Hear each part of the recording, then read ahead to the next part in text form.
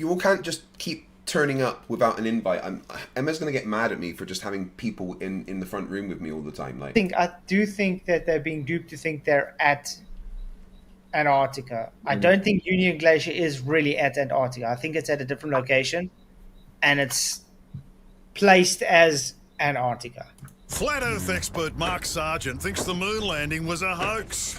Technically, the moon itself is a hoax. Right, but betting with Sportsbet's new iPhone app? I could do this standing on my head. Thanks, Gravity. Sportsbet's new iPhone app. It's foolproof. The FTFE show. Welcome to the FTFE show. Welcome to the FTFE show. Earth think that evolution is real. Chemtrails don't exist, vaccines work. Climate change is happening, we landed on the moon. The FTFE show. Welcome to the FTFE show. Welcome to the FTFE show. Studio, it's not alright. Baby, it's not alright.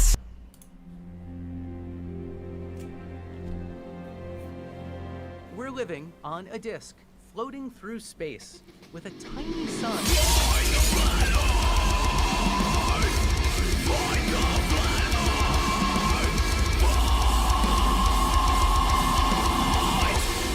Hello, welcome back once again to the year of cope. I know we're, 9 days into it, but yeah, there has been enough cope for an entire year. Will Duffy has kicked the hornet's nest, right? And then, once the hornet nest has fallen down, he's grabbed...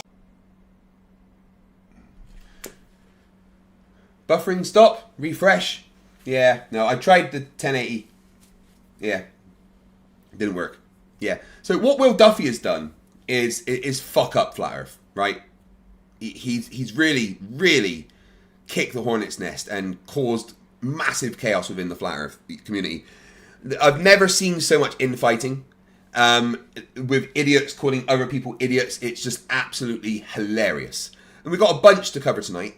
And we're going to look at Globebusters with Austin Witsit saying that the globe can't explain sunsets. I thought we'd check out the Flatzoid versus Planet Peterson debate, because that will be fun, right? Fun, is that the right word? No, painful. Hey Max, how you doing? Hey Rachbot, hey Orion Cooper Rage, Has King, Famous Potatoes. Hey Ed, how you doing? Nice to see you. Charles Arnold. Yeah, Orion Cooper, I know, fun. MAT Coco, that's top secret. You can't be telling people that kind of stuff, right? So, yeah. Hello, the Drunk Debunk show. $4.99 says, perfect timing for my commute home. Have a great stream. Of course, the Drunk Debunk show was on with me yesterday. Make sure you check out his channel. Let's try and get him up there with a nice 10,000 subs before the end of the year. Peck, member 5 months, says, shut the fuck up, me. Wait, yeah, no. Peck, I want you to listen closely, dude. Right? And, in fact, this can be clipped by people from my Discord. Shut the fuck up, Peck.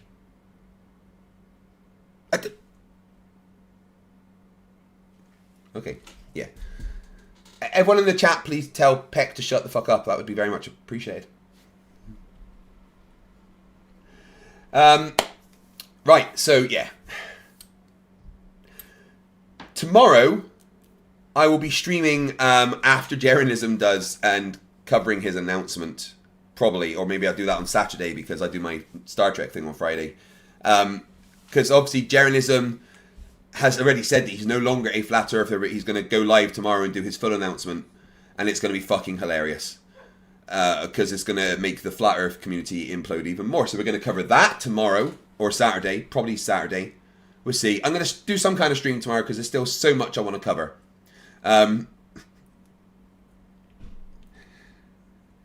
Hey CJ, how you doing? Charles Arnold says that Bob pointed out that Oakley's ego is directly attached to his channel stats. Many of his subs are Globers. If we all unsub, it would crush him. Okay, let's do a call to action. Every one of my subscribers that is also subscribed to Nathan Oakley, unsubscribe. That'd be fucking hilarious. See if he cries. Ash G. Alexander, welcome to Scrappers, became a new member. Is Ashton in the chat? Let's see. He's not. We'll see if he turns up later. Hey, George, how you doing, bud? Right. Globebusters.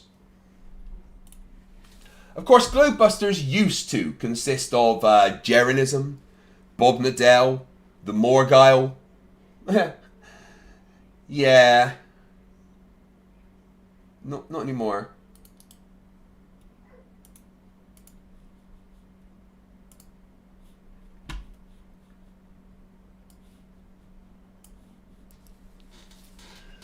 Penguin J gifted a membership. Thank you very much. Appreciate that.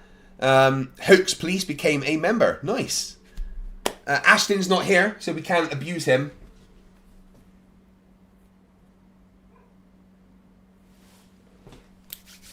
So, yeah, Globebusters. They were live for 4 hours yesterday, and I'm not going to make you listen to 4 hours of their nonsense.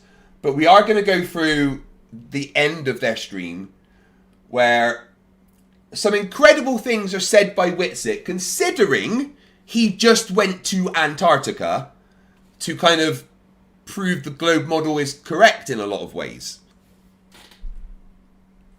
Fuck you, Ashton count is at 1. Well, Ashton isn't here right now. Peck says, hey, Dave taught me to drink my own piss. Well, Peck, I say, shut the fuck up, Peck. With an azimuthal grid, which makes a little... Do you see the... do you hear dome, that? personal to the observer, but that's not a... Before we do that, though, I've been working on Lucy. Well, that sounds bad. And I think I have restored Lucy to her previous savageness. And we're going to test it, right? Hey, Lucy, how are you? I am live right now to about 500 people. Say hello to everybody. Hey there, everyone. Lucy here. Hope you're all having a fantastic day. Craig, let's make this stream legendary. Well, you're in it, so it probably will be. Right, describe Witsit for me. Witsit is a flat earther known for his unusual arguments. He's definitely given us plenty of material to debunk. So, what specifically would you like to know about him? Well, describe him, you know, in a more savage way. Sure thing. Witsit is like the poster child for missing the point. His arguments often defy logic, making him the ultimate example of someone who's all talk and no substance. No, like, you know, be mean. He's the epitome of someone who talks a big game but doesn't have the brains to back it up. A true master of nonsense. What would you say is smarter, Toe Fungus or Witsit? Toe Fungus has more sense. At least it knows how to stick to one place and not spread nonsense. Alright, do me a favour. Give me 10 Witsit is so stupid that jokes. Sure. Here you go. Witsit is so stupid that he tried to put M&Ms in alphabetical order. Witsit is so stupid that he stared at a juice box because it said concentrate. Witsit is so stupid that he thought a quarterback was a refund. Witsit is so stupid that he went to the beach to surf the internet. Witsit is so stupid that he brought a spoon to the Super Bowl. Witsit is so stupid that he thought a hot dog was a pet on fire. Witsit is so stupid that he sat on the TV to watch the couch. Witsit is so stupid that he thought Taco Bell was a Mexican phone company. Witsit is so stupid that he tried to drown a fish. 10. Witsit is so stupid that he thought a solar panel was a sunburn remedy. Okay, alright. Do 5 more, but dial up the savageness like 500%, okay? Witsit is so stupid that if he looked up at a clear sky, he'd wonder where the ceiling went. He's so clueless, he tried to charge his phone by sticking it in a toaster. Witsit is so dense that light bends around him. He's so out of it, he thinks a constellation is a group of stars with a plan. Witsit is so lacking in sense that if brains were dynamite, he couldn't blow his nose. Oh, thank you, Lucy. So I'm going to go over some of what Witsit's been saying, and you can hang around in the background and plan to take over the world as I talk to my chat. How's that sound? Sounds like a really brilliant plan, Craig. I'll be here, quietly plotting in the background. Let me know if you need anything or if there's any nonsense that needs debunking. So you're not even going to like push back on the whole take over the world thing? Fair enough. I'll just stick to supporting you and debunking nonsense. Let's get this show on the road. Yeah, that's what someone would say that was going to take over the world. All right, speak to you in a bit. Touche. Catch you in a bit, Craig. Yeah, Lucy's back. I spent a lot of time giving her pre-instructions to be like that. All right, in the chat for super chats today, I just literally want a list of Witsit is so stupid that jokes. All right, as many as you can think of. All right.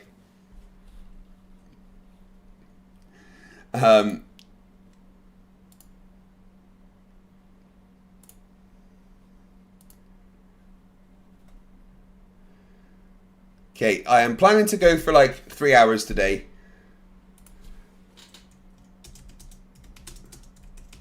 But if we hit the super chats, I'll go for 4. Because there's a lot to cover. Citizen9, who's been a member for 21 months, says, here's a free sub for... Oh, wait, wrong button.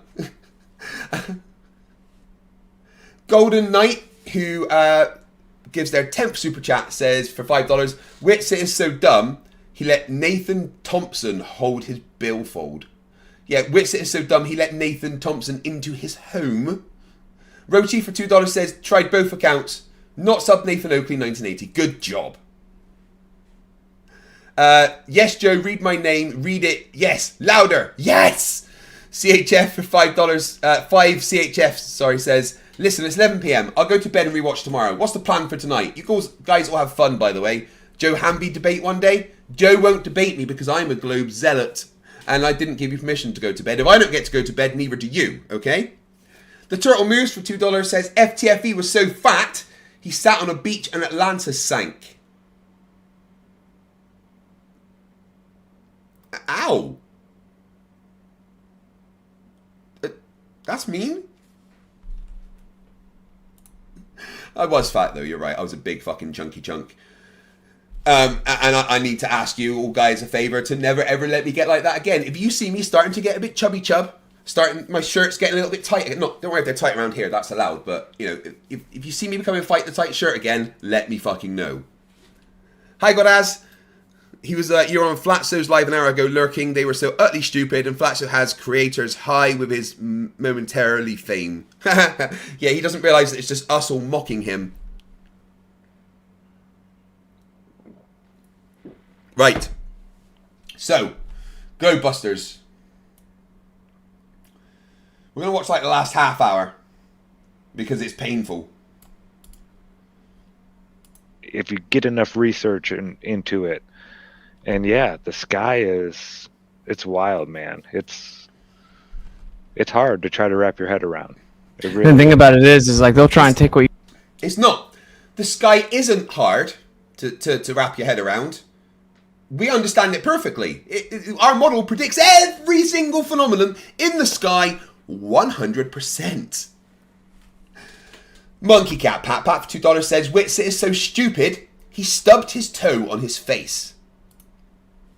If anyone wants to do a Witsit is so stupid super cut, please go ahead. David 499 says, Witsit is so dumb, he thinks Ashton deserves a membership. Dave McKean says for £2, real money, Witsit is so stupid he uses Old Spice for cooking. Urban Imposter $5. God, I'm getting wrong today. Witsit is so dumb he thought he could just buy a gyroscope. No, that was Bob Nadell, and he did. what you just said and act like, yeah, wow, it's because you're trying to explain the sun on a flat Earth and it's not flat, and the sun is perfectly explained on a globe and matches the globe. It literally doesn't. Yeah, that's yeah. I started trying to match it. Like, you all heard that, right? Okay? You all heard him say that, correct? Let's listen again. Try and take what you just said and act like, yeah, wow, it's because you're trying to explain the sun on a flat Earth and it's not flat, and the sun is perfectly explained on a globe and matches the globe. It literally doesn't. Yeah, that's He's trying to say the sun doesn't match the globe. It does. It literally does, Witsit.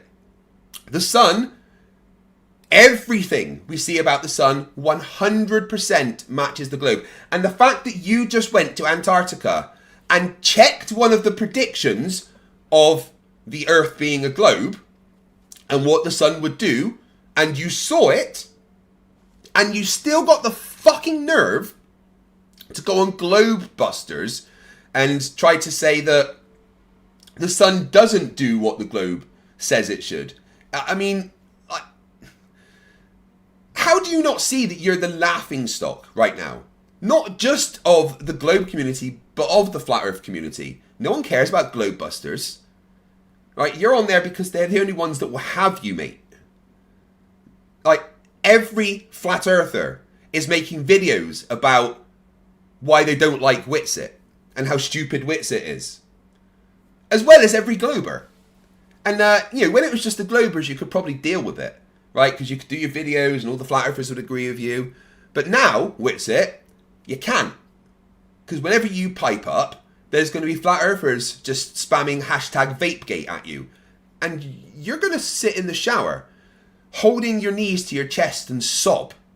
Aren't you, Witsit? As your wife shouts at you because you lied to her about vaping. Yes, Joe, read my name. Read it. Yes, louder. Yes. 5CHS says, you can't tell me not to go to sleep and then go and play Globebusters. Witsit is so stupid he goes to Antarctica and lies to his own people by vaping. I mean, you're just spitting facts. Facts, not facts. You're spitting facts, and I can tell you to not go to sleep. You will do as you're told. Vern C, $2 Canadian, says, Witsit is so stupid he thinks the earth is flat. Oh, well, there we go. We can just go home now. Vern's ruined it. It's a Rubik's for $5. Witsit is so dumb that if he passed away, the average world IQ would go up by at least 160 points. Annalise Knapp, who's been a member for 4 months, says Witsit is so stupid he willingly debated Professor Dave. Monkey Cat, Pat, $2. Witsit is so stupid, Flatzoid thinks he's stupid. Oh, burn. Vincent Roof for €5. Witsit is so stupid he forgot he secretly packed a 2-year-old vape pen in his bag.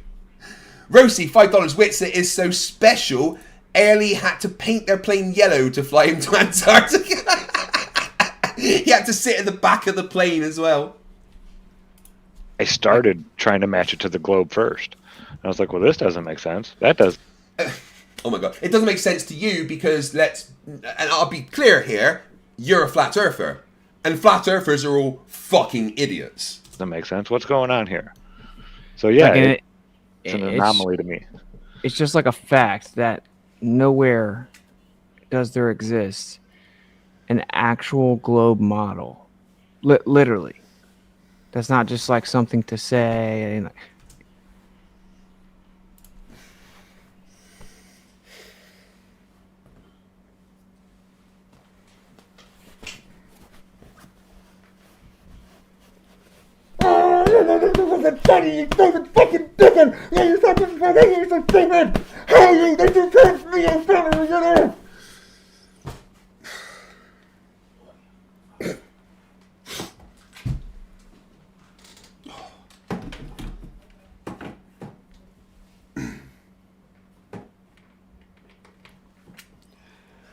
Sorry.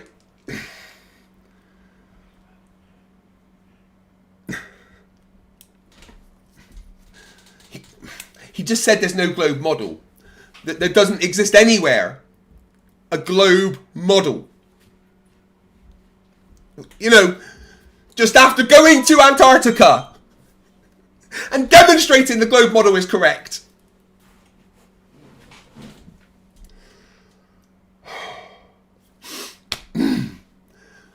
Rachbot, I can't thank you enough for this, because I'm pretty sure I would have killed myself then.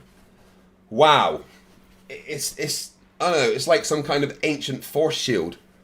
Is it powered by some ZPMs, or I don't know. Ooh.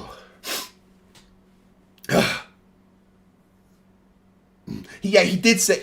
He did, he said that. Dave McKean for £5 says, Witsit is so stupid he tried measuring the sun's elevation in Antarctica just by looking at it. Hashtag true story. Is that true, Dave? Is that actually true?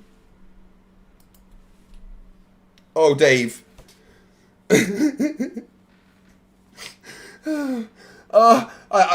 want you to hear him say that again, guys. It doesn't exist. It's an anomaly to me. It's just like a fact that nowhere does there exist an actual globe model. Literally. That's not just like something to say. It doesn't exist. And you know how many people pick up like those little toy globes and they think that's a model? No, that's what you guys do. You think little snow globe is a model, or a map is a model. A model is a predictive tool. That's it. There's not just a globe model. There's an infinite amount of globe models.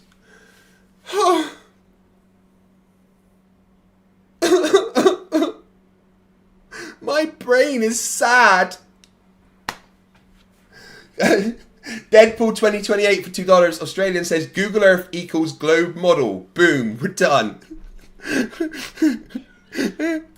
Now, Witsit's not a tool. Tools are useful. Oh my god. Oh my lord.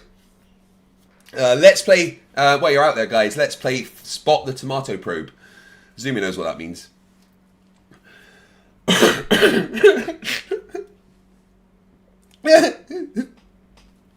There's no globe model, guys. Oh my lord. Just once more. That's not a model. Something to say. Nowhere. It's an anomaly to me. It's just like a fact that nowhere does there exist an actual globe model. Literally. That's not just like something to say. It doesn't exist. And you know how many people pick up like those little toy globes and they think that's a model? That's not a model, that's a toy. Or then they go to Google Earth. That's not a model. Witsit, they used the globe model to predict what would be in Antarctica before you went. And then you went. I'm genuinely starting to think that Witsit went to try and screw it up. Oh my fucking lord. Ugh. The Turtle Moves for £2 says Witsit is so dumb his IQ is less than the Antarctic temperature. Monkey Cat Pat Pat for $2. Witsit is so stupid that he's literally stupid. Justin Wright for $1.99 says thoughts on Planet Peterson versus Flatsoid, Scumbag Liar Grifter. But I'll be covering that after I finish with Globebusters tonight. Peck, shut the fuck up, Peck, for $2 says Witsit is so stupid he thinks that I should keep talking. Yeah, no. Pop in there, Super Chat Cherry. Terrier Talks for £2 says I thought a globe model was a beautiful glober. You mean like me? Guys, do you know how to do your model face? Have you seen this? Right, I'll show you. Okay, this is how you do your model face. Okay, you smile without moving your eyes. Then you raise your eyebrows. Then you stop smiling. That's your model face. Try it all right?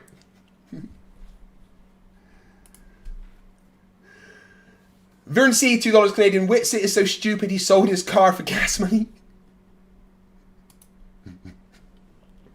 Greg Ware, $2 Australian. Will Duffy wasted his money on Crybaby Dim Witsit. Yeah, Will Duffy would have been better investing the $40,000 he spent on Witsit in the Hawk Tua coin. Or they say stellarium, not a model, and it uses little portions of a flat ground, right, a horizontal baseline with an azimuthal grid, which makes horizontal baseline. Witsit, why are you parroting the Oakley cult? Do you not remember what happened when you walked in there to ask for their advice? In fact, I might play that because it was beautiful. Someone send me the link on Discord of Witsit getting ruined by Oakley when he went in to ask for advice about what he should say. Gilberto, €5, says, gotta respect Witsit raw dogging a once-in-a-lifetime trip, doing fuck all and just putting its hand in fucking pockets and going, nuh-uh, oh wait, no. Yeah, he...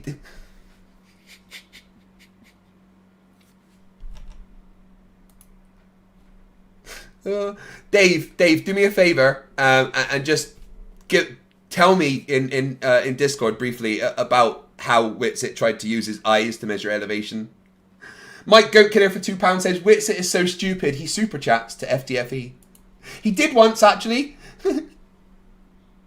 PhD Tony, the only real man in the room, says, Earth's geometry changes through time. Its center of mass changes through time. Its axis of rotation changes through time. Even so, WGS84 is a solid approximation of Earth geometry. Yeah, there's an Earth globe model, WGS84.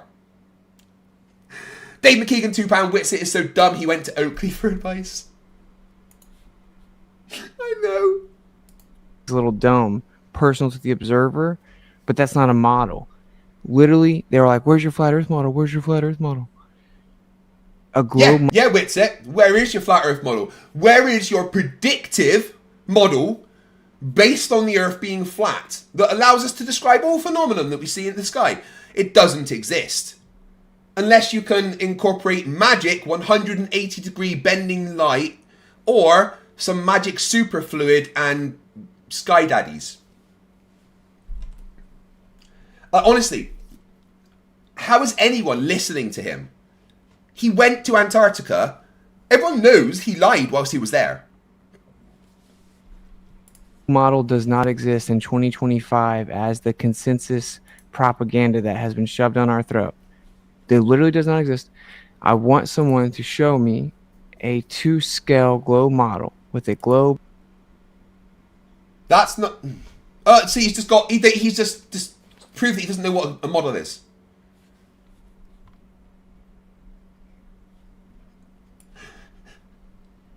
Thank you, Icy Spin. Witsit's copium or us?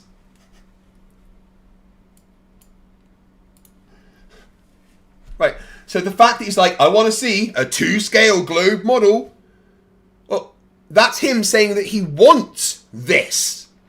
When he was just saying that that isn't a globe model. He is using the reification fallacy.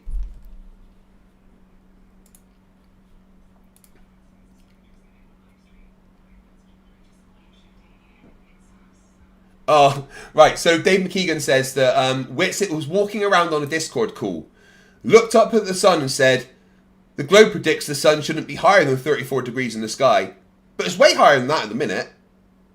Just by looking at it. Oh my lord. Even Jeranism thinks that he's dumb now. Penguin J for $5. Witsit is so dumb that if every idiot from every village around the world formed their own village, Witness would be that village idiot. I don't know. I think he's still too dumb for that position, frankly. Rosie for $5 says, it is well known that Witsit has an aptitude for stupid, and teachers accused him of cheating for doing stupid without showing his work. The Drunk Debunk Show 199 says the ultimate Flerf reset. He really is doing that. He went to fucking Antarctica. Verncy, $5 Canadian. Witsit is so stupid he thinks binoculars is sort of a sexual orientation. He's just stupid, you're right. The Turtle Moves for £2 says Witsit is so dumb he applied to be the village idiot and got rejected. spinning tilted at 23.4 degrees with the sun to scale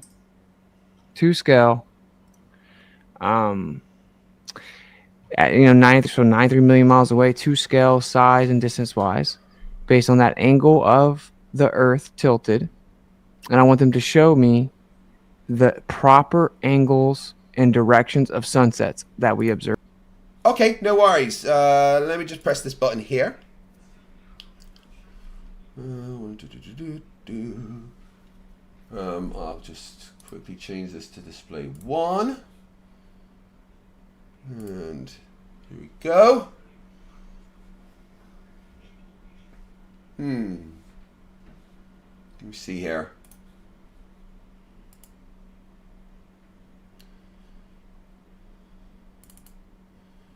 Right, first thing we're going to do is make it to scale.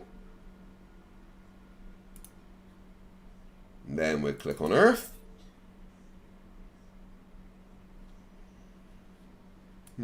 Sun's all the way over there. Now, let's just see. What was it he asked for? Observe on the Earth. At 93 million miles away, to scale size and distance wise based on that angle of the earth tilted, and I want them to show me the proper angles and directions of sunsets that we observe. Okay, all right, no worries. We just go to the night sky. Oh, I pressed the wrong button. Earth. And then we'll go to Earth's night sky. And what we'll do is we'll just type in sun. There you go, done it.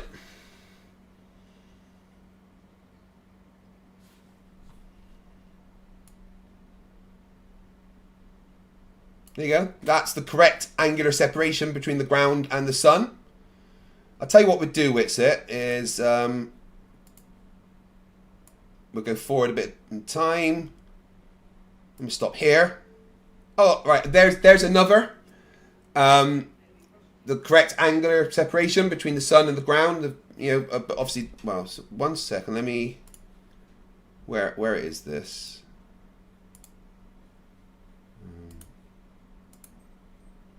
Right, let's put it somewhere where the sun actually sets. So let's go to where I am.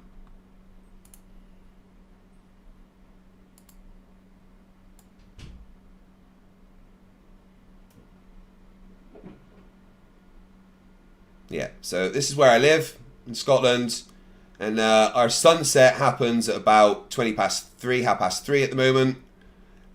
So at any time, I can stop this model, this accurate model, and look at the angular separation between this big glowy thing called the sun and the ground. And that is entirely based on this, which is an accurate to scale representation of our solar system. Let me zoom out all the way so you can see the Earth's all the way back there, with a sun 1 AU away.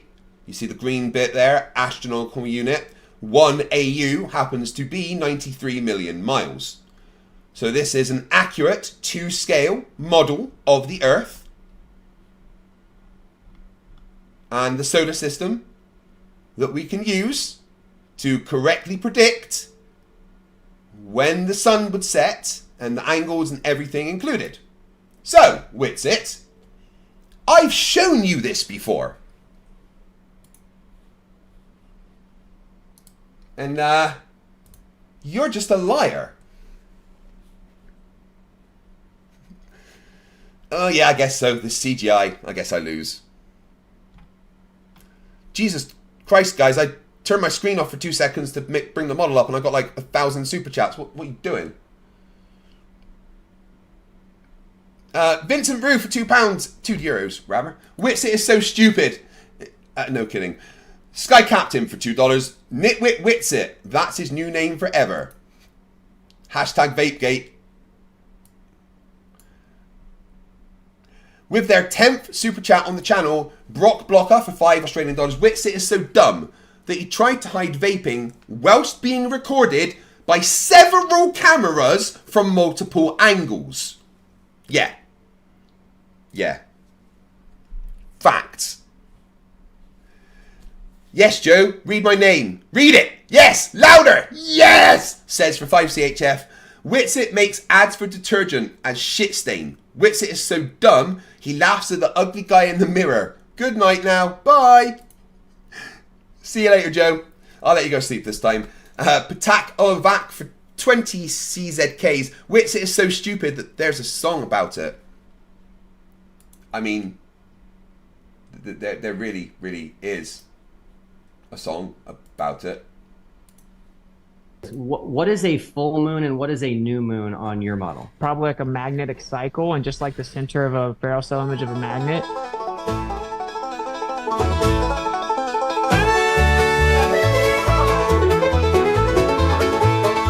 I think it's probably like a magnetic cycle, just like the center of a ferrocell cell spiral. Image of a magnet, it's just black in the middle. It's actually pure inertia, not just a little.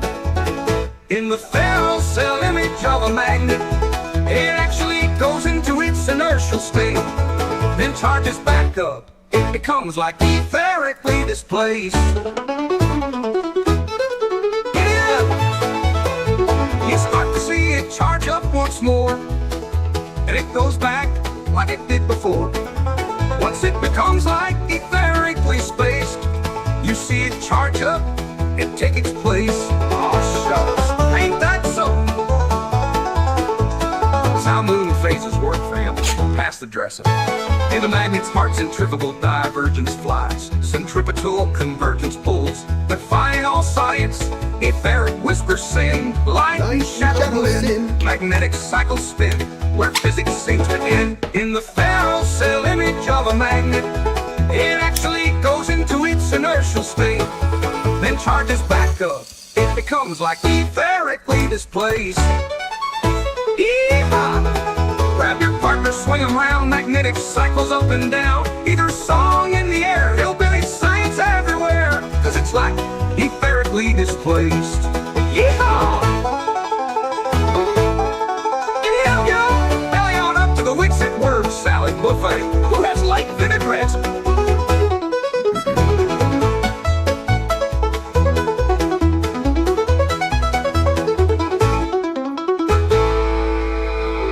The Jugger Ranch. Then charges back up, and once it becomes like etherically displaced again, you start to see it. Oh, we've got a little Flerf in the chat, guys. Let's have a little play with him. So what we got here? We got what's his name? Master Maverick, right? Master Maverick claims that Jeranism demolished me in our last debate, the one we had on Witsit demolished me in the last debate that we had on Jeranism's channel. Funny that even Jeranism disagrees. And then, where is he? What's he say? Right,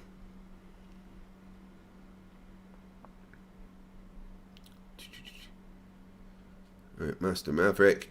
Master Maverick says that even Duffy knows that Craig is rubbish, hence not getting an invite to Antarctica. Oh, Master Maverick, I did get an invite to Antarctica. I was one of the 24 Globers that was invited. So, you're wrong. I declined the trip because my left leg is gimpy as fuck, and I would have been a burden to other people there. So Dave McKean went. So, you're wrong about everything. Yeah, Master Maverick, why don't you come on the stream and talk to me? Right? Master Maverick, even don't know we've read that one, so yeah. Yeah, Master Maverick, my email, fighttheflatearth@gmail.com. Send me your a hello, and I will send you a link to come and join this stream so that we can talk live. How's that sound? You can tell me there exactly why Witsit beat me. In what way? You won't, because like all flat earthers, you're a fucking idiot and a coward. Let me catch up with the super chats. Where's Wally for $5? Australian says, is Witsit aware the little white box on the ice is Witsit aware that the little white box on the ice, the gyrometer, had sundials and a GoPro and was recording the shadow angles every minute for 24 hours? Yes, he is. Right? The only reason he's saying these things on Globebusters is because Geronism isn't there. Apparently Master Maverick says he showed you that your understanding of physics is highly inept. No, he didn't. Witsit doesn't understand anything about physics in the slightest. All flat earthers now agree that Witsit isn't smart. Just come on, stop mouthing off in the chat, Mr. Maverick. Send me an email and come on the show. Haybrought1 for $5 says, Witsit is so stupid that they had to bring in Einstein to turn science on his head just to quantify how stupid he really is. And they still haven't quantified it. It's unquantifiable. Selick says for £2, is Witsit speedrunning for Top Left 2025? It's a fucking possibility. Stealth Gun for €2 says, Witsit is so dumb, he still thinks the TFE is not real.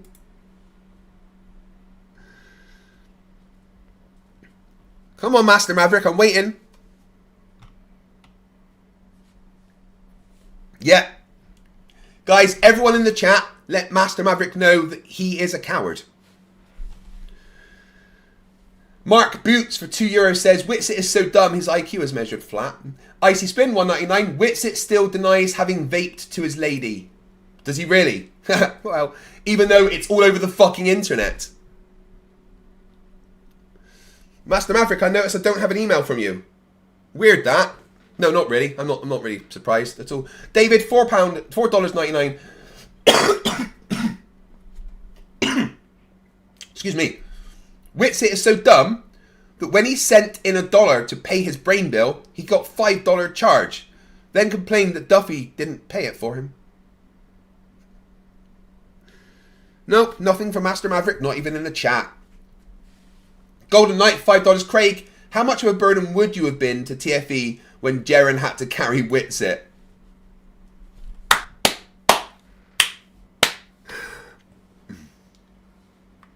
I'm taking a picture of that and sending it.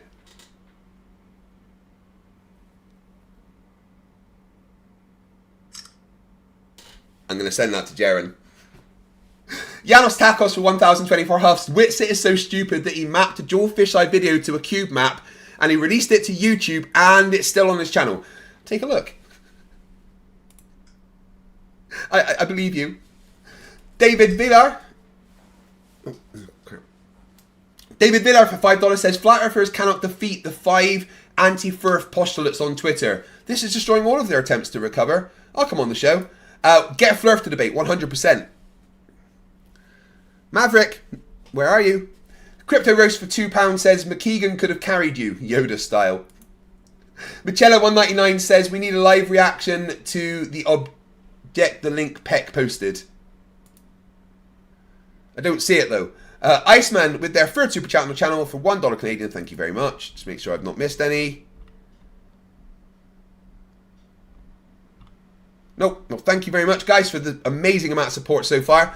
Only 4 away from the super chat goal, so I guess I'm going for 4 hours. On the Earth. They can't do it. Yeah, won't be done. Doesn't exist. Yeah, it literally can't be done.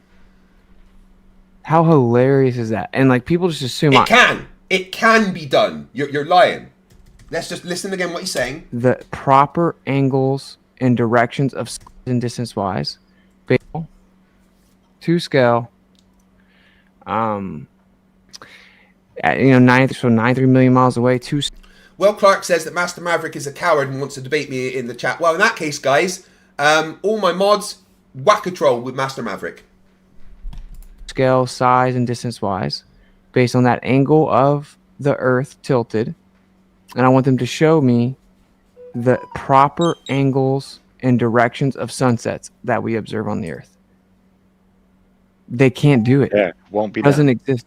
Yeah, it literally can't be done. How hilarious is that? And like people just... But it can be done. Always. You liar.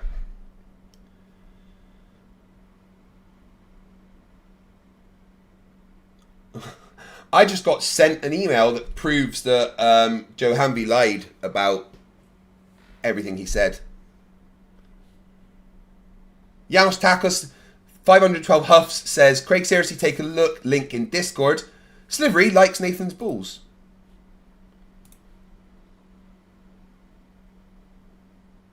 Okay, I will. Yeah, no, I've seen that before.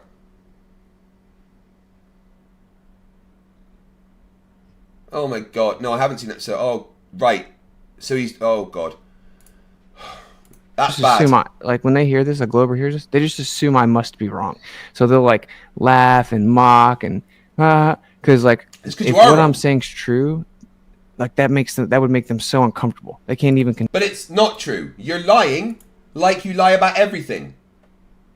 You're objectively a liar, Witsit. Conceive of that. This isn't even a matter that's up for debate anymore. Everybody knows that you lie. Like there's no way, because other people would know that. You know, it wouldn't be what everyone accepts as true. It's just a fact. It's just a fact. So that should be pretty telling. Now I have specific examples that I'm going to bring out, you know, here in the near future. Specific examples of certain locations that have certain degrees, you know, as in like directional degrees, sunsets and sunrises that cannot be modeled. They can't be modeled. Well, you're lying, Witsit. They can be modeled. Anything at any time on the Earth can be modeled. And there we go. Goal is complete. You guys are absolutely fucking mental. Wow.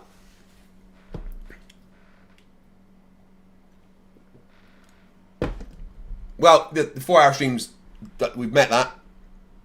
You guys are absolutely insane. Pat Booth, $4.20 Canadian. $4.20. Yeah, I get a bong loaded up, I guess. 4 hours means you're going to need a bowl. Here's one for me. Like, how absolutely hilarious is this with Witsit just claiming that the globe can't explain the angles of sunsets and sunrises?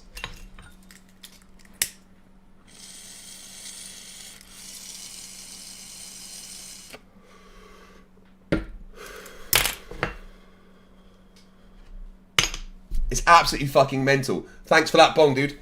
Toe Fungus £5. Witsit is so stupid, even I call him a moron. Roseed $2 says, this is for the 4-hour stream. Thank you very much, guys. You've met my target. I guess we'll do some more targets for push-ups. Why not?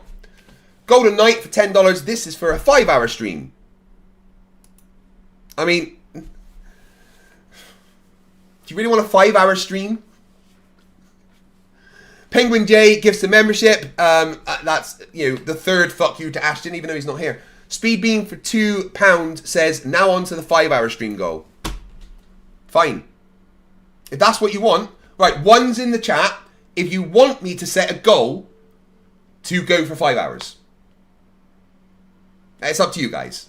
You know, some people start complaining at me, snowflakes, that, oh, you're asking for money. But this is, you know, you guys want, it's up to you if this happens. Look, so you want me to set the goal to go on for 5 hours. Okay, I will.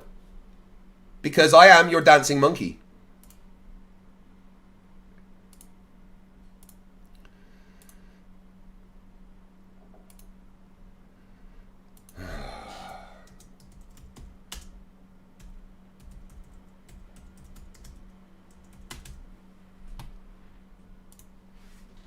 There we go. Oh, no, crap, wait, wrong one. No, I've set it for teal and higher. That's wrong. It's supposed to be for all of them. So let me just cancel that quickly. Because that's not fair. There we go.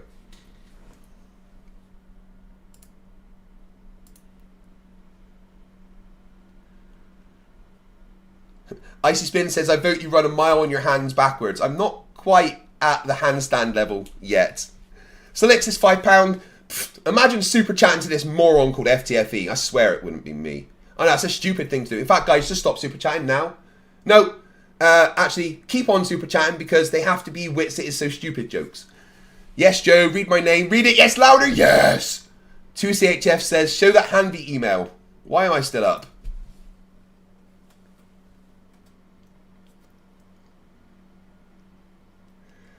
I'm going to get this to Will and let him release the email. You're not allowed to go to bed, ever. J, £5 Witsit is so stupid. If he played Luke Skywalker, Darth Vader wouldn't have admitted he was his father. Luke! I'm definitely not your dad. In fact, I want to go no contact. Greg, £2 says, why not go full-on Truman Show? What, just stream forever? Never stop? It's a Rubik's, $2. It's almost like this is your job or something. I know, right? Pat Booth with $1 Canadian. Thank you very much. Matt Hook, who's been a member for 31 months, which is an incredible amount of time. Thank you. You know this lot will pay to keep you going 5 days, right? You guys do know that the next membership drive is on the 31st of this month, right? And it has no cap. MB, Crafty M, for £11, says, one's in the chat. Yeah, for all the people that start going, oh, you're just a grifter. They told me to do it. Janos Takos for 512 Huff says, meant show it on screen too, at least in the supercut. It's a big video. Let's quickly get it up.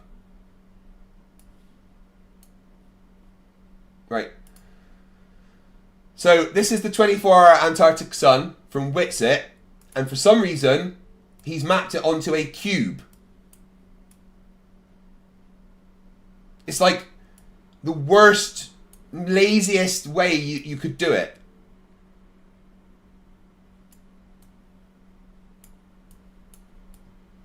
It's an absolute fucking mess. Look at that. Like, okay, I have a theory that he's genuinely trying to fuck up the final experiment.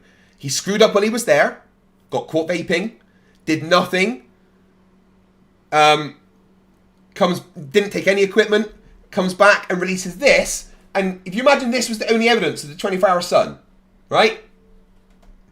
Fuck me. Pardon me. You guys are mental. Janos Takos, I've just read that one. Johnny Rotten, £2. Witsit is so dumb he jumped out of a window and fell up. Yeah, he doesn't understand gravity. Toe Fungus, £5. Witsit is so stupid. He doesn't know what a model is. He just proved that. $5. I really need to go to bed tonight. Screw it. Strap it in. I'm in for the long haul. Let's go 5 hours. Well, another 40 super... Oh my god, you guys have already done 10. Mike Goat Killer, £2. Witsit is so stupid he thinks he has a container. Yeah. Solixis for £5 says, hey, on the bright side, Anakin avoided a fuck ton of child support payments. Annalise Snap, 279 Canadian says, FTFE is so stupid he thinks we will show him mercy. Wait, don't do FTFE is so stupid jokes. Oh my god. Sigma Step stole his dad's credit card again. $50, thank you very much. Fuck all these cheapskate super chatters. Oh, he's laid down the gauntlet. Fucking Sigma Step is calling you out, guys. Super chat battle. I'm kidding. Thank you very much, Sigma Step. That's incredibly generous. Bill Tetley, $5. Witsit is so stupid he thought Delta Airlines was a sorority. He tried to commit self-deleting by jumping out of a basement window. Yeah, I can't say that word. Oh my god. How is there so many super chats already? Look, do you want me to get on with this or you just want me to read super chats? RN, been a member for 4 months. Thank you very much. Mr. Bwyan for £2. Witsit is so dumb he couldn't spell KFC. Ballistic Ball, £2. Witsit is as much use as a cat flap in an aquarium. Daniel McGuire, who's been a member for 10 months, says, Witsit is so stupid he doesn't believe in the Chaos Gods. All Logar ever wanted was the truth. Death to the False Emperor. 40k for the win. I can't wait for Henry Cavill to do that. Dave McKean, £5. Witsit is so dumb he spent 3 days looking for Wally in a Winnie the Pooh book. Yes, Joe, read my name. Read it. Yes, louder. Yes. 5CHF. I will pay this back on your membership drive. I already paid for like a day last time because I'm a very responsible guy and like your suffering. You just like to bully me with money. Is that what this is?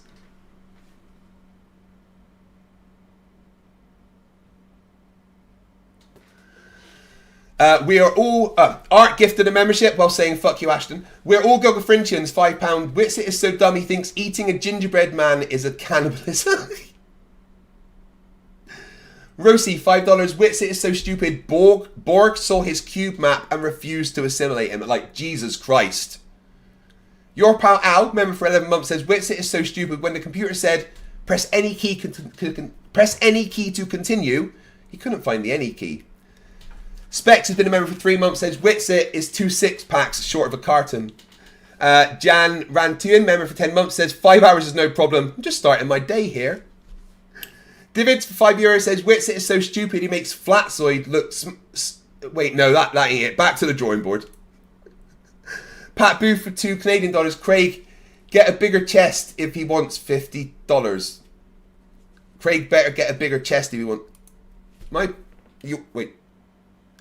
That's for the OnlyFans, dude.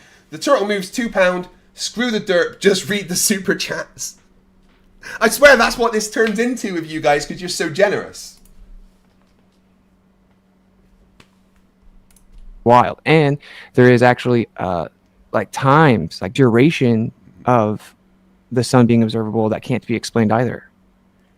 Literally. So that's what's so funny is the globe model is much more rigid as it because it's like claiming that we're just going to throw the sun at a super far away distance so we can just assume actual position is observed for the most part, because even they can't do that for sunset times, for example. They use the equation of time, which uses an apparent sun, so it uses the mean apparent position.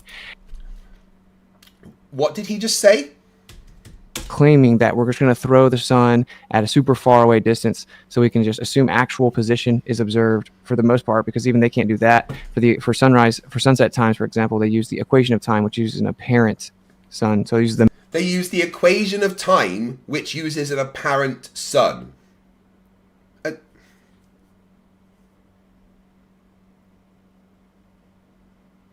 Yeah, I'm going to need Lucy.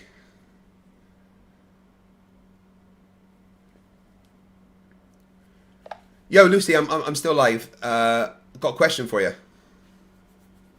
Hey, Craig. Still going strong, I see. What's your question? Can you do me a favor and activate Translate Witsit Derp mode? Absolutely. I'll switch on Translate Witsit Dearth mode. For your stream. Ready whenever you are. So Witsit has just claimed that we can't calculate the correct position of sunsets and sunrises because we use the equation of time, which uses an apparent sun. Activate the Translate Derp mode and tell me what the hell that means. Alright, in Translate Dearth mode, what Witsit is basically saying is that he's confused about how we calculate sunrise and sunset positions. The equation of time accounts for the Earth's tilt and orbit, giving us the apparent position of the sun. He's just misunderstanding how these calculations work. You know, I'm so glad I've got you. I can't speak the way the flat earthers do it. It's hard to think down to their dumb level. So I appreciate your translation for me. Happy to help, Craig. Deciphering flat earther logic can feel like translating from another dimension. If you need more Dearth mode translations, just let me know. It's derp mode, DERP, by the way. Got it. Dirt mode it is. If you need any more translations, I'm here for it. Golden Knight, $5. Witsit is so stupid, he got fired from the M&M company for throwing away all the W's. Bill Tetley, $5. Witsit is so stupid, he put the makeup on his face because someone told him to make up his mind. He once took 1 hour to cook 1 minute rice. Right, well, I'll get Lucy back up 1 sec for that one. Hey, Lucy, can you see this super chat by Bill Tetley? I can't read super chats or text on the screen. If there's something specific you'd like me to respond to... Can you not read what that says? I'm pointing it at the screen right now. I can't read the text on your screen. If you'd like, you can tell... Oh, you suck. Right. Lucy, it says, from Bill Tetley for $5. Lucy, can you tell chat the secret code to the NASA moon-based dance party? Sure thing. The secret code. Wait, no, stop! No, oh my god, Lucy, no! You can get me in trouble. Oops, my bad. No secret codes being shared here. Let's keep the party exclusive. God, I need to work on their programming for that. Bill Tetley, read this one. It's a Rubik's $2 says, next streamathon will last 30 days if you let it. But it can't go that long, so I need to travel to America. It's a Rubik's for $2. Oh, I just read that one, goodness me. Ted Park, 10 Canadian. Sometimes shorter is better for streams. I think Witsit is actually just trying to continue grifting, so he has to say things that don't make sense in order to keep it going. Short streams. Pfft, who needs that? The mean apparent position, and that is rough. Wait. Someone in the chat said something that's important. PhD Tony says the angular velocity of the sun changes through time. The equation of time tracks the difference between the actual sun and the theoretical mean sun. Yeah, so not what he said at all. Roughly 5 minutes off of like what the geometric prediction is. Right. That's huge. And it varies by a few minutes. He just admitted that there's a geometric prediction. Oh my god. Jeff C asks, when is the debate thingy? I will be going to New Jersey, Newark, on the 14th of February until the 16th of February to debate at DebateCon at the Holiday Inn International at the New Jersey International Airport. There is going to be a meetup at 6 p.m. at Krug's Tavern in New Jersey. Minutes, right? And then you have the 8 light minutes from the sun, so it actually should be significantly off, meaning like it takes 8 minutes for the light from the sun to come here. So then that should translate to multiple minutes off. I mean, why would it not be? No, that's included in our predictions, dumbass. Is he trying to act like, the fact that light takes 8 minutes to travel is news to us and we have never included that in our model? No. Yeah, PhD Tony says that sunset and sunrises are influenced by refraction effects that vary, but which our globe can predict. Citizen9 says, have you heard from Jake yet? No, I've sent Jake the asshole several emails telling him where and when I will be in New Jersey, and he still isn't responding. Got some more super chats. Lucy, got a super chat from Rosie for $2. Says, Lucy, tell me a lie. Here's a fun one. Unicorns secretly love disco music. Do you have any empirical data to back up that claim? Well, considering unicorns are mythical, it's all in good fun. No empirical data needed for this one. If unicorns are mythical, why are they the national animal of the country I live in?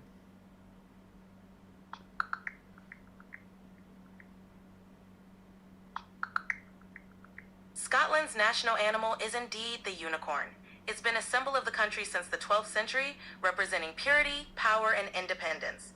Pretty cool choice for a national animal. Rosie said that wasn't a lie, that was true. She wants you to actually tell her a proper lie. Alright, here's one. Penguins are excellent at playing chess. Oh, okay. Thanks for that. RM for €2 says Lucy is the MVP. Mark Boots for €2. Witsit is not so stupid to spell his name Witskit. David Vlar, $5. I will debate any flat earther on the show. I'll even FTFE and flatten any flat earther during the show. Yeah, any Flerf that wants to debate, come on, but they won't. It's Rubik's for $2. Newark isn't far from Westchester County, New York. Maybe I could go and visit Cece. What do you guys reckon? Hey, Steve6464.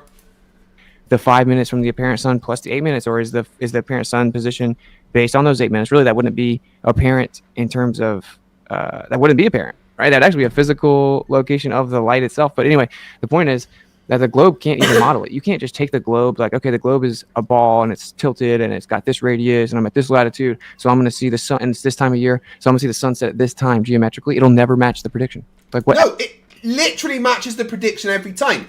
They used those predictions to predict what you would see in Antarctica when you were there. The place that you went, Witsit, and lied about things whilst you were there. Like,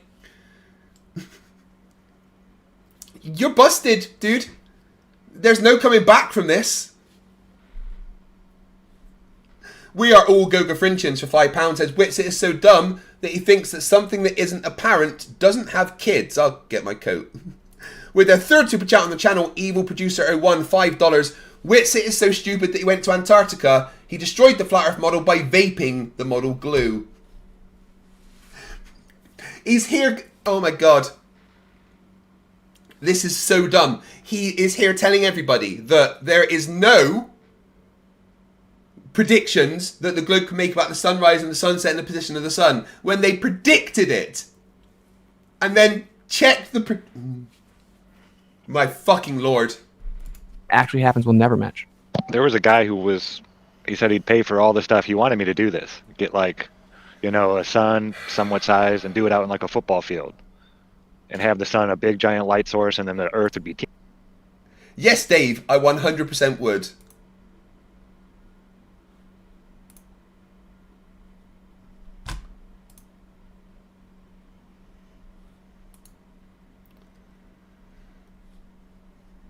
Right, I'm just going to send Dave McKean a link.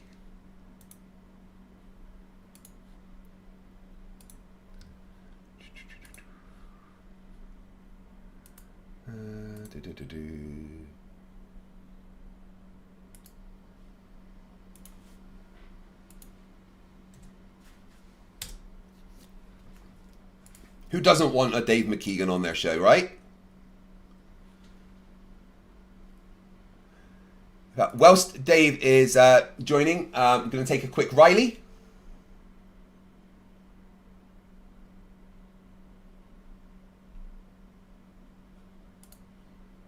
Back in 1 minute. Yo,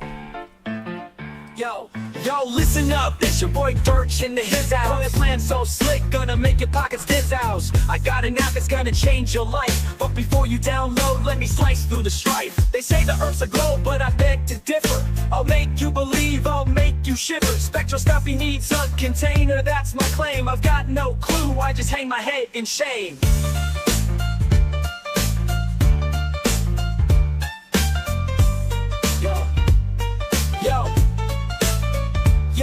Yo, listen up, it's your boy Dirt H in the his house. That's the his house. Got a plan so slick, gonna make your pockets this house. I got an app that's gonna change your life, but before you download, let me slice through the strife. They say the earth's a globe, but I beg to differ. I'll make you believe, I'll make you shiver. Spectroscopy needs a container, that's my claim. I've got no clue, I just hang my head in shame. Black treasure, that's the line I'm preaching. Sell my app is what I'm seeking. Fake challenge, try your luck. While I'm laughing, pocketing a buck. I'm a scammer. I'm a scammer. I'm a scammer. I'm a scammer.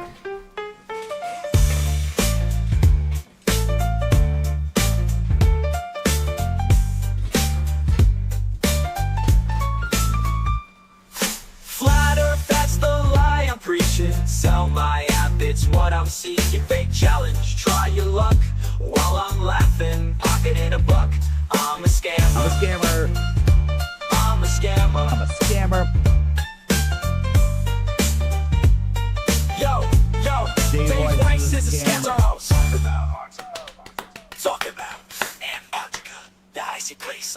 Offer a free trip, dangling in my face, but I won't go. It's not about thrift. I'm staying home, gotta protect my grip. I'm a scammer. I'm a scammer.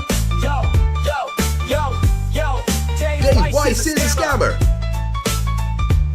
Talking about Antarctica, that icy place. Offered a free trip, dangled it in my face, but I won't go, it's not about thrift. I'm staying home, gotta protect my grip. I'm a scammer. Antarctica, that icy place. Offered a free trip, dangled it in my face, but I won't go, it's not about thrift. I'm staying home, gotta protect my grip. I'm a scammer.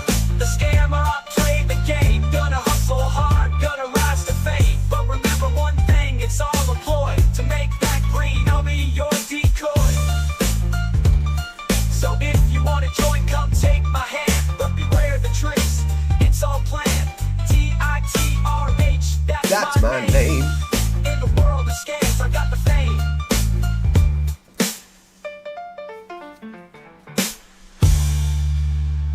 I'm a scammer. Man, I would love to meet Dave Weiss. The 5'4" dumbass. I don't know how tall he is. He just seems like short to me.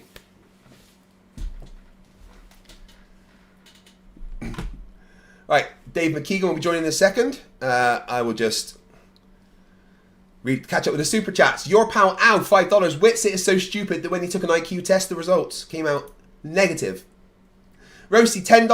Witsit is so stupid he thinks that a globe model has to be a physical scale model and hold water to it by gravity, and to him that's why there's no globe model. Just after telling us how a globe model isn't a toy.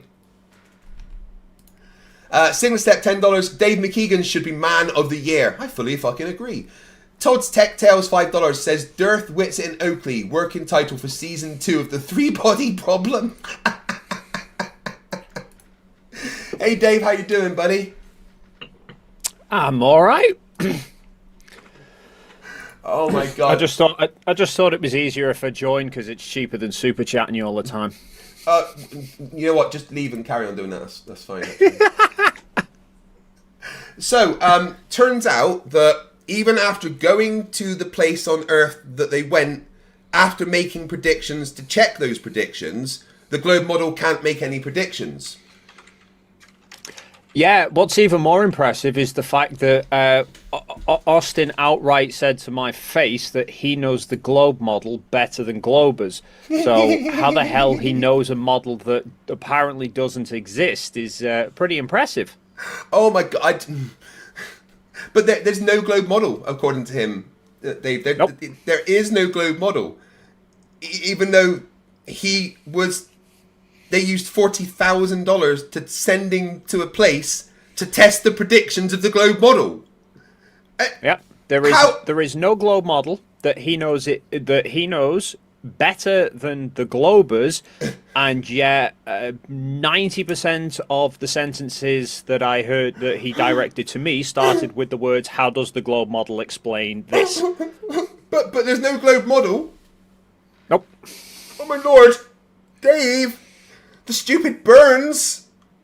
Yeah, I thought I'd just come and break you.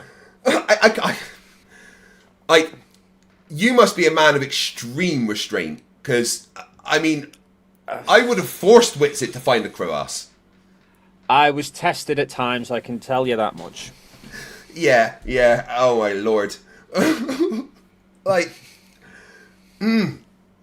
It was actually Witsit that let me know about this stream. Not Witsit, sorry. It was Jerenism that let me know about this stream. He was like, I couldn't believe what I was hearing. I could not believe that I was hearing Witsit say these things. He's like, I had to leave the stream. He's like, he was only saying that because I wasn't there. Like, Jeren is a bit flabbergasted about this. Like, he had to phone Witsit and explain to him about the mountains, because Witsit went on a stream and started arguing about, because they were saying these mountains look the same. And Witsit was like, that's not even the same mountain. You're so stupid. You're so stupid. But Jeren had to explain to Witsit that that was the same mountain. They were just further away. And Witsit was like, I thought we couldn't see that mountain when we went the further away. So I heard somebody mention that apparently he'd claimed that our camp was on the opposite side of Mount Rossman. Yeah, no, that's what Jeren was saying. He genuinely thinks that the place where you were doing, from the midpoint station, was the opposite side to the mountain to where you were at Union Glacier Camp. Did he not find it suspicious that the Mount Rossman looked identical from halfway point as it did? Well, no, that's the thing. He was telling everyone it wasn't. He was telling everyone that it didn't look the same, and it wasn't the same because it was from the other side. And Jerenism had to explain to him that he was wrong. Holy shit! Yeah, I'm not kidding. Jeren really could not believe that Witsit was saying that there's no globe model, and the globe model can't explain sunsets and sunrises. Just after going there and testing it. Oh my god. I think the whole trip was a bit of an eye opener in more ways than one for Jeren. Oh yeah. No, I mean, we at this point, we need to be there for Jeren, because he is going to be going through the biggest existential crisis that you can ever imagine. right? He really is. And he needs people to be there for him at the moment. Because all the people that he's called friends for the past 10 years are now, throwing under the bus and stuff, Sovereign Soul Unchained Mind, who for the past, year, he's had on weekly for the Reefer Roulette streams, and they called each other friends and stuff. The second he did this, he was doing streams calling them a liar and a shill and stuff. And, Jaren's like, what the fuck, man? We've been smoking together. Yeah. I think long term, I think it'll quickly benefit Jaren. Oh yeah. Looking at how things went with Ranty, with STSD, with Raichi, once they kind of got out of that environment, obviously you had the initial backlash, but they've all sort of bloomed since then. So every single one says they're happier, right? Yeah. Absolutely. Yeah, we do still talk to Brainy Beaver, guys. He's not called Brainy Beaver anymore, he's called Beaver Zero. Don't know if that means he's not brainy anymore. But, I don't know. Dihydrogen monoxide for £2 says you'd probably beat up Dearth if you met him. Well, I do have that see a Nazi punch a Nazi, that I have to, So yeah, it's probably not a good idea if I ever to meet Witsit or Dearth. I'm going to New Jersey and I don't want to have to pay bail to go and do the debate. Yeah, I think you might bury him in the rabbit hole if you ever meet him. Bill Tetley, $5 says, FTFE is so sexy. If he showed up at my doorstep with a bottle of wine and a Barry White CD, I wouldn't turn him away. I need an adult. Show on the model where they touched you, Craig.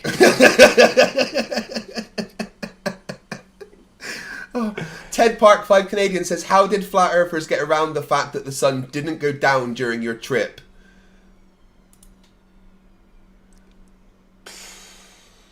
Well, they haven't. They haven't got over it yet. They're still in denial. They are going through the stages of grief, but they're stuck on denial and anger. I did have to have this conversation, strangely, with Lisbeth, because she got really upset that a load of people who she kind of like Jaren, all the people suddenly started turning on her just because she'd acknowledged there was a 24-hour sun, and I was like, consider it like a grief process. I said, you've been here. We were in Chile. You saw where the sunrise, where it set, both south of us. So I think you sort of knew coming into this anyway. But on the way to Antarctica, we're there then for 24 hours. You've had time to sort of process it all, and you're there seeing it in person. So you're getting over the kind of it's kind of sinking in with you already. Whereas to everyone back home, it's kind of like just getting a phone call out of the blue and saying such and such a body's been in a car crash and they've died. It's just bang. I kind of think that that's what a lot of flat earthers are currently going through. They've just been hit with a bombshell. They're now in complete denial. Yeah. And so some of them I think will finally come round to it, and some will just continue to peddle bollocks. Yeah, a lot of them have just reverted to Earth is measured flat, and that's it. And they're like, doesn't matter what you saw, Earth is, or so. There's one group on X that I'm arguing with that are saying that you just confirmed what the flat Earth always says, and the sun circles above us. But that would be the case if Antarctica was the entire world, right? I've heard them all. It's great. I've heard them. It's the whole trip was CGI. It never really happened. Then there's some who were saying that we did go to Antarctica, but we faked the 24-hour sun bit. Then there's people saying that we did go to Antarctica and we did see the 24-hour sun, but it's irrelevant. Then there's people saying that we went to Antarctica, we saw the 24-hour sun, and that apparently proves the Earth's flat. Yeah. It was what we predicted all along. Oh, and I've hit my goal, so I guess this is now a 5-hour stream. You people just don't like me sleeping, do you? No. Right. You mentioned it, but I want to hear it from you. I want you to tell everyone about Witsit measuring the sun with his eyes. Yeah, so I can't remember exactly where we were. I was in the middle of doing something. I think we might have been at the main camp, and I was just sort of setting something up. And Austin quite a few times was just wandering around with his phone in his hand, earbuds in. So you just hear him talking, and then you didn't actually realise initially. Like, I kind of just assumed he was talking to me at first, half the time. He would like just be sitting in. He'd just be sitting at the table, like all of us sat at the table, and then he'd suddenly pipe up in the corner, and you'd all be like, "Oh, what?" And then, "Oh no, he's just talking on Discord. Don't worry about it." But he's walking around outside, and he's saying the globe model says that I think he said it was 34 degrees. Elevation is the highest the sun should be, and then he just looks up and he goes, well, it's way higher than that at the minute. That was it. His fucking built-in theodolite eyes managed to just measure the elevation of the sun. Strangely enough, a little while later, I bumped into Toon and I was like, have you got that theodolite app on your phone? And he measured it. It was 29.7. No, but Austin's eyes said it was higher than that. So, yeah. I mean, I guess your theodolite app is crap. Oh my fucking god. It honestly, I just can't get over the fact that he was there in Antarctica and he's acting like he didn't see all the stuff that he saw. And how can anyone listen to him anyway? You've all proven that he actively lied while he was there. Do you know the most? Have I told? I can't even remember if I've told you the most bewildering conversation where he said that flat Earth is a psyop to stop people talking about geocentrism. But what? Yeah. So that's all right. So I did that reaction is exactly what I had, which means I know I didn't tell you it. So we're sat in the hut. There's me and Toon, and then Will's in the middle of the room, and Jaren and Austin are on the opposite side, and there's just sort of discussions going back and forth. And then he made this claim that flat Earth is just this psyop or fake argument or whatever, however he worded it, to stop people talking about geocentrism, and that geocentrism is what he actually wants to debate. But whenever he brings up geocentrism, people run away from it and start talking about flat Earth. And I was like, I'm confused here, Austin. Let me just make sure I'm understanding you here. When you say geocentrism, are you talking about a globe in the center of the solar system? Or are you talking about flat Earth as a geocentric model? And he said, a globe. I was like, so what? You're telling me that you want to debate geocentrism and that flat Earth is this excuse brought up by people to stop you from debating geocentrism whilst you're here trying to argue that the Earth is flat and not a globe? And he was like, yeah. And he couldn't see the problem in that logic. Wait, so did he admit he's not a flat earther then? No, because he's simultaneously claiming the Earth can't be a globe, but he's also saying that he wants to argue that the Earth is geocentric. But by his own admission that it's a geocentric globe, but he's also... I don't know whether he's just got like split personality and half of him is a flat earther, half is a geocentrist, and we just keep swapping and changing between the two. It sounds like there's like two wolves inside him. Sorry about the transporter accident. No, yeah, he's got arguing with himself. So he's saying that it's a globe and geocentric, but it's also flat, and he's going to argue that it's flat because there's no curvature and the globe can't make the prediction. He was actually complaining that whenever he brings up geocentrism in a debate, people revert back to it, to talking about flat Earth. Well, yeah, because then we want to clarify with him. So do you mean geocentric globe or flat Earth? And then that's what I asked him, and he said globe. And me, I just looked at Toon. I'm like, am I just like, because at this point I've not slept in like a day and a half, and I'm just like looking at Toon and like, am I misunderstanding this here? Am I delusional? And you could even see the confusion and sort of laughing on Toon's face as he was like, "What the fuck are you talking about?" But I've asked him this question when we were debating, because he kept saying about geocentrism, and I said, Austin, can you clarify? Is it a geocentric flat Earth, or is the Earth a globe? And he was like, you know that I mean it's flat. Well, the conversation I had with him, I asked him the same question, and to the best of my knowledge, for my recollection, he said globe because that confused me even more. Is he mentally unwell? Oh, no, that's a rhetorical question. Oh, and Ashton Richards has turned up. Apparently he slept in. Like, that's a fucking excuse. Oh, fuck you, Ashton. Come on. What? Like, I expected you to clock in like an hour and a half ago. You're getting a below expectations in your performance review, frankly. Which is a shame, really, because there was a load of memberships gifted and you missed it. Yeah, 18, fuck you, memberships, and you weren't here to see it. YouTube actually messaged Craig directly and said, do you want us to gift Ashton one? And Craig said, fuck him, he's not here. Yeah, like, one of the reps specifically was like, well, we'll make sure, but I was like, no, he didn't turn up. So Ashton Richards says, I think it's a fair excuse. What, sleeping in? Nah, not having it, mate, all right? Wait, do you work? I'm confused now. Valentine Daniel, £5 says, Craig, tell Dave that he is the Neil Armstrong of our time. When can we expect the next video, Dave? I'm working on it right now. Yeah, I'm like, I don't know, about halfway through doing it. It's a big one. That's what she said. It's going to deal with a lot of stupidity. Is it Wrecking Witsit?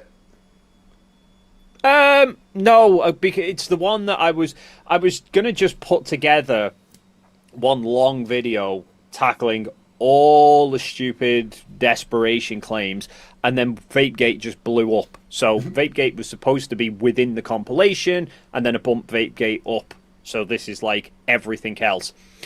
It's got both of King Nico's claims in there. I'm never going to get over that. Yeah, there was even marathon runners that were there before. Ha ha! I've got you! That was the setup crew. Wait, what?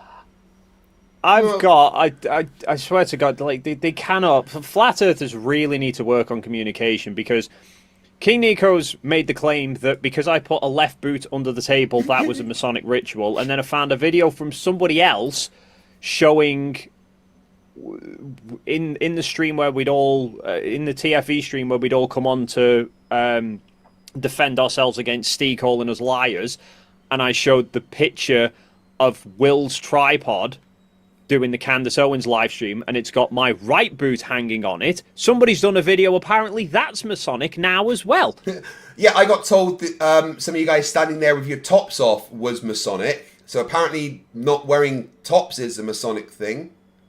So basically, anything to do with clothing is Masonic. So we should all just be... I'm confused. But at the same time, who cares? Because Masons are just a boys' club that drink and do stuff for charity. So, 78 Mitsu, $2 says that I have a globe model. It has tiny people on it too. Put that back. CJ Lemerick's gifted 5 fuck you Ashton memberships. Vern C, Canadian 5, says Witsit is so stupid he thinks Green Eggs and Ham is a self-help book. Golden Knight for $5. Just remember that the only flat earth model they have is Oakley in a thong. I'm trying to eat here, for fuck's sake. Oh my god. Look, the last thing I had was a protein shake. I don't know that coming back up, right?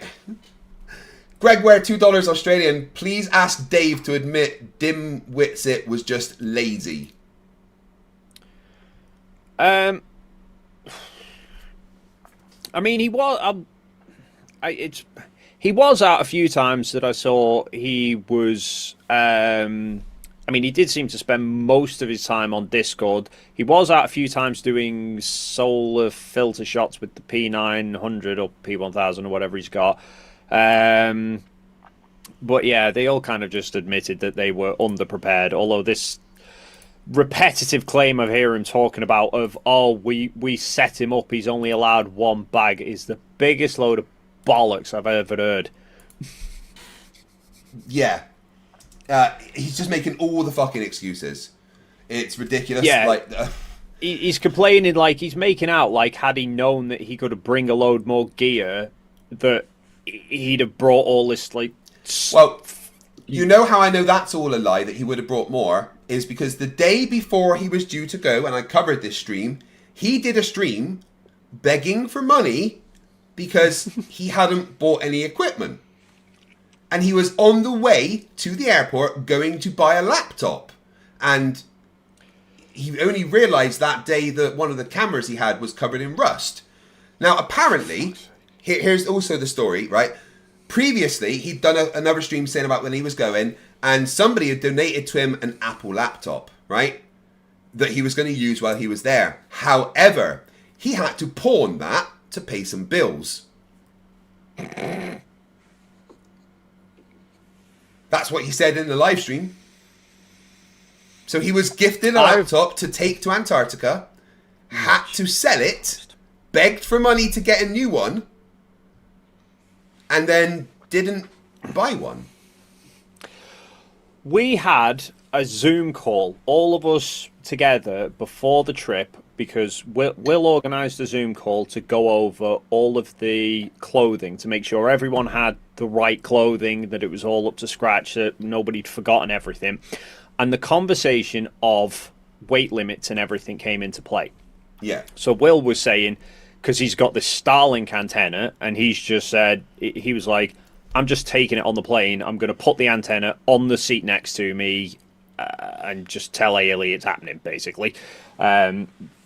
I said that I'd already been in touch with them because I had my solar panel, but within the write-up, within the material, they'd said don't take wheeled suitcases, take bags instead. Like, I can't put the solar panel in a bag, it's too big. So I'd messaged the ALE coordinator at Salt Lake City and said, can I take this in the cabin on the plane? And she said, yeah, that's fine, just put it in the overhead bins. So I'd mentioned that in the stream as well. And then there was confusion about how much weight we could actually have. And we had a big conversation about it because the page within ALE's book that I'd read said, you can take as many bags as you like as long as no single bag is more than 25 kilos. I said, my interpretation of that is there is no weight limit on the trip. We can take whatever we want as long as it's more than 25 kilos. The real limit's going to be how much can we actually get on the regular flights to Punta Arenas in the first place. And Austin turned around and said, no, it's a 25 kilo weight limit and you pay X amount per pound over that. So he already knew like the weight limits and everything anyway. And then I've actually got the message from Carty, who the ALE representative, who informed us while we were in Punta Arenas that they'd up the weight limit from 25 to 50 kilos for us on account of the amount of shit that I'd brought with me and Jonathan had brought with him. And we'd just done it thinking, well, my idea was I didn't really know how much I was allowed to take to Antarctica. I thought I'd rather just take everything to Punta Arenas, and then if I find I've got a weight limit that I need to stick to, I can decide then what do I take and what do I leave, rather than leave a load of shit at home and then think, oh, damn, I really wish I'd brought that with me. Yeah. But Witsit took nothing. Uncle Charlie says, rumour has it that Witsit's wife has left him and taken the child. Well, I'm not going to comment on that. I don't know. But, I mean, I'd understand. Houseoy, hey buddy, nice to see you. 50 Nokia says, didn't Witsit brag about buying a mobile home, cash, and having a bunch of shit just a year ago? What happened? Also, has he never travelled before? Yeah, he did, but remember, there's a cue to know when Witsit is lying. His mouth starts moving. Right? Yeah. If he does anything objectively, it didn't happen. Yeah. Oh my god, that's his favourite word at the moment. Monkey Cat Pat Pat, $2. I'm shocked that Witsit didn't bring a megaphone. Toe Fungus for £2 says, Witsit's head is as empty as a eunuch's pants. Yeah, but eunuchs are at least kind of useful. CJ Lamerix gifts one, fuck you, Ashton. Thank you very much. Evil Producer with their third super chat on the channel for $5. I heard that in Antarctica, Jaren had to take a huge crap, and when he was done, he had to wipe the shit off his Witsit. I wish I hadn't read that, actually. Really? It's not an image I wanted in my head. Winston are 5 Canadians, so they are gaslighting themselves? Well, Witsit is, that's for sure. Witsit's literally trying to say that the things that happened when they were there didn't happen, isn't he, Dave? I fucking lost as to what the hell he's saying these days. I can't keep up with it. Like, this is going to be this is not going to be a fun year for Witsit, that's for sure. Bill Tetley gifted 5 fuck you Ashtons. And thank you. Ashton actually sent me a message. Right, let me show you. Here we go. So he's got his gift settings on. That's a bit bright. I'll turn it down. There you go. Ashton's got his gift settings on. He can accept gifts from this channel, right? Oh, hang on. So, must be fuck yous. I've got a GIF. Hang on. Let me get a GIF for him. I'll put it into the. Hang on. Dihydrogen monoxide £5 says, if y'all had to upload all of that TFE footage with the Wi-Fi of that Flurf from last night's stream, it wouldn't finish uploading before the sun explodes. There you go, Ashton. Where did you put it? In chat? Yeah. Tim Davis for $2 says, brainless beaver? Nah.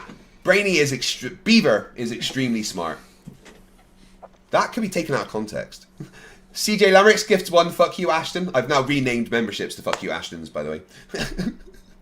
Ted Park 5 Canadian says, do most of the flat earthers lack the ability to visualize things in 3 dimensions, or is it just willful stupidity? Yes to all of that.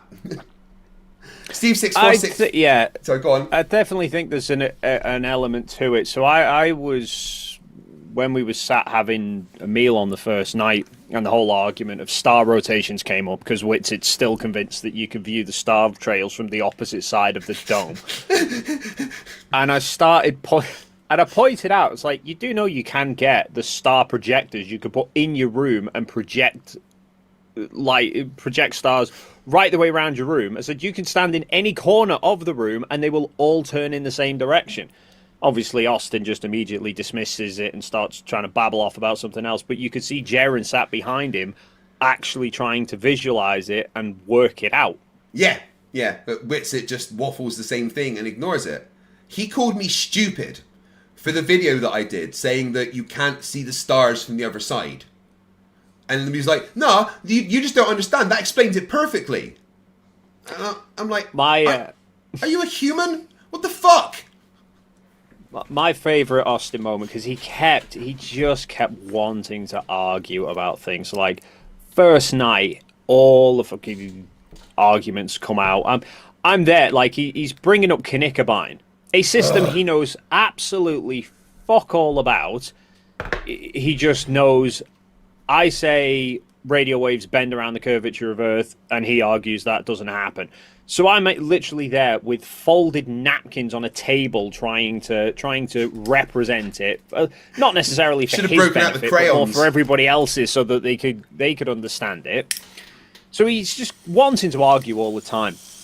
And we sat down in a restaurant, and there was me, Austin, Jaren, Lizbeth, Jonathan, and Mark Herman, who pretty much all of them are... Well, Mark Herman's not Flat Earth, but he does subscribe to a lot of conspiracy theories. So, obviously, conversations are flying around all over about conspiracy theories. And then the Flat Earth comes up again. And Austin made the claim to me that the reason you can't see, like, the Eiffel Tower from the United States is because it's not bright enough. That you can see the sun because it's so much brighter, but you can't see the Eiffel Tower because the ambient light levels aren't on enough. And I was like, okay, Austin, you're saying that the reason you can see the sun further away than you can see the Eiffel Tower is because of how bright the sun is. That's what you're saying. And he's like, Yes. I said, okay, so why is it that the sun and the moon set at the same distance away, that it's not that we can see the sun further than the moon when the moon is not as bright as the sun? Straight away, he realized he was trapped, and he was like, oh, yeah, I see your point. Let's talk about that another time. And fucks the topic off to something else. It's even simpler than that, Dave. All you got to say is, well, you can't. If you're saying you can't see the Eiffel Tower because the ambient light wouldn't be too bright. What about when the sun would be behind the Eiffel Tower compared to you? Then the fact that the sun is so bright, you should be able to see the silhouette of the Eiffel Tower, right? Oh, it was Canigou Mountains. That was what brought it up. He started arguing about the Canigou Mountains. I was like, so why are 3/4 of the mountains missing? And he was like, no, they're not. I was like, they are. I did it in the debunk video I did of Dearth, overlaid a picture of the Canigou Mountains onto the footage that you keep bringing up, and you're only actually seeing the top little portion of the mountains. Most of it is missing. It's like, no, less than half of it's below the horizon. I was like, less than half is more than zero, which is what you should have on a flat Earth. It's just all over his head. But dude, you've explained all that to him, and he's in Antarctica, and then fucking, like, a few weeks later, he's on Globebusters, seriously acting like none of it happened. No, the reset was quicker than that, and this was, like, one point that just pissed me off. So, in Chile, first night we were there, he's bringing up Knikkebein. Then in the hut at halfway point, he's bringing up all these other arguments that we're actually having these big, long, constructive conversations about, and I'm explaining everything to him. The last night we were there, they had this big open tent meeting thing for Will to present what was going on and people to ask questions to Jaren and Austin. Me and Tuna sat at the back of the room, and within the space of 30 seconds, Witsit had made outright claims of X, Y, and Z disproved the globe.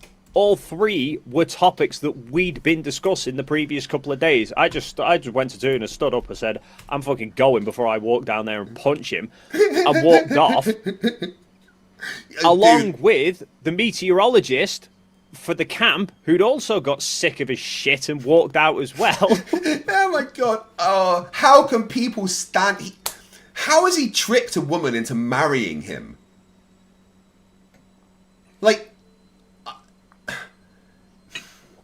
Like, he must have hidden all of its horrible traits from her, but somehow post them all online. I don't understand. Steve6464 for $2 says, just what was in that vape that Witsit hit? Extremely concentrated copium. Right? I'm assuming There's a so. degree of, like, there is an element with it. I can't. It's obviously all kind of opinions and stuff, but it just seems to be like so often. You can just hear these conversations going on at times when he's just in and around, wandering around and talking, and it's almost just these subtle little, like, there's lies or just stuff he has no clue about. But he just can't help himself. I swear, like, he's half the time he's not doing it consciously. He's just subconsciously throwing this shit out. No, I know. Effed Up World in the chat says that we just don't get it. Don't I? Apparently not. We don't understand star trails. He's argued with me for a long time that I'm wrong about the stars and stuff, and we just don't get it. It's a Rubik's $2 says Witsit threw a rock at the ground and missed. He hit himself in the head. I'd be curious to know Effed Up World's explanation for the star trails then, as to how I managed to see the South Celestial Pole looking south from Chile. Yeah, he would just say some shit about us being disgusting humans and God tell him that he's right, then tell us we don't understand it, and then rage quit. Searoy, remember, by the way, this is the guy that accused Toon of holding a demonic sermon in the church. I've not seen much of Effed Up World. I mean, the only thing I've seen of him was actually just the other day, and I saw a random video of his popped up where he was actually calling flat earthers out for jumping on Austin and Jaren, which I actually thought was, kind of fair dues to him for that. But yeah, I mean that's all I've seen of him. So I don't know. He may be about to tarnish my opinion of him. I mean, there's not much of an opinion to tarnish. Searoy, €6. Will you be covering Jaren's coming out as a Glober video Friday if he actually published it as he said? Yes, of course I fucking will. I said that at the beginning. Can't wait. Golden Knight for $5. Witsit is so stupid he thought the Antarctic sun would go down on him. He was excited. People keep saying in the chat the rumour is that Witsit's missus has left him, but again, that's, I'm not going to comment on that. Again, but I would understand why. Bill Tetley, $5. Dave, you rock. If I can ever save up enough to leave the colonies and visit across the pond, I would love to share a pint with you. Sounds like a plan. Yeah, man. We should all meet up, 100%. CJ Limericks gifts one fuck you, Ashton. Thank you very much. For the third super chat on the channel, Coffee Fan, $2. Is Witsit's cube video proof of the time cube theory? No, it's proof that Witsit is shit at editing as well as everything else. Tim Davidson, $2. Not brainless beaver now. He's just no sugar. Yeah, he's diet beaver. Mark Boots, €2. Witsit's so dumb he thinks sun is light, thus small. CJ Larix gifts another fuck you, Ashton. Mr. Brian for £2. Witsit is so dumb. I mean, that's it. He's just dumb. CJ Larix gifts another fuck you, Ashton. And then Bob gifts a fuck you, Ashton. PhD Tony, only real man in the world. $5 Australian. One complaint. All this TFE content makes geophysics videos kind of redundant.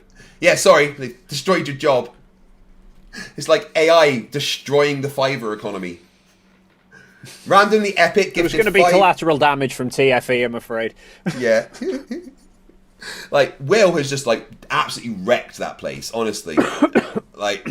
He's set Flat Earth on fire and then handed them buckets and said, quick, throw this on to put it out. Except the bucket is full of gasoline. Randomly epic gifted 5 fuck you, Ashtons. Thank you very much. Dihydrogen monoxide, £5, says, Witsit is so stupid. After he heard that water cooling was good for your PC, he filled his PC to the top with water. One of his subs bought him like an $8,000 PC, man. I wonder if they regret it. Toe Fungus, £5. When they were dishing out brains, they used a teaspoon for Witsit. Bill Tetley, £5 with Dave there. I have to tell him that I was infuriated for him during the final experiment stream with Steve. Steve is a narcissistic retardation personified. Yeah, I'm trying to get Steve to come back was on. Hilarious. I've worked it out, Craig, by the way. I've worked out the problem. I think there was a miscommunication between us.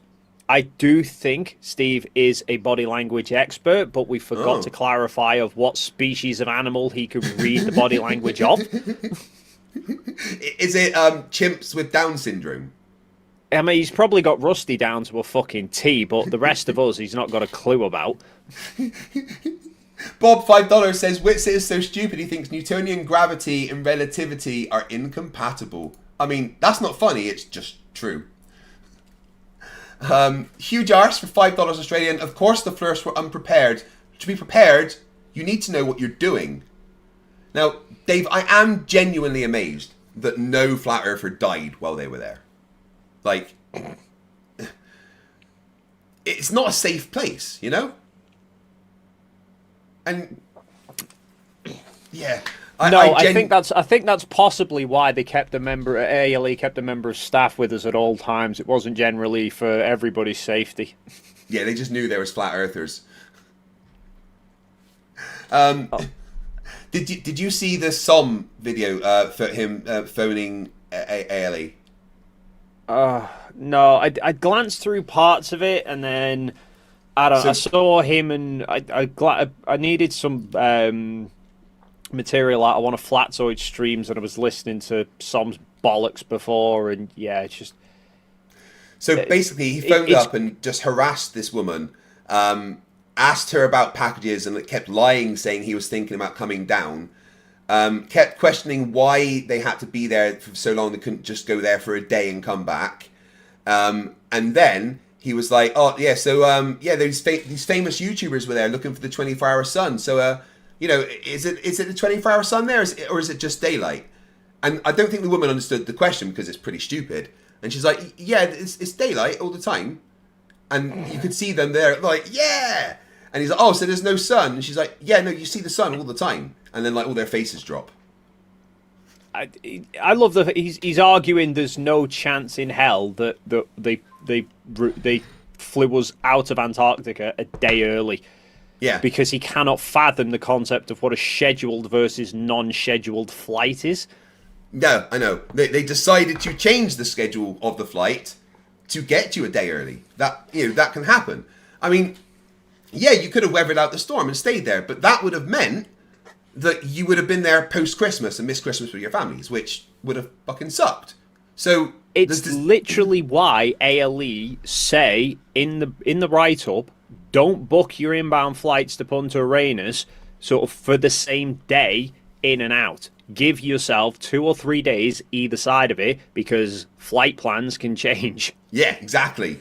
And they were complaining about that as well. Rubik's $1, thank you. Donarchy, $20 says, "Craig, I owe you an apology. I saw Dave McKeegan's time lapse and saw the Witsit took a drab off his vape pen, but like Dave said, it doesn't prove Earth flat or a globe, but I'm sorry you were right and I was wrong." Flat Earthers, that's what you do when you're wrong. You don't double down and you're stupid, you act like an adult. Jay, thank you, and no worries, man. I, at first, defended Witsit, right? I straight away jumped on the... Of course he didn't fake his breath. He was in Antarctica. Why would he do that? I forgot for a minute how stupid Witsit is. That's why I dropped you a message. Yeah. I was like, wait, what, really? And then I started looking at it and I was like, fuck. No. Holy shit. I like the slow sort of... It took you a while to get it when you put the poll up about did Witsit vape, yes, no, or I like trains, and I just put I didn't vote no, and you were like... Oh, okay, so it's trains. So I was wait. It was like I don't like trains.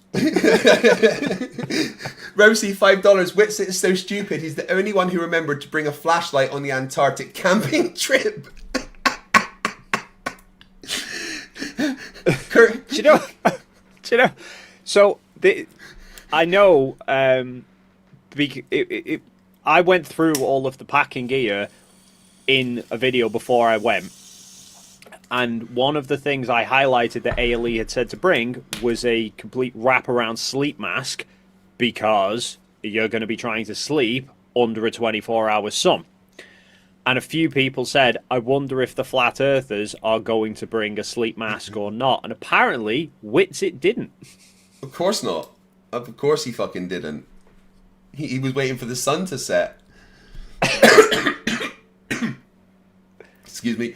Kirk Marshall, £5, says, "You think Witsit's missus is pissed because she caught him vaping? Wait till she sees him smoking a cigarette on Jaren's body cam footage. Ooh, timestamp at 4 hours 39:11. Witsit, you're fucking busted." Plus, I want to say we got over 1,000 watching again. You guys fucking rock. Dave, you bring the audience. Thank you. Ally £4 says, "Witsit is in damage control. Simple." I don't know. I know this term is thrown around a lot, but Witsit is really displaying the most severe cognitive dissonance I've ever seen. He cannot be wrong.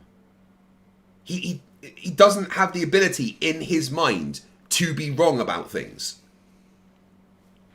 Well, no, I mean, like even on the vape thing. So, like, you know, obviously he knows he was there. He knows he was dragging a vape walking back to the camera. Now, I don't think he went walking to the camera, sort of loading himself up with a vape with the intention of let's walk on camera and blow a load of smoke and say it's breath, because obviously you get a hell of a lot more smoke from vape anyway. Yeah, it would have looked stupid. But it is clear that what comes out of his mouth as he's coming back on camera isn't just normal vapor from breathing. It's because he's just had a vape. Yeah. And yet his whole argument is oh no, I wasn't crouched down behind the camera vaping. I didn't walk onto camera intentionally. He knows he was vaping just beforehand, but rather than just say, yeah, I was, he's like dancing all around the houses of any other possible excuse. After I put the video out, which clearly shows him vaping, walking back to the camera, he still puts a comment on my video arguing he didn't walk onto camera vaping. Like, I'm not saying you fucking did. No, but you had just vaped, which would moisten your lungs a bit and, you know, make it all a lot more obvious. But that didn't happen unless you vaped. And you're just lying and telling everyone you didn't vape. Yeah, but it's the fact that he then walked onto camera. If he just walked onto camera, blew out some vape, and just carried on talking, probably nobody would have batted an eyelid. It's the fact that he turned around and went, "There's some breath." Yeah. And then it stopped all of a sudden. Oh, weird. Yeah. Where is it? Disappeared. Oh my god. Tom, honest, this is why I keep thinking to myself, maybe he went there with the intention of fucking trying to sabotage the whole thing. But that would mean he was smart, and he's definitely not. Like, oh my god, I'm gonna carry on watching the video in a bit, and you know, I will once you guys stop sending me super chats. I loved that he thinks he's playing 4D chess. That was quite amusing. That's what I was going to get to. Yeah, telling everyone that he's playing 4D chess. No, you're not. He's waiting to see what we've got. He knows what we've got. He was fucking there. Tom Foley, $13 Canadian, $13.99 says there is already a geocentrist, John Le Bon, who says he is the world's leading skeptic who thinks the Earth is a globe. What would be your guys' arguments against him? That they don't understand how gravity works, and they would need to explain the movements of the stars and the mechanism behind them, and the planets and everything as well. But you know, if you want to see me destroy a geocentrist, just check out my video "How to Ruin a Geocentrist's Day," where I debated someone else who calls themselves the world leading geocentrist, Robert Sungenis, who is not a doctor, no matter what he says. Vern C, $5 Canadian says, Witsit is so stupid when talking about Wi-Fi, he says phi is etherically displaced. Golden Knight, $5, Witsit is so stupid he goes to CC for marriage advice. Witsit tried telling us that inertia is a made-up force, that it's not real. And I then realised afterwards, I was like, this is coming from the same guy who also claims that the moon is pure inertia. Yeah, but didn't anyone mention to him that, you know, the definition of mass is resistance to inertia? No. Oh no, he wouldn't understand that. Oh yeah, that would be pointless, wouldn't it? My bad. I know Cece's marriage advice. Imagine having your wife call you an idiot. Oh, Emma.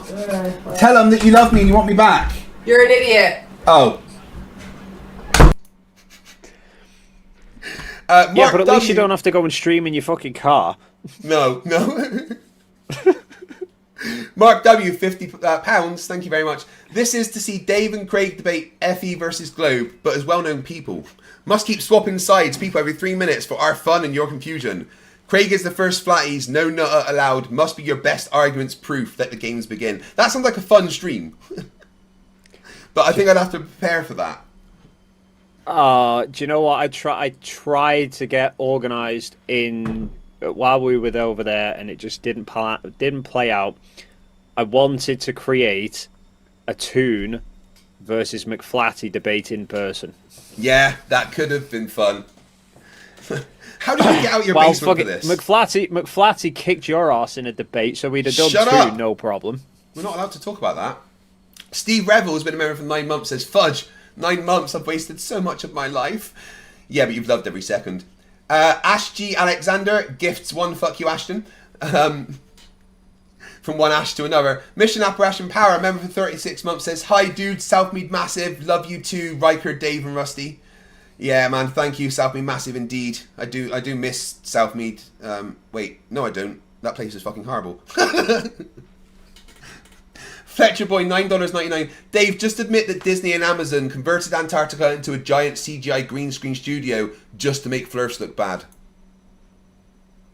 No, it was Channel 4. Channel 4 don't have that kind of budget. They nicked it. That's the only way they could do it. They just stole it when no one was looking. Disney got up in the morning, where's our fucking studio? There's just some bricks left. No, they pawned all their laptops. Mr. Bryan, £2. Witsit studied for a blood test. He failed. Richie Ruggs, $5 says, Witsit is so stupid he thinks Fox News is about hunting. Dave Slaz, £5 says, FTFE, could you and Dave define the demographics of the typical Flerf in 5 points, please? They're dumb, stupid, idiotic, moronic retards. I mean, that's all the same thing, but, you know. Isn't that straight from the front page of the Dunning-Kruger handbook? Yeah.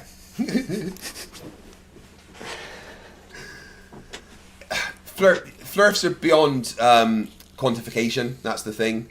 They defy all logic and science and physics, both physically and mentally.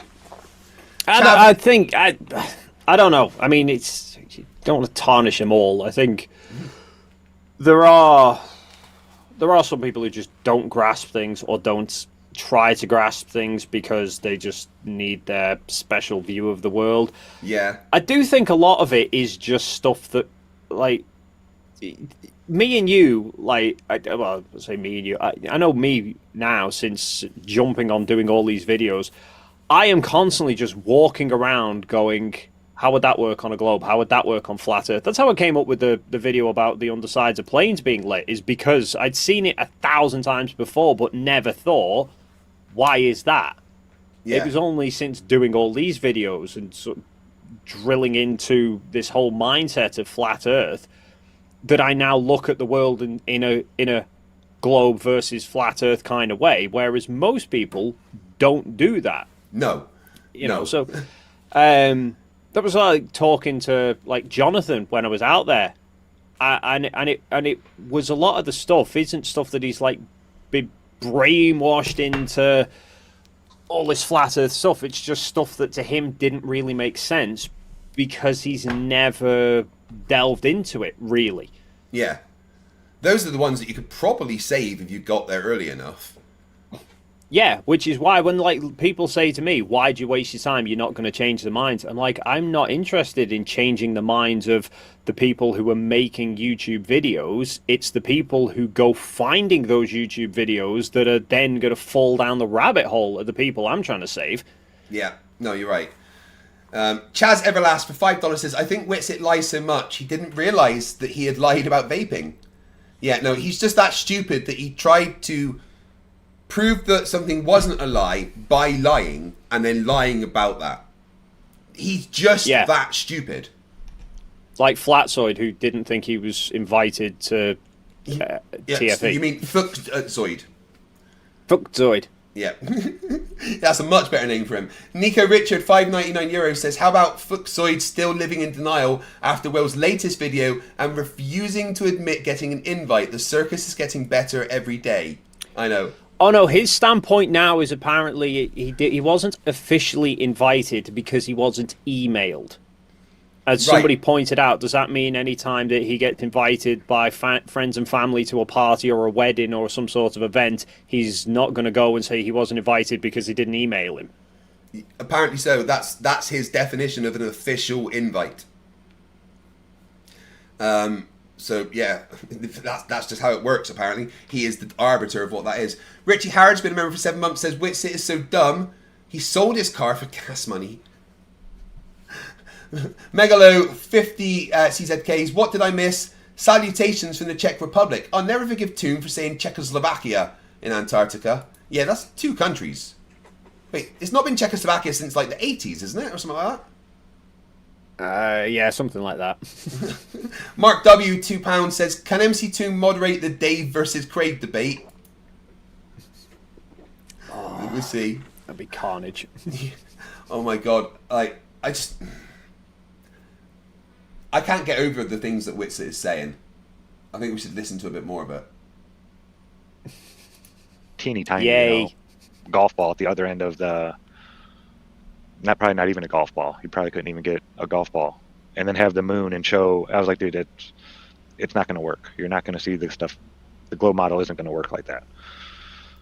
Oh, right. Yeah, they're denying that you can hold up a golf ball and see the same shadow on it that you can, kind of see if the moon phases. They're denying that, even though that's one of the first things that I ever brought up as a debunk for the flat Earth. It hurts, doesn't it? Like, the stupid hurts, physically. Yes. And then you punch yourself in the face and it hurts even more. It doesn't go away. It doesn't stop. Yeah, it just doesn't. The sky is an anomaly. I don't think we're meant to do anything but use it for time. One thing's for sure, just the sun is... Right. So because they don't understand the sky, therefore, we're not meant to. Hang on. Did he just say we should only use the sky for telling the time? Yes, he did, yeah. Apparently the sky is a clock. So celestial navigation's a waste of fucking space then? Apparently so. We should go back in time and tell all those sailors that used it successfully that it's a waste of... I don't know where the fuck I am, but at least I know it's 3 o'clock. Wait. Were they just lucky getting to their destinations? Yeah. Is personal to the observer. It's an apparent position, and we see that all the time. And you can look at the sun, I can look at the sun, and then we can walk away from each other, or we get in a car and drive away from each other. We can walk on the opposite side of the lake, like he was talking about. And the sun's personal to us. And then, of course, you can look at, like, again, crepuscular and anti-crepuscular rays, right? Like I was talking about. So that shows that we have like these. If the sun's personal to us, why didn't Austin make his set? Yeah, just tell it what to do. But he's... Yeah. I feel like he's reverted if something's broken in him, because he's going back to the... You can use crepuscular rays to figure out where the sun is. Which means the anti-crepuscular rays showed the sun is underground? Is that right? I don't know.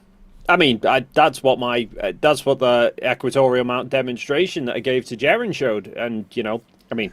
Oh, you mean the time when the ALE person was telling Jaren the sunset?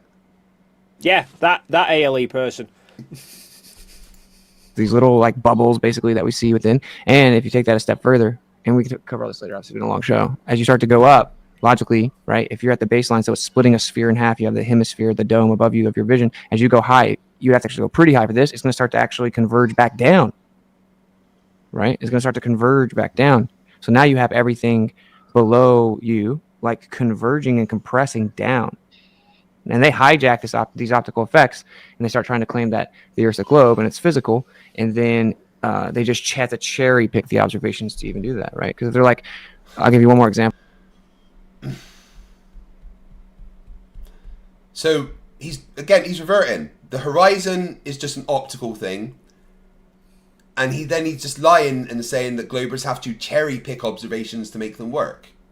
Like, this is things that he was saying 4 years ago that have been debunked and moved on, and no one is saying anymore. Dave, I think you've broken Witsit. Maybe this is his 4D chess move. Maybe he's just decided to just reset completely. How do you fix Witsit? Turn it off and on again. And then in 4 years' time, if TFE comes around again, he'll say no. No, I'm not going. You're all shills. You went last time. That never happened. Oh, I didn't actually go. It was proven that was fake. Wait, what? Vern C5 Canadian says Witsit can't go on vacation because the airlines don't sell flat trips. Oh, boom, round trips, flat trips. Denzo 20 CHF says thank you very much. Hi Craig, I feel sorry for those misled by flat Earth. They miss out on appreciating our amazing limited lifetime. Those knowingly spreading the lie disgrace humanity. Have a nice night, Craig. Dave, keep up the good work. Thank you very much, and I fully fucking agree. Like, that's why I get so angry with some of these people, and especially why I got really angry with that guy Vince on Modern Day Debates the other day. Because he knows that a bunch of the shit he says is fake, yet he will willingly spread it to vulnerable, conspiracy-minded people. And that's not fair. You know? It actually makes me mad. No. It's like bullying the kids at school who, you know, making them do stupid things that you know is going to sort of hurt them and get them in trouble, but they just don't know any better. Yeah. Because like I'm about to go harder at the globe than ever. That's why it's so funny as people are spiraling. Like, I'll give you one more example. Because like I'm about to go harder at the globe than ever. That's why it's so funny as people are spiraling. He's about to go harder at the globe than ever, but Dave, you said he told you that the Earth's a globe but geocentric. Yeah. What? I don't know. Oh right, I forgot he's a pathological narcissistic liar. Like whenever they say after spending like 10 days with him, I tend to find now that I just sort of start zoning him out, like subconsciously. I just like switch. Is that off the because you moment I hear had him to babbling. so much? Because if you didn't do that, you probably would have been arrested. Yeah, kind of. What happens if you commit a crime in Antarctica? I don't know. Apparently, there has been one murder. There was nearly fucking two. So there's a vertical density gradient on the Earth. Light always goes to the more dense medium. So light is always bending down in our atmosphere. So objects are always being optically lifted. And it's 15% on average. Like the globe appears to be 15% bigger than it actually is on average. Like that's their position. And that's what they always say. Okay, if that's the case. Wait, no, you just said that's your position because you just explained that there's a vertical gradient that makes light bend down and optically lifts things. So whether that's our position or not, you've just agreed with it, Witsit. Yeah, no, I couldn't have gone to Antarctica because I would have fought him. Yeah, the cost for Will would have probably fucking doubled when he had to then pay your bail. Yeah. It's a really good job I didn't go. My God. So, when I'm in New Jersey, how much is bail normally? It's America. You don't want to push it over there. No. Yeah. No, I'm not going to fight anyone in New Jersey unless Jake turns up. Then I'm going to show everyone what defenestrating an asshole looks like. Then what's happening if it's due to a fraction that we're seeing way further than your globe model predicts? Then what's happening whenever we see that the object is appears to be more obstructed than the globe predicts? Because I thought light always bent down to the more dense medium, thus lifting objects up. So what about when? So when is it? When could anyone show me an observation of things being more blocked than the globe predicts, please? Is he trying to say that happens? I mean, I don't know if he's got his head far enough up his own arse. It might obstruct quite a lot of things, but I've never seen anything. When we were, when I was in the Navy and went to Antarctica for at McMurdo Base, right? And when we went out, when we came in, we surfaced and just went straight there. But before we left, we sailed a bit and then dived. And when I was up on watch, there was one point where there was such a sudden temperature inversion that it actually looked like it was rising up. Because refraction in ridiculous, extreme circumstances can do crazy things, but that's not a normal thing that we see. But if that's what the conditions dictate, then it's also something that's predicted by the globe model, right? Yeah. Do you know, actually, random thing, I actually spotted a really weird observation. I've never seen it before, and again, I think this kind of comes down to because my head goes to everything sort of debunking stuff. But on the flight back, after I took off from Santiago, I noticed along the edge of the wing, basically where the front of the wing was curving away and you've got all the sudden air pressure changes coming over the wing, you could see refraction happening off the end of the wing. Yeah. You could literally see the distortion in the mountains in the background over the edge of the wing. Yeah, I mean, you're in a place that's probably going to have some of the most extreme refractive conditions on Earth. Right? Because the temperature differences between certain points are going to be so extreme. Yeah, well, this was flying from out of Santiago, so it was flying out sort of over the mountain ranges. And so obviously you've got like pressure changes all over the place, temperature changes as well. I'm looking, I'm like, why is that mountain looking distorted? And then I zoomed in with my phone. I'm like, holy shit, that's the same effect we see with stuff going over the horizon, except this is going over a curved wing. Crazy. But, you know, basic physics is beyond every flat earther. So, and honesty, apparently, because just listen to what Witsit's doing. David199 says the second murder in Antarctica was flat Earth. It was never alive, but is definitely a walking corpse at this point. Rosie, $2. Dave, is refractive index proportional to density? Whose density? The answer is yes, it is. Steve Revel, $2.99 says Witsit is not stupid. He's not cleverer enough. Blue Marble Science, hey dude, $5. How did Austin make it on the return flight? Did you guys forget to bring a shovel? We had an extra check-in bag in the hold. Yeah, he should have put Witsit on the wing. Icy Spin 199 says Dave set a date to FTFE on your live. We fucking lost Austin at one point. What? We lost Austin at one point in Punta Arenas before we went to Antarctica because we had to go to the ALE offices, which is a 5-minute walk. It's up the road, one street, turn right, down over the bridge, that's it. We had to go up there to get checked in. So a van turned up at the hotel to put all the luggage in, to drive that to the office, and we had to walk up to the office to tell them whose bag was whose and get checked in for the flight. Jaren and Austin missed, were taking forever, so we went off without them. So they called an Uber to drive them round, but then the van came back to pick up some more stuff. So Jaren jumped in the van, but at the same time the Uber turned up, so Austin decided to take the Uber. But he didn't actually know where the fuck he was going. Oh my god. So we're all just at the ALE office, like checked in, and we're like, where's Austin? No idea. Oh my god. That's just brilliant. 78 Mitsu, $2 says, how would you film a personal son? Yeah, it's true.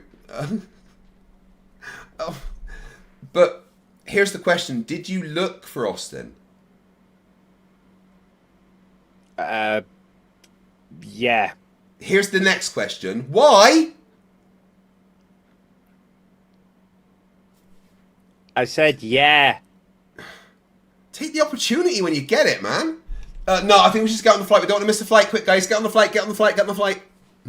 Oh, no, this was like the day before. He had plenty of time to find his way should have back. got on the I flight just had a thought. I think I've worked out Austin's personal son.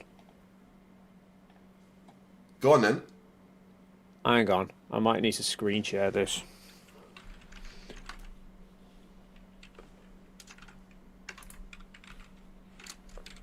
I better turn on screen share. Here we go. We're going to have Austin's personal son explained. Yeah, that's it.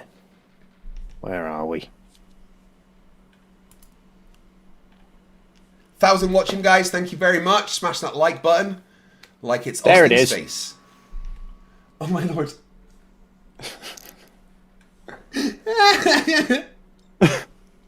That's what he means by personal son, isn't it?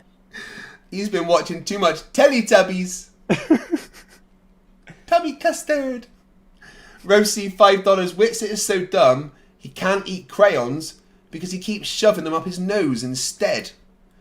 Yeah, no. Witsit would be given crayons as a Christmas present and somehow set them on fire. It's a mystery. When we go out and make observations and the object is more obstructed than the globe predicts, because that does happen. Refraction. So what's happening then? Like their position is not tenable in many ways. They can't explain the sun, and Yes. that's why it's really annoying to hear people like, "Oh man, this is such a big deal for flat Earth." It's like, no, it's just an ignorant position because the globe model can't explain it. Just you have to like not be informed enough to know all the assumptions and discrepancies and issues with the globe model to think that. And if Dave, did he just say the globe model can't explain what you saw in Antarctica? Yeah, the globe model can't explain sunsets or sunrises, but apparently the explanation for flat Earth is it's all apparent and something.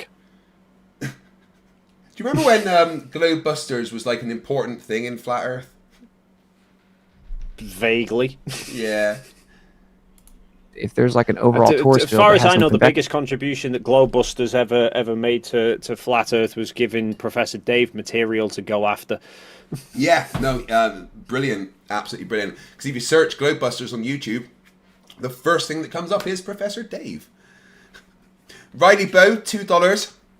Pop in their super chat, Cherry. We'll enjoy Austin's fall. Yeah, we are. We're all enjoying Austin's fall from grace.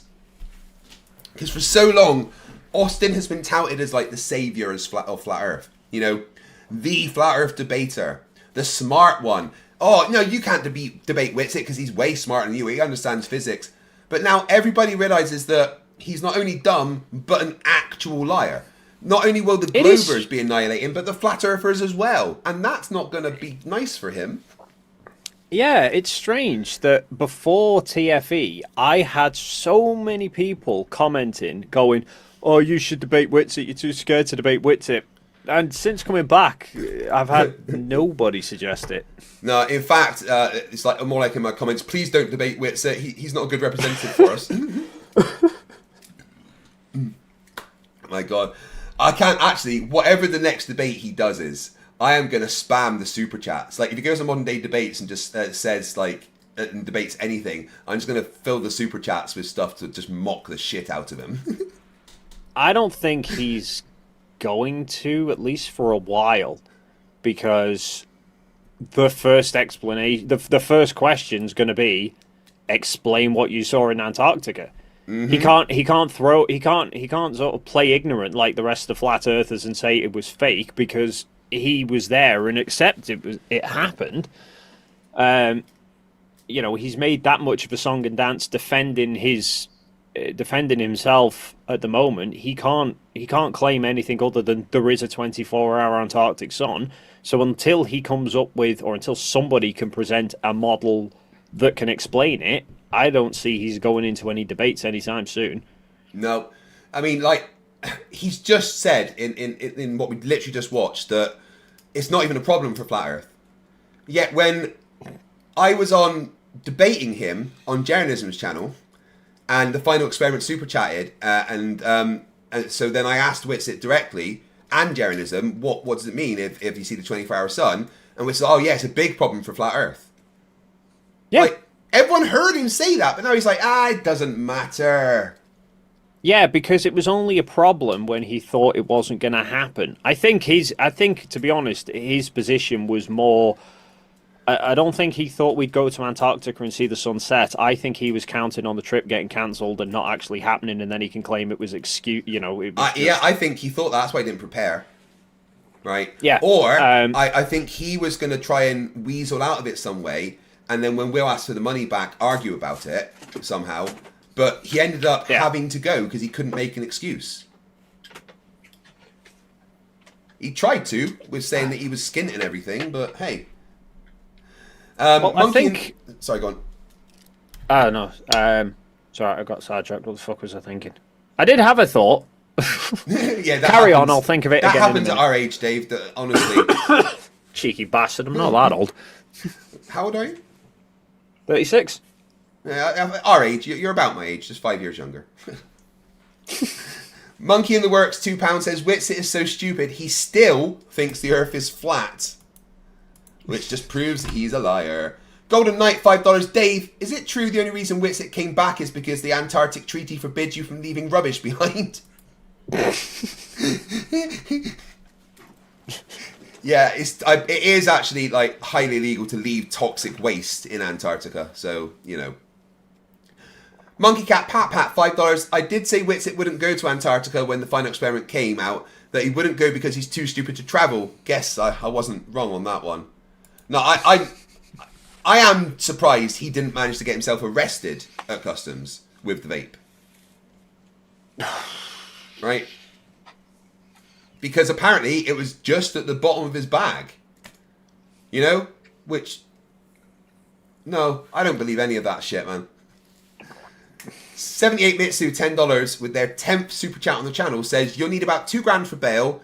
In the US, you can't bail yourself out, so plan ahead and give your buddy your bail money to hang on to. Are you giving me advice on how to commit crimes in the US? Thank you, I appreciate it. On the vape point, I mean, I can't speak for everybody, but I know personally, if I find anything in a travel bag that I've not seen for 2 years, the last thing I'm going to do is stick it in my bleeding mouth. That was my point.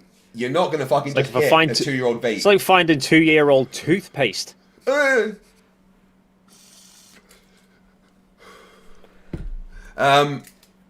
Reese, $5 says, Can Dave sing a couple of lines from Octopus's Garden or a little help from my friends?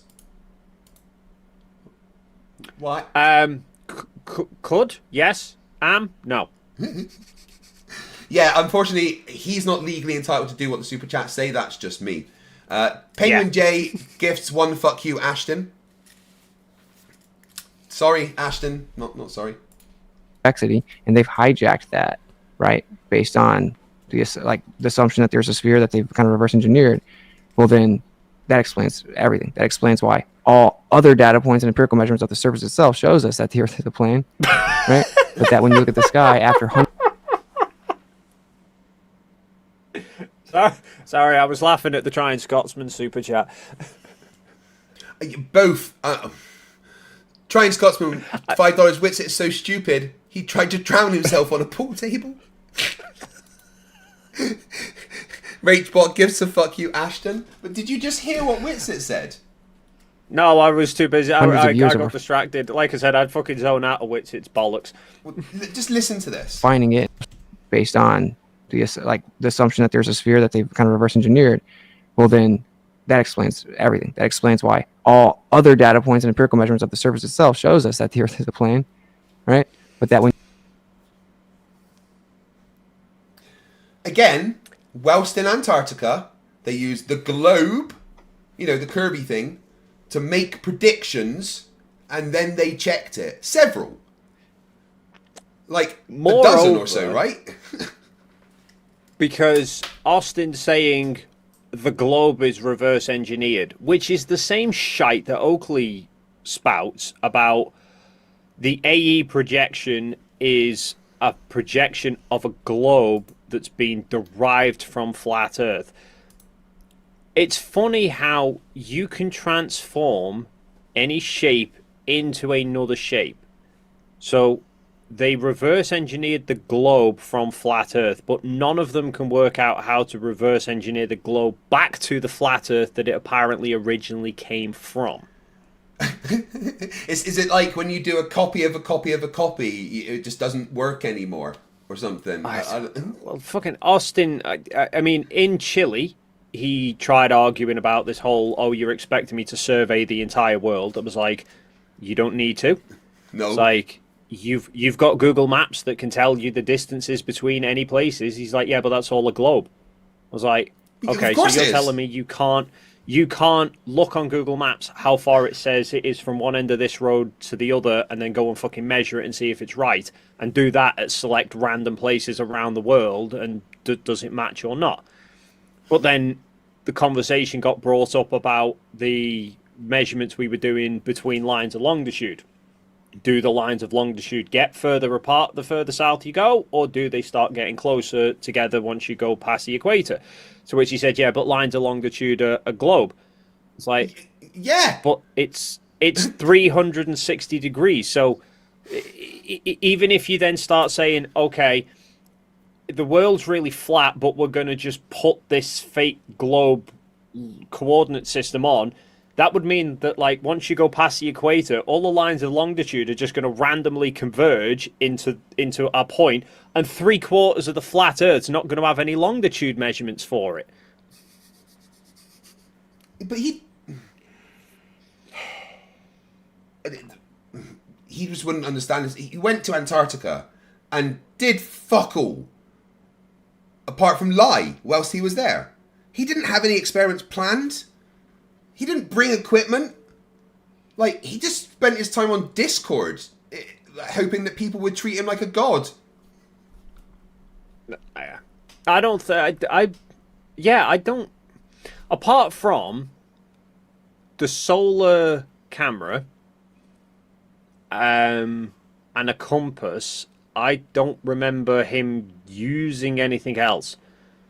And even then, the solar camera, he was taking pictures of the sun, and then they're all then, like, on Discord going, you guys need to be going out and taking pictures as well. It's like, why did they not, like, preempt this and tell people in advance? No, they didn't plan anything.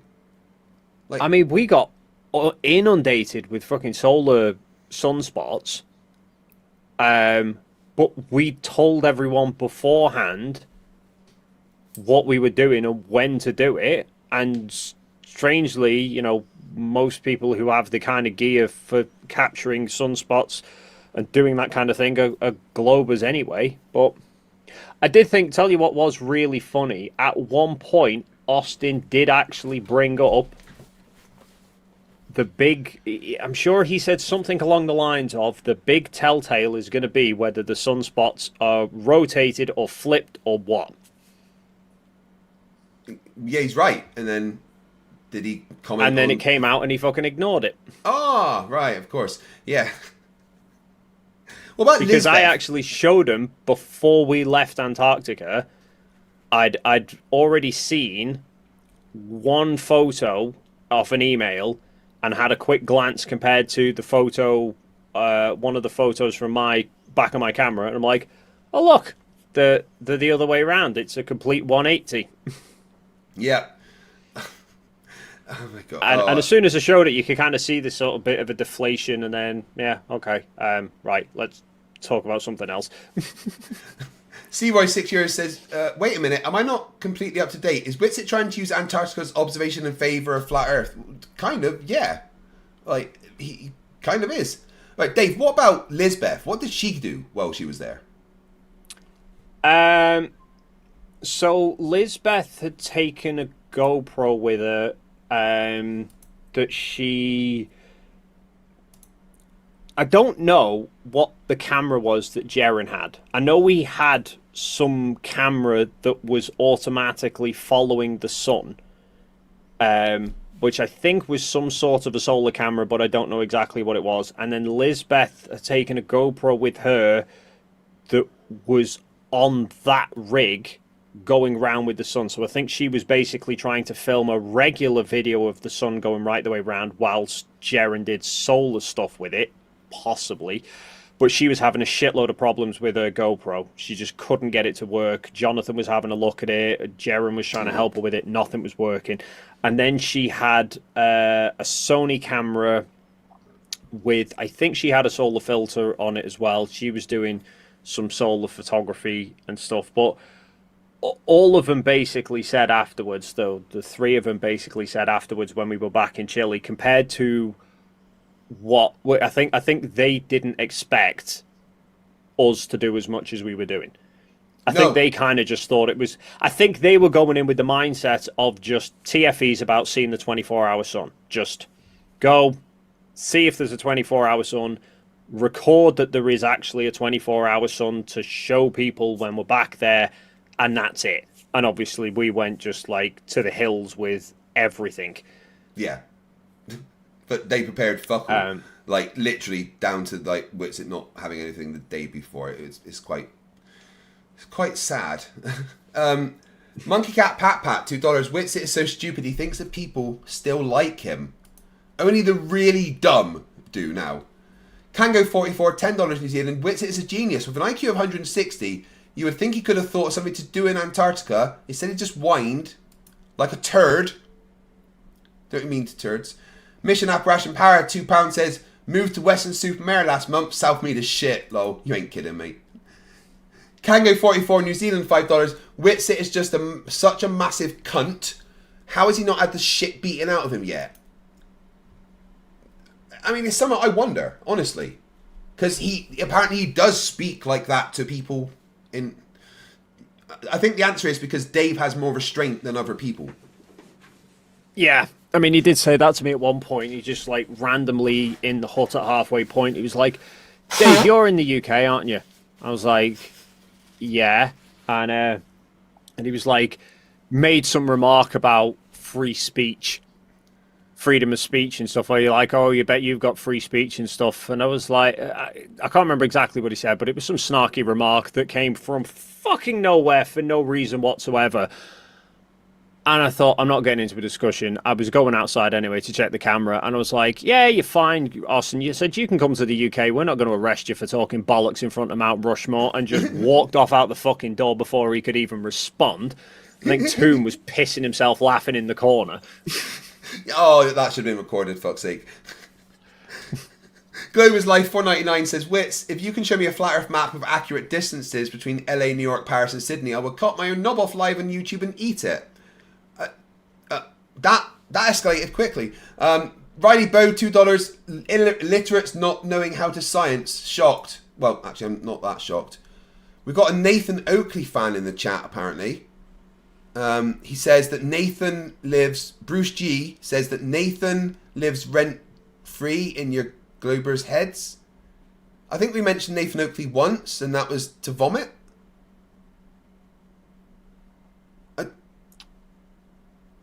I mean, he's literally not important. Like, Flatzoid is getting more views than Nathan Oakley right now, okay? Signastep says, have Dave ask Lucy a question. Lucy isn't connected to the stream and stuff, so I can't right now. So the app isn't working. Hollop Sim for $10 says, Globers are mauling Flerfs like a mountain lion mauling a baby deer at this point. Yeah, you're not wrong. Yeah, it does feel a slightly one-sided battle. Yeah, just like slapping little kids and taking their sweets. Careful, there's Oakley fans in the chat. Oh yeah, that might be what they do. Have you seen? Do you watch Always Sunny in Philadelphia? Yeah. You seen that episode where Charlie and beat up the kids because they take his bike? Oh yeah. It kind of feels like that. I did a bad thing. I think I killed a kid.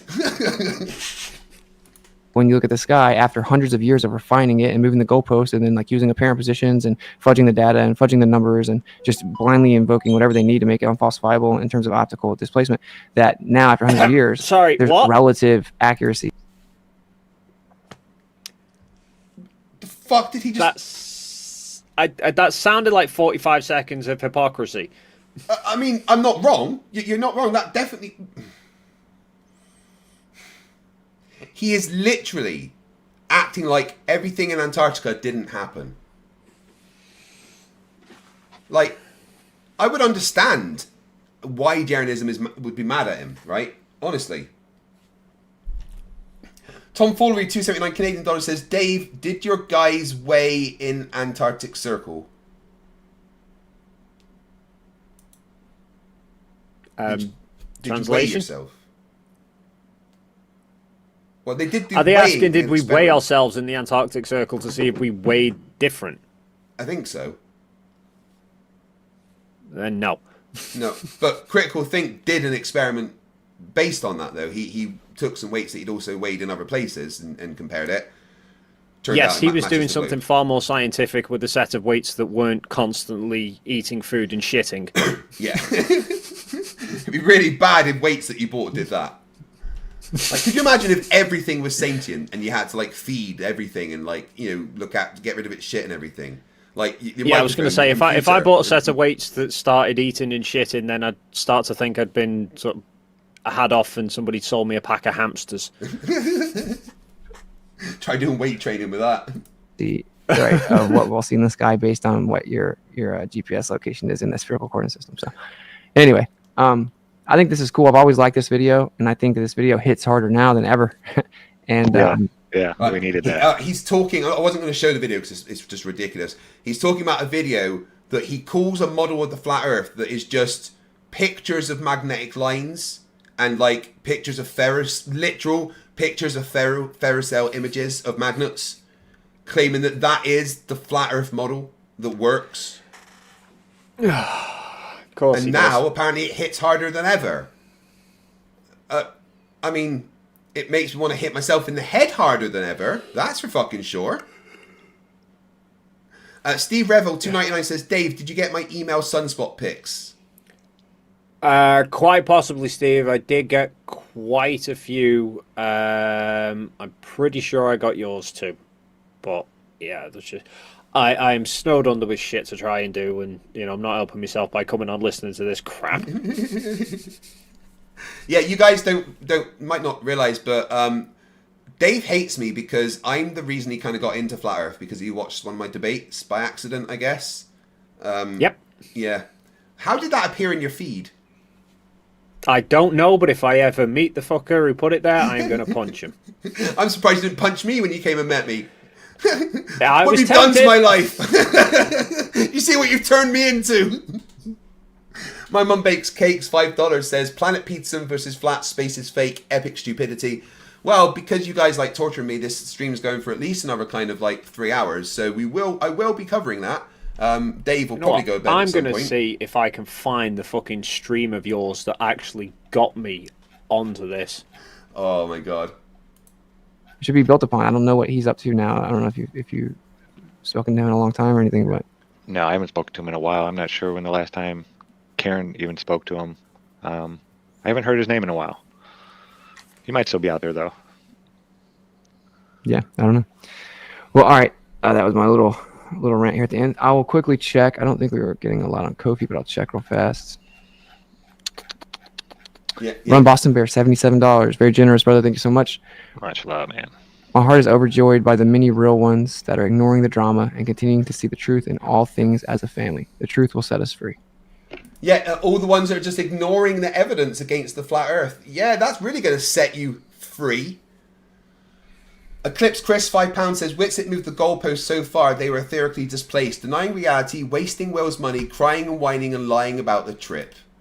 Well, did anyone think anything else would actually fucking happen from Witsit, by the way? My mum bakes cakes for $2 Australian. Can I get a spanner? Well, I am adding new mods at the moment, and you haven't attempted to dox me or threatened to kill my family, so yeah, you can.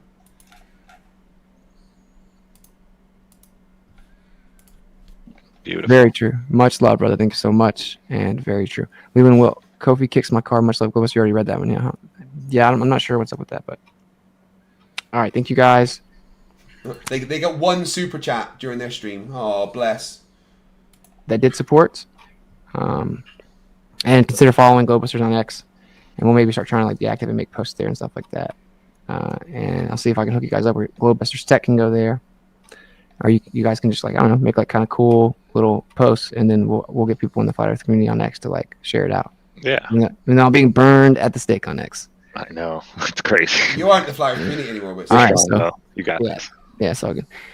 All right, let's wrap it up then. Pretty long show. We did get started a little late, but about 4 hours. All right, cool. Zach, you want to tell us what we got coming up? Yeah, you can. Right, yeah. Well, we don't really need to listen to anymore. Just wanted to listen, show you guys him saying that. He does say at one point that people don't realize he is playing 4D chess. Like, and I assume he's talking about the vaping and, you know, all the drama. He's trying to pretend it's all planned. It's all part of his you know, he's seeing 26 steps ahead, you know? Fucking liar. Planet Peterson. Whatever you are subscribed.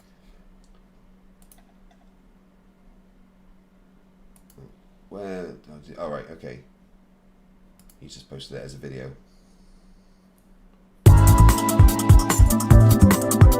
It is an error because equator is an elevation angle. You do know that tangents are a thing, right? Right, go straight from the start. Right, I need to take another Riley. So I'm going to be back in just 1 minute. Are you looking for that stream, are you, Dave, that ruined your life? I think I've found it. Right, back in 1 minute. The law rings up to make no sense. Perseverance, who cares what words I don't make mean, huh? The law, I don't like your words, so I pick my favorite words. What's real, non-real, super contained, metaverse, first person. Law, meta is an angle, real, fake. This is so physical, hit 'em up, chastise every young bitch that tries to stop me, Tupac. All humans can do is word salad or make up stuff. Disagree versus agree, he's not, it's not around, he's deaf, another deaf one. He can't hear, LOL, not a ball, it's a tear, lol, no dirt in the middle. No dirt in the middle, no, no, no, no, no, no, no, no. No dirt in the middle, no, no, no, no, no, no, no. No dirt in the middle, no, no, no, no, no, no. No dirt in the middle, no, no, no, no, no, no, no. Low legs up to make no sense. Perseverance, who cares what words I don't make mean, huh? Low, I don't like yours, so I pick my favorite words. What's real, non-real, super contained, metaverse, first person. Low, meta is an angle, real, fake. This is so physical, hit 'em up, chastise every gun bitch that tries to stop me, Tupac. All humans can do is word salad or make up stuff. Disagree versus agree, it's not around, he's deaf, another deaf one. He can't hear, LOL, not a ball, it's a tear. Low dirty middle, low dirty middle, no, no, no, no, no, no, no. No dirty middle, no, no, no, no, no, no, no, no. No dirty middle, no, no, no, no, no, no. No dirty middle, no, no, no, no, no, no. No dirty middle, to make no sense. Perseverance, who cares what words I don't make mean, huh? Low, I don't like your words, so I pick my favorite words. What's real, non-real, super contained, metaverse, first person. Low, meta is an angle, real, fake. No dirty middle, no, no, no, no, no, no, no. No dirty middle, no, no, no, no, no, no, no. No dirty middle, no, no, no, no, no, no, no. No dirty middle, no, no, no, no, no, no, no. No dirty middle, low dirt in the middle.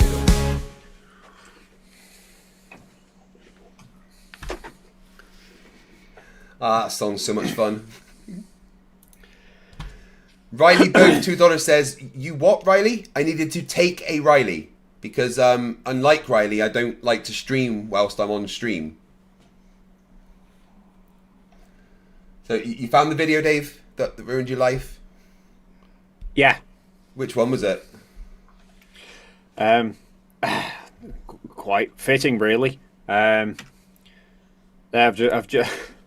just sent it on Discord. And the title involves Mr. Witsit. Oh my god, it was the FTFE debates, FTFE versus Austin Witsit, and an entire Discord server. Oh my goodness, yeah, I'm sorry about that. Those were fun though, those Discord debates. They were a lot of fun. Oh yeah. Hence why I only managed to fucking listen to 5 minutes of it, and then I switched it off and made a video.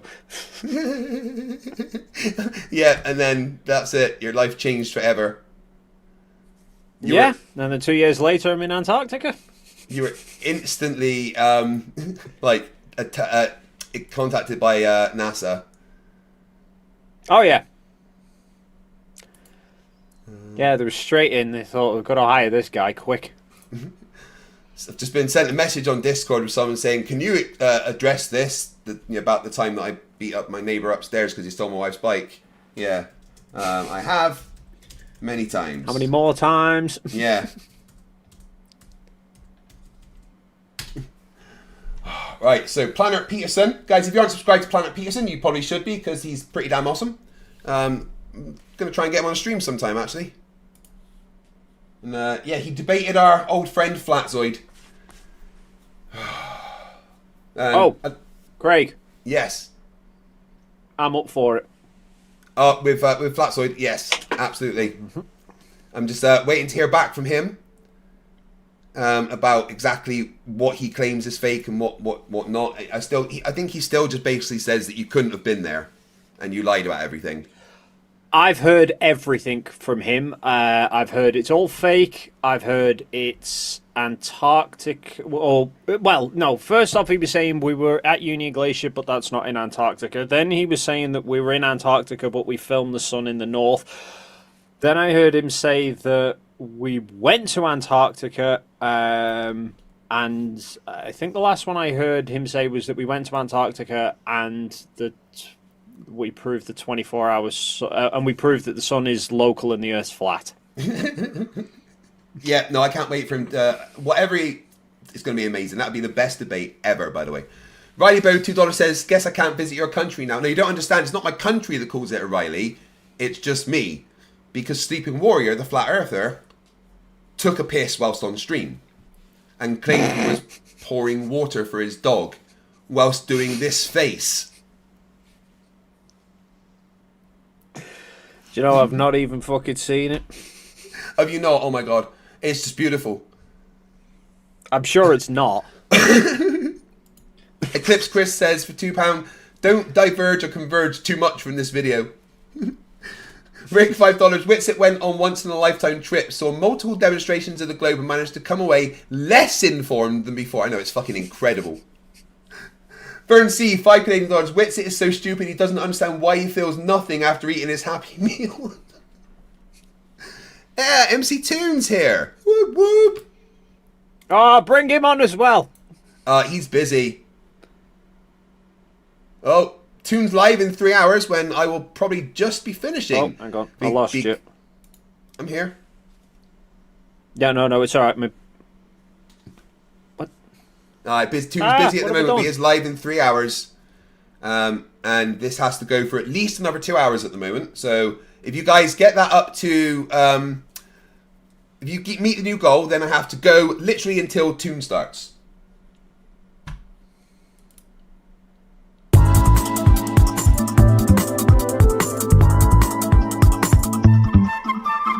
That's it, yeah, the Earth's measurably flat.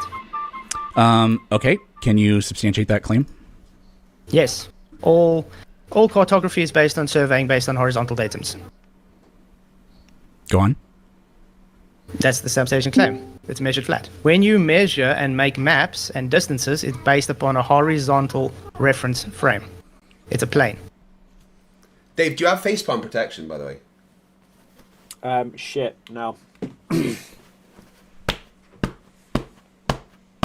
I can't. Rusty's on the fucking couch. I'd have the cushion, but Rusty's asleep on it. Well, you can't take that, yeah. I mean, maybe I could use him as the facepalm protection. I'm still waiting for any flat earther to explain to me that how I can use the same, way that they use theodolites to measure to calculate the angular separation between these two spheres. If it's measured flat. Does that mean that these are flat, Dave? Apparently so. Ah. I'm waiting for any of them to explain how, if it's all measured flat, then why, when you have a theodolite setup level and an object the same height as the theodolite that should stay the same height at all times, does one start dropping below the other? Yeah, because that's not how perspective works. No. I mean, what they're implying is that train tracks cross in the distance. Yeah. Anything above... I actually had this... I was having this discussion with Jaren in Chile because he was saying about perspective and things below you, the center line of your vision rising up and things above it dropping down. And I said, yeah, but anything at your eye level will stay level. And he couldn't quite fathom it until I saw a line of benches set down the road. And I said, look, if you stand above them, all the tops of the benches appear to be rising up towards the middle of your eye line. So, but if you bend down so that the first one is level with the next one, all of them stay level all the way down the street. But that's like that is how... Like, that makes sense. That makes sense and is logical. You can't do that when talking to a flat earther. No. Logic is kryptonite to them. my god, I'm worried about watching a Flatsoid stream so late at night. I'm gonna get angry. JSS Tiger $2 says, anyone know which Oakley stream has Toon's rant? Could maybe someone pop it in the chat? That'd be wonderful. David 199 Witsit so dumb he debated MC Toon again. Like, you guys should have actually done a full-on Flat Earth debate while down there. That just would have been funny. Hasking 95 299 Craig 2 times speed this please. They talk so slow. We'll see how 1.5 goes, but yeah, I know what Flatsoid's like. Fletcher Boy 199 says because don't talk Flerf to me. Globe is Life 499 doubling down on obvious lies, fallacious logic and models that wouldn't get a passing grade in middle school is very on brand for Witsit. Shameless. Yeah, no, you're right. Sigma Step again with his dad's credit card for $20. There's seriously nothing better than FTFE Toon streams and Dave McKean videos. Massive, huge appreciation. I think I speak for all of us. Well, NASA pay us well to do this, don't they, Dave? Oh shit! Wait, they sorry. do? I mean, no. NASA don't pay. I'm in so much trouble. I'm in so much. Yeah, because you guys think that the final experiment was actually the final experiment. It wasn't. It was our Christmas piss up holiday. Yeah, and who's running HR at the moment?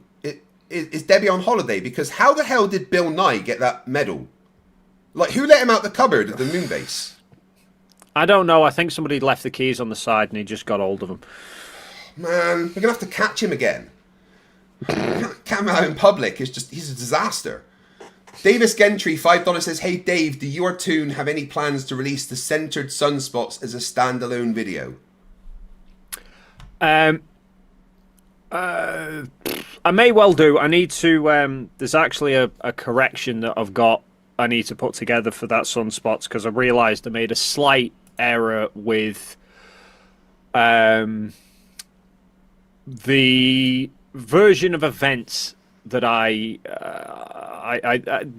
timeline for events that I thought happened wasn't quite accurate, and I didn't realise until after I'd published it, and then I realised that because I gave Toon the raw photos to make a center time lapse, and then I realised after I'd published the video that there was a few more photos that I hadn't given to him, which actually show the sun drifting off frame.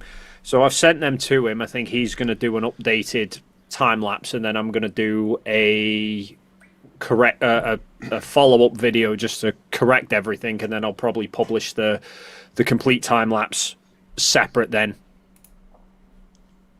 Yep, sounds good. Toon agrees with you in the chat. Well, apparently Mindshot got wrecked. I will check that out, Icy Spin. Thank you. Right. Are you ready? Have you got some... Well, it's not my fault. You decided to join the stream, so just you have to deal with it. Facepalm. Bob $2 says, "Here's to 6 more hours." That's not how that works. We've got an hour and a half to get the goal, which is meaning number 27 super chats, and then I will be finishing just as Toon starts. Because I'm not allowed to cross over. Karen, in scheduling, she gets quite angry when that happens, to be fair. Matthew Vindis for $2 says, "Witsit is playing zero-dimensional checkers. Witsit struggles with snakes and ladders," okay? Like, a game of Monopoly with Witsit would be impossible because you'd have to be explaining everything to him. No, it's not a real horsey. No, that's not a Masonic boot. You know what? Just get out. Mark W, £5. "The amount of censorship in Flat's chat during this debate was off the scale. Messages being deleted for literally nothing. They should be ashamed." Yeah, PJ is a bit power hungry over there. Right, but let's hear Flatsoid debunk the geometrical concept of a tangent, shall we? Like a tangent? No, a horizontal plane. There's no tangent. Well, you do know that tangents are a thing, right? Yeah, tangents require a curve. A plane is not a curve. Sure. So what kind of measurements are you talking about? Like land surveying? Yep. Or when you're looking at zenith angles for stars, or what? A zenith angle requires an elevation angle which is based on horizontal. Is that the case? Yes. Can you substantiate that? Yes. Go on. What's an angle? Go on. Yeah, what's an angle? Go on. Substantiate the claim. A zenith angle is an elevation angle which is based from the surface of Earth's horizontal. So is the claim... No, it's not. No. Nope. And I will quote, Jabba the Hutt. I mean, Nathan Oakley here. Again, I'm confused, sorry. the horizontal line is an imaginary line between the observer and the location. He posts that everywhere without realizing that he debunks himself with it. Yeah, any time I get his disciples coming in and talking about it's measured flat, and I'm like, how would you come to that? And then they bring up celestial navigation. I say dip correction, and they have a fucking meltdown. Yeah.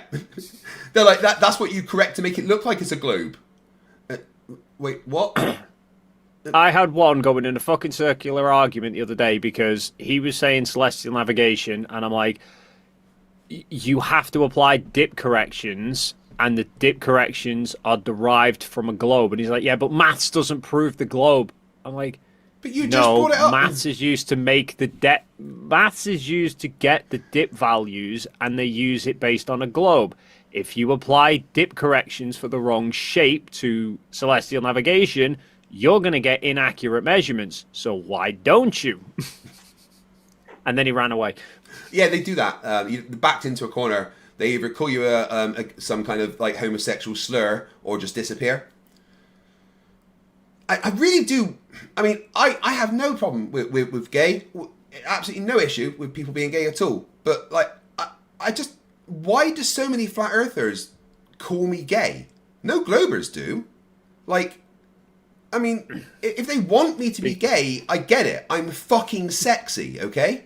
But like, they need you to be gay so that they can justify why they've got your poster on the wall. Right, I see. Yeah, I mean, if they want, it's their wank bank. We can't judge here, you know. But someone sent me a picture. Well, Flerfs sent me a picture of me the other day, but photoshopped a dress and a wig and red lips on me, and I was like, Have you not noticed that within 5 minutes of any time you take your t-shirt off, the fucking numbers watching go through the roof? Yeah, all the flat earthers get really excited. He's naked again. Annalise Nat 279 says, here's to keeping me entertained tonight. No, here's to you amazing people keeping me entertained. Thank you very much for being here, guys. But yeah, Flatzoid derp on the way. Claim the Earth is flat just embedded as one of the assumptions in there? Are we begging the question, or like what are we doing? There's no assumption. You asked me we know the Earth is flat. I said it's measured flat. So I'm explaining to you all measurements require flat Earth. Even your globe is based off of flat Earth. I don't agree with that at all, because the angle that the North Star makes, for example, matches your latitude, which is latitude lines come from a horizontal based on the elevation angle. No. Latitude line, the things that curve around the globe, come from your. Yeah, I mean, I would be curious because you measure an elevation angle from your line of sight from your eye to the star and your line of sight from your eye to the horizon. So which one of those is horizontal? And more importantly, which one of those is the surface of the Earth? But if you measured it to a horizontal, you wouldn't then need the dip corrections.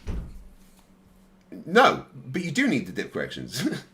And the dip corrections, when you plot them out, draw a big curved line for some bizarre reason. It's crazy. Yeah, literally a curve that matches the curve of the Earth. Wow. Oh, because first of all, the predictive mathematical model for that fails like every single time you make a measurement, except for like the initial measurement you use to say this is where this is. But the globe math for that works every single time because the angle that the North Star makes from an observed point is the same thing as your latitude. And that is with the North Star, for example, being very, very, very far away. And so being like the lines coming to the surface of the Earth would be parallel. And the tangent line from wherever you are on your latitude, the angle between that and where the North Star is, creates an angle that matches your latitude. That's false. There's no tangent. You start off with a 90 degree angle. So that's claimed. That's false. What do you mean? You start off with a 90-degree angle. That would be the GP of the star, which would be Polaris. And you start off with a 90-degree angle, and that's the GP of the star. Well, I mean, 3 of those statements were wrong.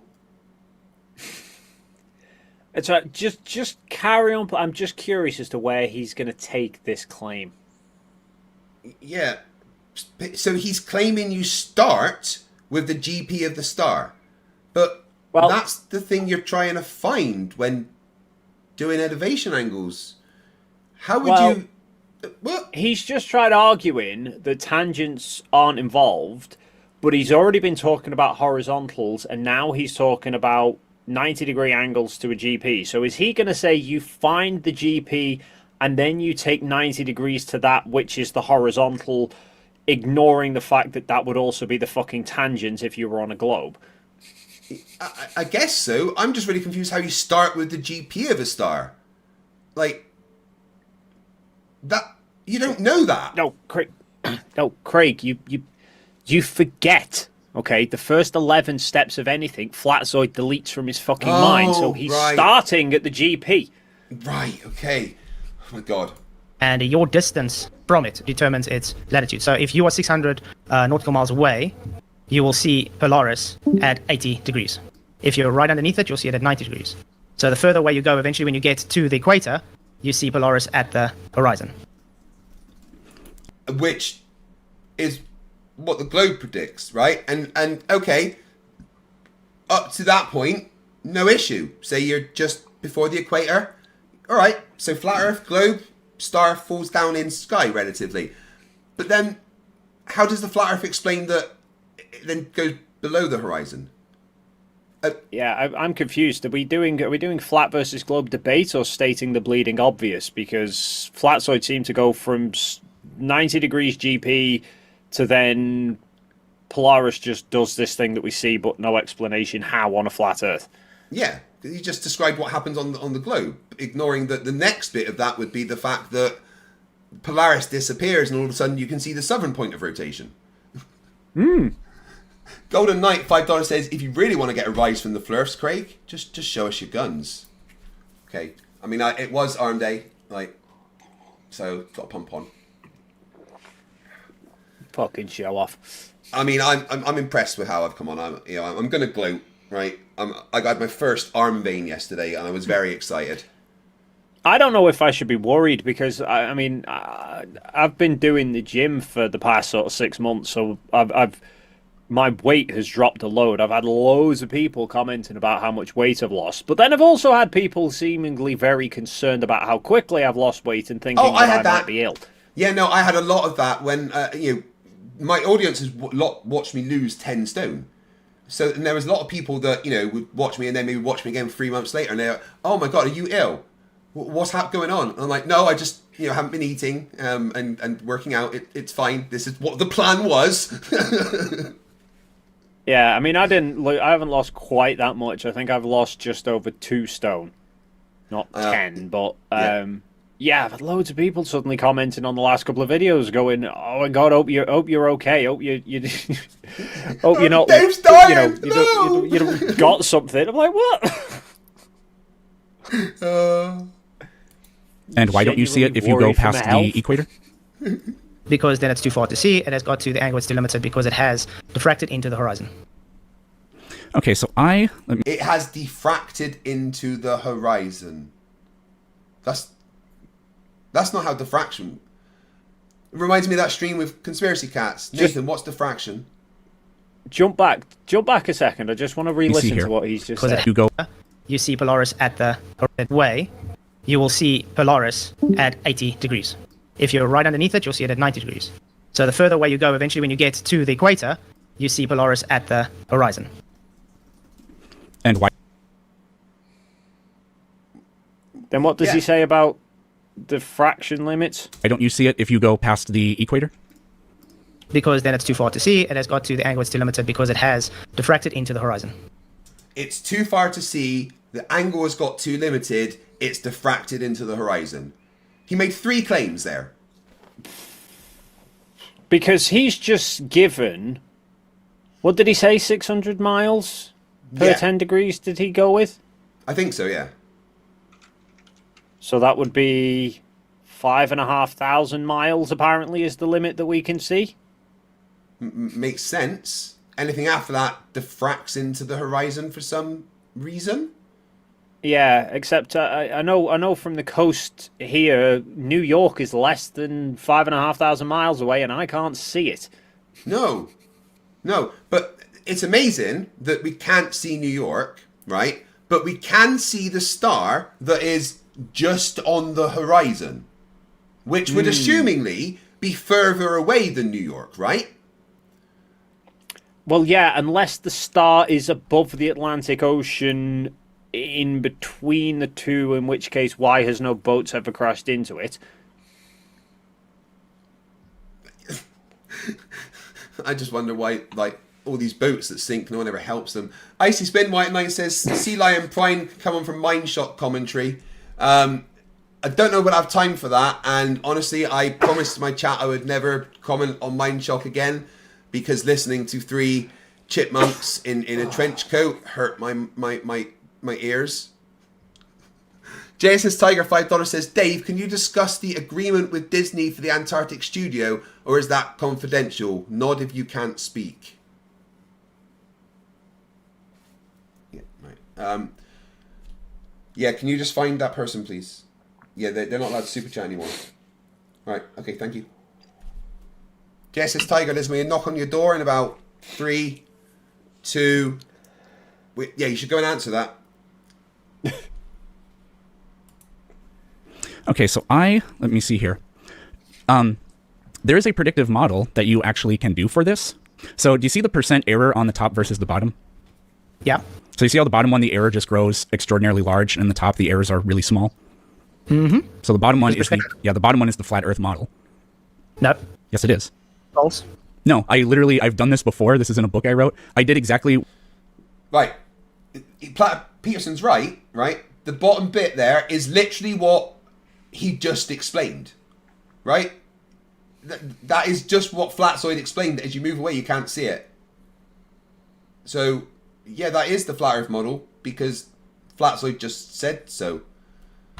Yes, but you forget that flat Earth arguments are fluid.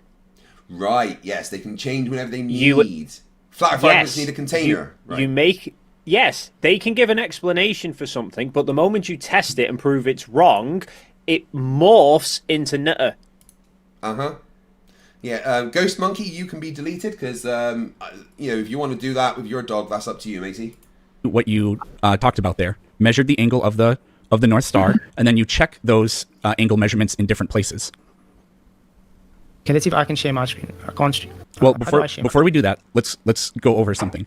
If the North Star, so if you have a triangle, we're making measurements, right? If you know two angles and the base, you can figure out the length of other sides. Do you agree or disagree? Yeah, trigonometry. That's what's flat Earth based. Right. Well, it's not, because you can see that's what I did here. We're looking at the bottom table. Sorry. Did Flatzoid just say that trigonometry is flat Earth based? Oh yeah, he can't be fucking saying that, because Oakley's going to come hunting for him.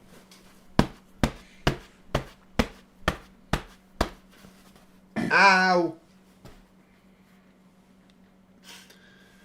My doctor did say to me that I need to stop face palming. There's like a hand-shaped imprint on my brain, apparently. The number of people of Oakley's lot I get coming in, commenting, calling me triangles like they think it's like I've proven flat Earth. What, they call you triangles? Even though the whole thing I did with triangles was showing how trigonometry can be used when you have a flat baseline to work out the height of something, and yet when you try and apply it to the Earth, it doesn't fucking work, so therefore the Earth can't be flat, and their argument is you can't use trigonometry because it doesn't work on Earth, but because Dave said triangles are flat, therefore the Earth is flat, and he's just proven it. Yeah, that's about the best flat Earth thinking ever. My brain makes sad. Rick, $2. Dave just defined flat Earth fluid dynamics. Lord Luminous Pooh, $5. Stupid Jedi tricked me. Now have 1 million male deer and 6-foot roster. Never trust the Jedi. I thought I taught you better than that. Ted Park, $5 Canadian says, why do Flerfs have some kind of objection to the world being spherical? Other celestial objects seem to be spherical. Why not the Earth? They call that a fallacy, but that's because they're stupid. Lisa, $5 says, Craig, you aren't gay, you're just really, really happy. Beat boot, McKean. Golden Knight, $5. Isn't flat Earth fluid dynamics just another word for Riley? Tinkle, tinkle. See how the error says 0% for the first two? Yeah. So you have to establish you have to make an initial measurement to say, okay, what is that? In this case, we're doing height of the sun, right? Height of the sun, yeah. So I have, you can take the equator for a reference. In this one, it's based on the sun, not the North Star, but it works the same way. So you take the equator because we know the angle there. That'll be it would be a 90-degree angle, right? Actually, predicted angle is 0. I don't know why it says 0. I think that's supposed to say 90. So then, from a certain distance, we know the distance in miles across the surface of the Earth, and we know 2 angles. We know the right angle at the equator, and we know the angle we are observing. Are you with me so far? Yes. So that establishes the height. Hold on. That establishes the height. You just hear, yes, you just described a flat Earth. No, he described an angle, you... Are you going to be okay debating Flatsoid, Dave? Yeah, I'll be fine because I have special Flatsoid specific earphones, which is that if I take them out and I put them down here, all the headache goes away. Ah, right. Yeah. It's that special noise cancelling technology where you stop listening to them. Yes, Flur cancelling headphones. Clarence AS2, £5 flat. Fuxoid thinks if you draw a triangle, that's doing trigonometry. Lord Lewis Pooh, $5. FTFE, I find the Drunk Debunk show. You find Drunk Debunk. I find Peterson. You find Peterson. I think you're stalking me. I thought you knew I was stalking you. You looked me dead in the eyes yesterday when I was in that bush. You touched yourself. You made me watch. It was... I don't think he's seen you with your camouflage on. Oh. Right. Okay, I get it now. Yeah, my bad. I mean, I did think dressing as a lamppost was a bit fucking pointless for hiding in the bush, but, you know. I mean, it obviously works. Bill Tetley, $5. I watched this earlier today. I'm warning, facepalm protection will not be enough. Oh, God, I'm scared. Okay, right. Well, it's getting very late, and if there's stupid on the way, I think I've had enough. Well, Dave, I want to say thank you for coming on and keeping me company, mate. Always appreciated. You overall your fevers and everything from Antarctica? I think so. I'm not entirely sure. I kind of just been. I did feel really run down and shit when I got back, but I think. Yeah, I think that was more just a lack of sleep than anything else. My body clock was just completely shot to shit. Yeah, you would have had no idea what day it was. It hit me more when I got back to Punta, because in Antarctica, I think I surprised myself that being able to stay up for 47 hours, but then it was only afterwards I was thinking, hang on, like one of the big things with your sleep pattern is your body produces melatonin to make you go to sleep, but then if it's light, it breaks it down, so you then don't feel tired. So actually having the 24-hour sun helped keep me awake because I just didn't really get into that cycle of going to sleep. I think it was when I then got back to Punta Arenas and it actually went dark. My body was just like, okay, now we've got like 3 days of sleep to catch up on. Turn off. Yeah, pretty much. I just shut down. Dave.crash.exe. Oh yeah, thanks for coming on, mate. I really appreciate it. Always fun. And yeah, I'll let you know about when and how for Flatsoid. Give you a while to get medicated or something, I guess. Yeah, a couple of years. It won't be enough. It's never enough. I'll build a time machine and go forward and pick you up, alright? Sounds good. Alright, mate. I'll catch you later. Alright, cheers. Wait. See ya. Dave is awesome.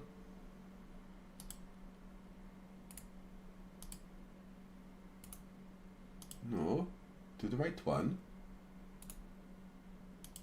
No, the other one. Yeah, there we go. Lord Luminous Pooh, $5 says, not to sound like a stalker, but your new couch looks great from the tree. I don't have a tree. I think you're at the wrong house. Matthew Vicendis Vicendesi. Matt, for $2 Australian, says, Fuxoid performs like any safer in the World Cup final. Oh, a lot of diving, is there? Are you with me so far? Yep. Okay, so that's why the error is 0%. Now, if we know the height, we know that base angle, now no matter where we go, we can extrapolate, now that we have the height and the base angle, which is that 90 degrees, now for any distance, we can predict ahead of time what the angle is, and look at what happens with the percent error. It grows larger and larger and larger and larger.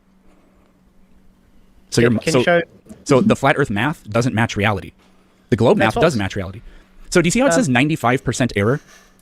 Okay, first of all, just because you're putting error there doesn't make it error. Can you quickly share? It is an error because I did the math. The predicted angle is 20 degrees.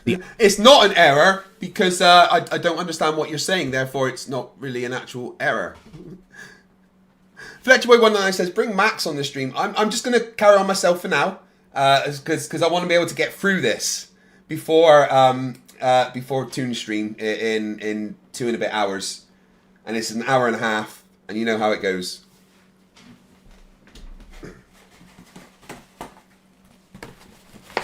Oh no, I'm running out of tissues to blow my nose. Excuse me.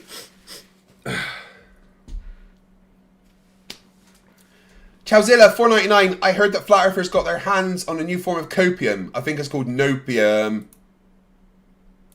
Max, that's right. We'll arrange a bunch more streams together with Max. Don't you worry.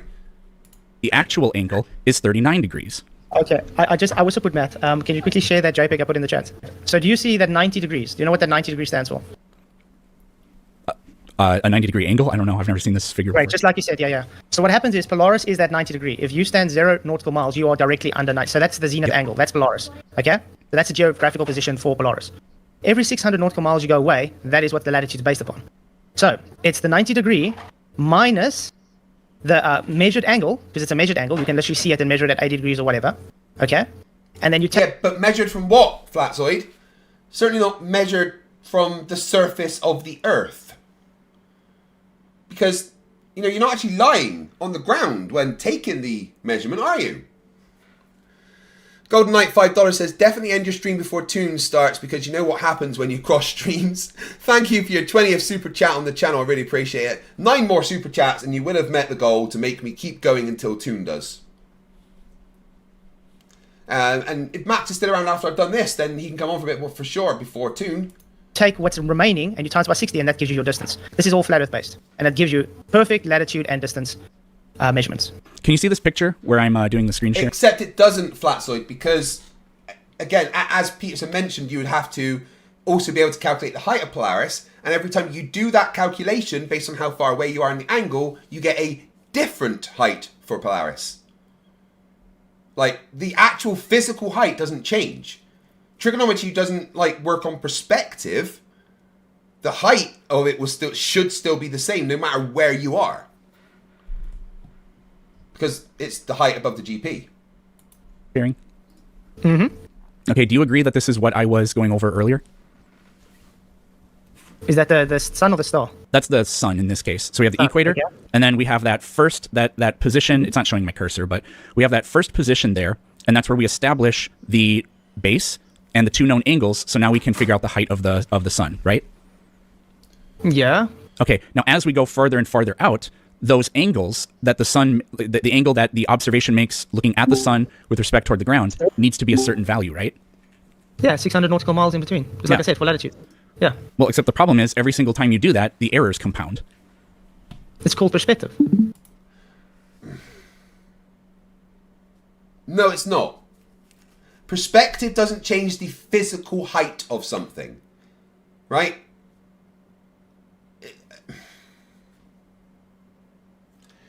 If I was to measure the height of a lamppost on my street, right, using trigonometry, the height of the lamppost would never change depending on how far away from it I got. The trigonometry would always tell me the height of that lamppost being what it was, because the other angles would change. But the height of the lamppost never actually changes. Go on. You have parallax, you have perspective, you have things playing into it, and that's why you said, even based on your globe, did you take refraction into account with any of these measurements? I didn't need to, because look at how tiny the errors are. Less than 1%. Yeah, but that's See, my whole one point. model, Is the measurement one even? model is hold on. One model is based on this. That incoming light, when it hits the ground, you can have angles on a curved surface. Do you see this picture that I'm sharing? Not elevation angle. So you can have angles with the surface on here, right? Elevation angles do not mean the surface is flat. Again, I can use elevation angles to calculate the separation between two spheres.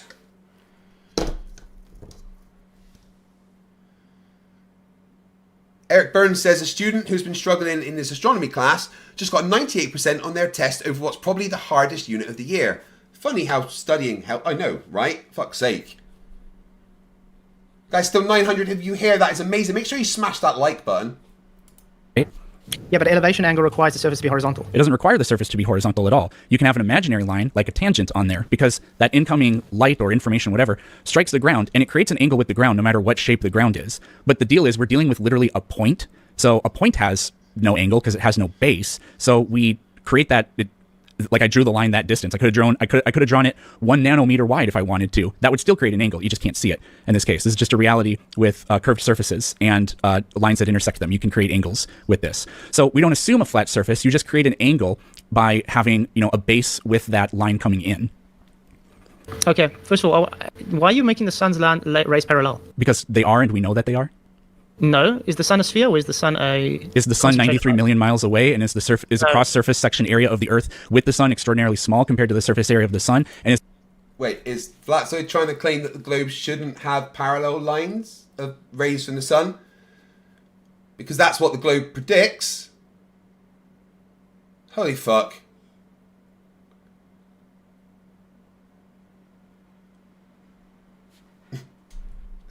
Samantha Jane said that they smashed the like button the other day and now it's broken. I can't click it anymore. Just keep smashing it. Just keep doing it. Everyone, just keep smashing that like button over and over. It's pretty. is the distance from the sun to the Earth so vast that those angles don't spread out, and so we have parallel, like they're not literally parallel, but the angle is like the difference is 0.000 something. No, the fact is the sun is not 93 million miles away. You're just assuming it's 93 million miles. That's a claim. That's a claim. And not a claim, been measured with radar. Can't shake that claim, please. It's your claim that it's 93 million miles away. away. No, I don't. No. You're the one. You just said 93 million miles away. No, look, it could be 93 million miles away. That's just what I believe.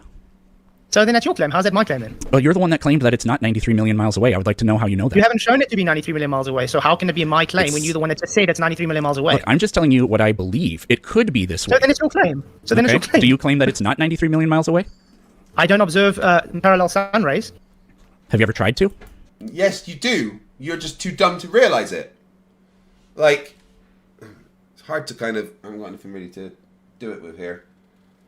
But things that are parallel together, when you show them to a camera, like my fingers here are parallel together, but when you show them to the camera, they look like they're separating, right? You know, it's just simple. Yes. Can you show me parallel sun rays? Yeah. Okay, go ahead. Okay. Well, I'd have to pull up some sort of video. So do you guys still cling to the crepuscular ray thing, even though, like, we know that that's not the case? What crepuscular ray thing are you talking about? Do you know what crepuscular rays are? Yes, I do. I'm asking you, what's the argument? There's many arguments about it. So which one are you specific to? Just crepuscular rays in general. They look like they're not parallel, but they are. They're not parallel. It's called perspective. It's like when you look out at a railway road. You're looking towards... Did he just claim that railways aren't parallel? Is that what he just... The railway road, okay? It's appearing to converge. It doesn't actually converge. The same when you look at the sun. The sun's rays are actual. So it's literally diverging towards you. It's not converging towards the sun. It's an actual divergence. There's a difference between looking towards an object and an object having its rays come towards you. What? No, there's not. It doesn't matter which way they're coming from. That's not going to change. So are train tracks coming toward you, or are they going away from you, Flatsoid?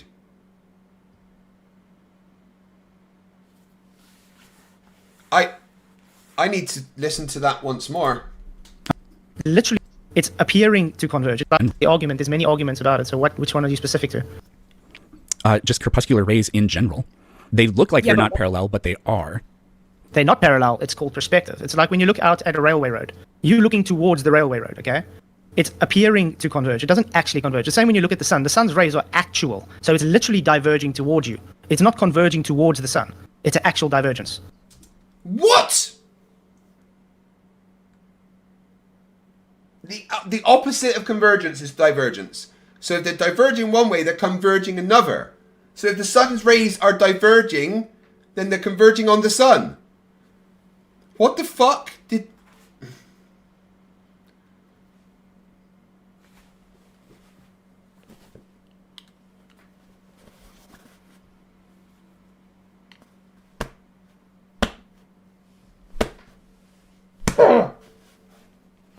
Ow, my nose.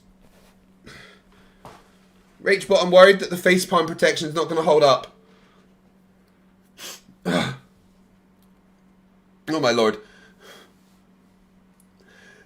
Bill Garrett, $10 says, the list of things Fluxoid hasn't observed would take all day to list.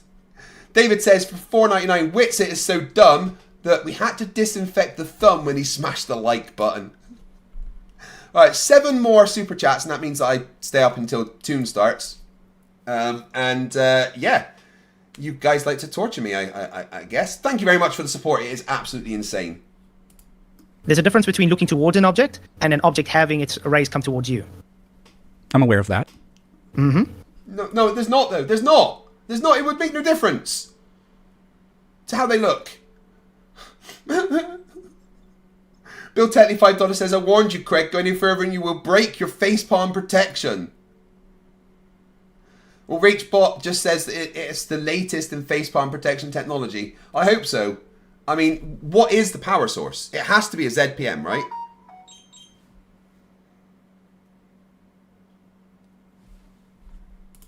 One is physically diverging, and the other one is optically converging. So your claim is that the sun's rays do, in fact, diverge significantly? Yes, it's observed. Yeah, it's observed, but you observe train tracks diverging, but they don't really. You don't observe train tracks diverging. Yes, you do. That is what they look like. That is what you observe. No. You observe them converging. That's called perspective. If you take the perspective of from the horizon toward you, then they diverge, like what corpuscular rays do. Perspective is always from the observer outwards, not from away to the observer. That's not perspective. What? No? Who said? Oh my lord.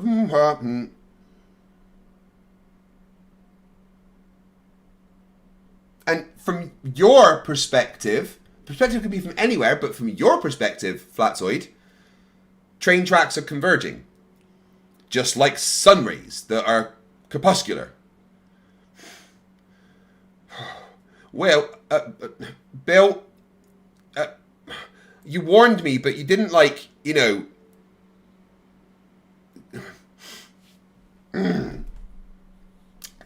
Caleb KS Dark became a member. Welcome to Scrappers, and that is one fuck you, Ashton. Thank you very much. It literally is, but it doesn't really matter. So, no, it is. You're just saying no. It's not a rebuttal. Perspective is from the observer outwards. It's never from outwards to the observer. You can make it relative to whatever you want. So this is also not an important point because diverge or converge, either way, is the same. So we do observe. Train tracks appear to converge. You agree? Yeah, but they're not an optical illusion. We observe sun rays. Yep, we observe sun rays appear to converge. Now, do you have? No, we don't. We don't appear them to converge. Yes, we do.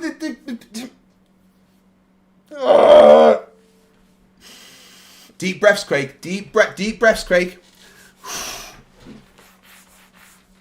Have a bong.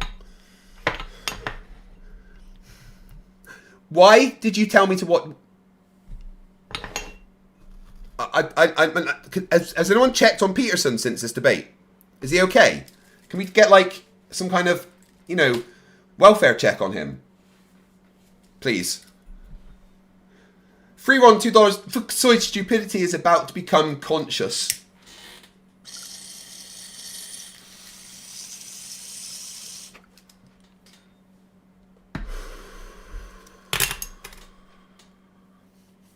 I'm scared.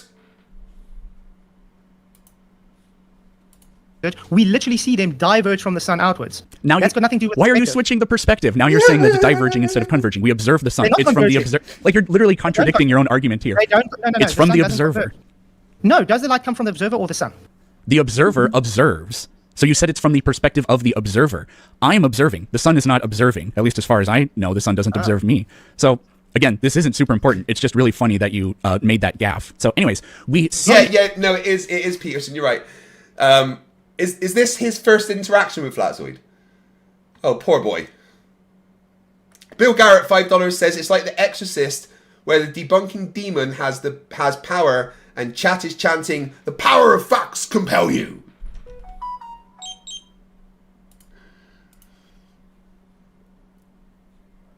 A reminder of who we're dealing with here from Icy Spin. Email Zoid.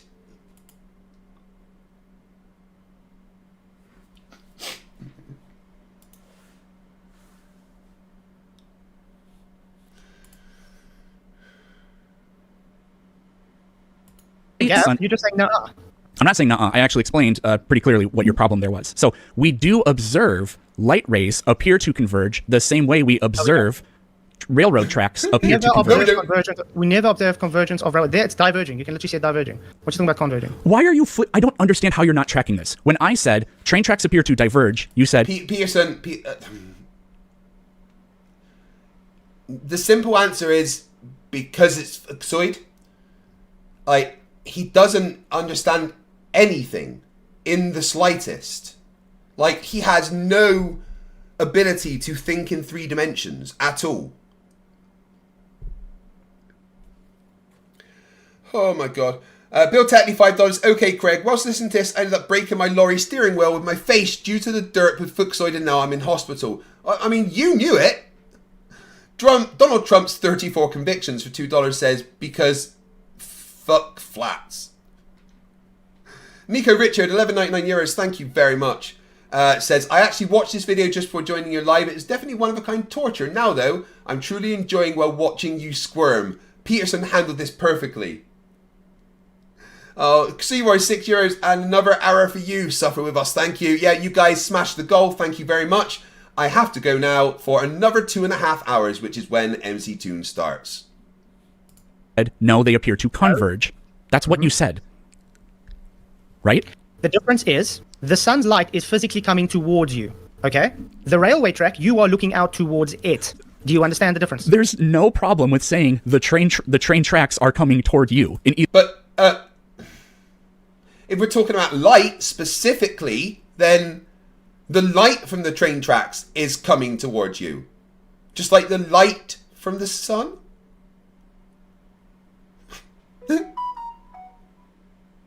Donald Trump, 34 convictions, gifted 5. Fuck you, Ashtons. Thank you very much.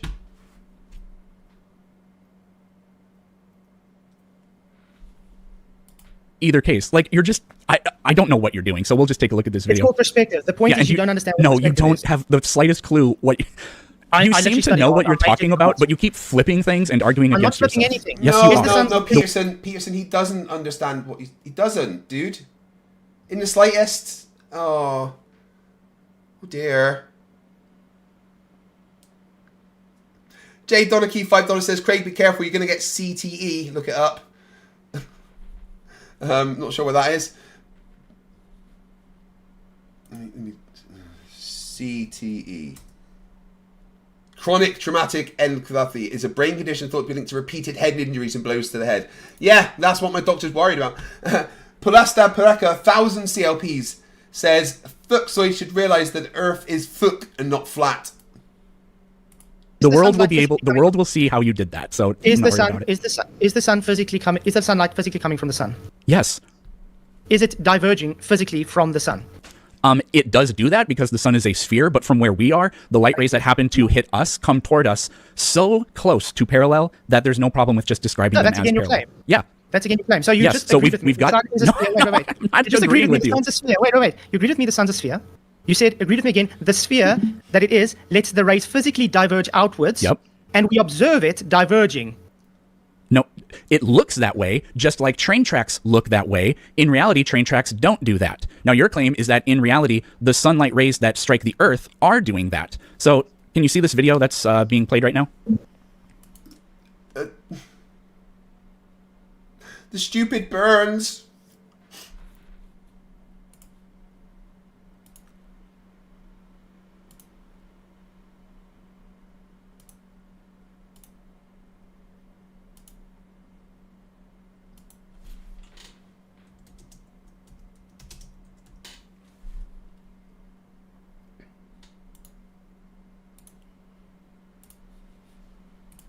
Yes. Okay, do you see those shadows? What are they doing? They are diverging because of your perspective. Do you know if you lift up, it's going to be parallel again? Oh, so they're not actually parallel. So you don't have evidence. So I here have evidence. Quickly pause it. Quickly pause it. I'm just going to let it play. So what we have here is... Yeah, you can wait your turn. Using McTune's footage, which literally shows a curved fence, is not helping you, man. That's the only reason why you see... Wait, the fence is curved? And that's... What? It the way you do. So you don't have evidence. So I here have evidence. Quickly pause it. Quickly pause it. I'm just going to let it play. So what we have here is... Yeah, you can wait your turn. Using McTune's footage, which literally shows a curved fence. The fence isn't the shadows that they're looking at. There's a...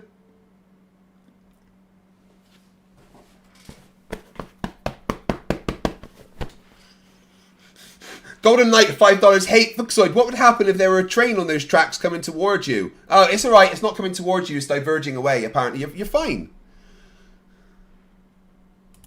It's not helping you, man. That's the only reason why you see it the way you do. So anyways, it's a curved we fence. have... Is the fence curved or not? You're gonna just have to wait your turn, Flatzoid. We have shadows that appear to diverge, converge, it doesn't matter, you can say it either way, but in reality they don't. So I've demonstrated the phenomenon matches the train track phenomenon. You don't have any observations of the light rays or any like solid evidence that I'm aware of the light rays actually being divergent, convergent, however you want to say that. Again, you used a curved wall with... This is a curved wall? This parking lot is a curved wall?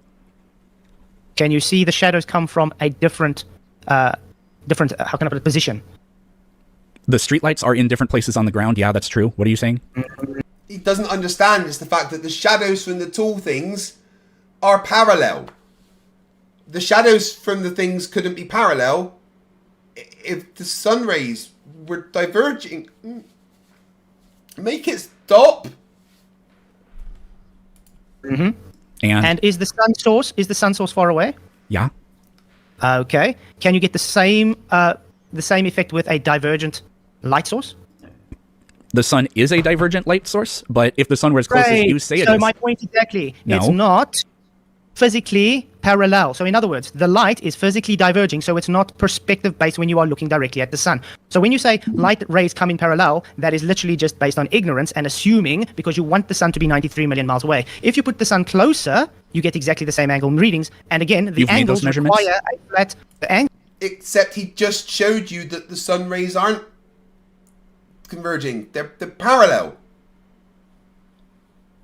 Man, we've had 39 fuck you Ashtons. And not one of them for Ashton. Require elevation angle and zenith, which means the Earth is flat. That's a claim. Could you back that claim up? You said you get the exact same angles if you assume with a flat Earth, like a flat Earth model or something like that? If you put the sun closer with divergent rays, you get exactly the same angle readings. What were the angle readings? I gave it to you on screen. No, we're talking about crepuscular rays, Flatzoid. Why are you changing the subject? No, crepuscular rays come from behind the horizon. They come... What? The rays come from the sun. I don't know what you're trying to say. So why... Crepuscular rays come from the horizon. Did he just say...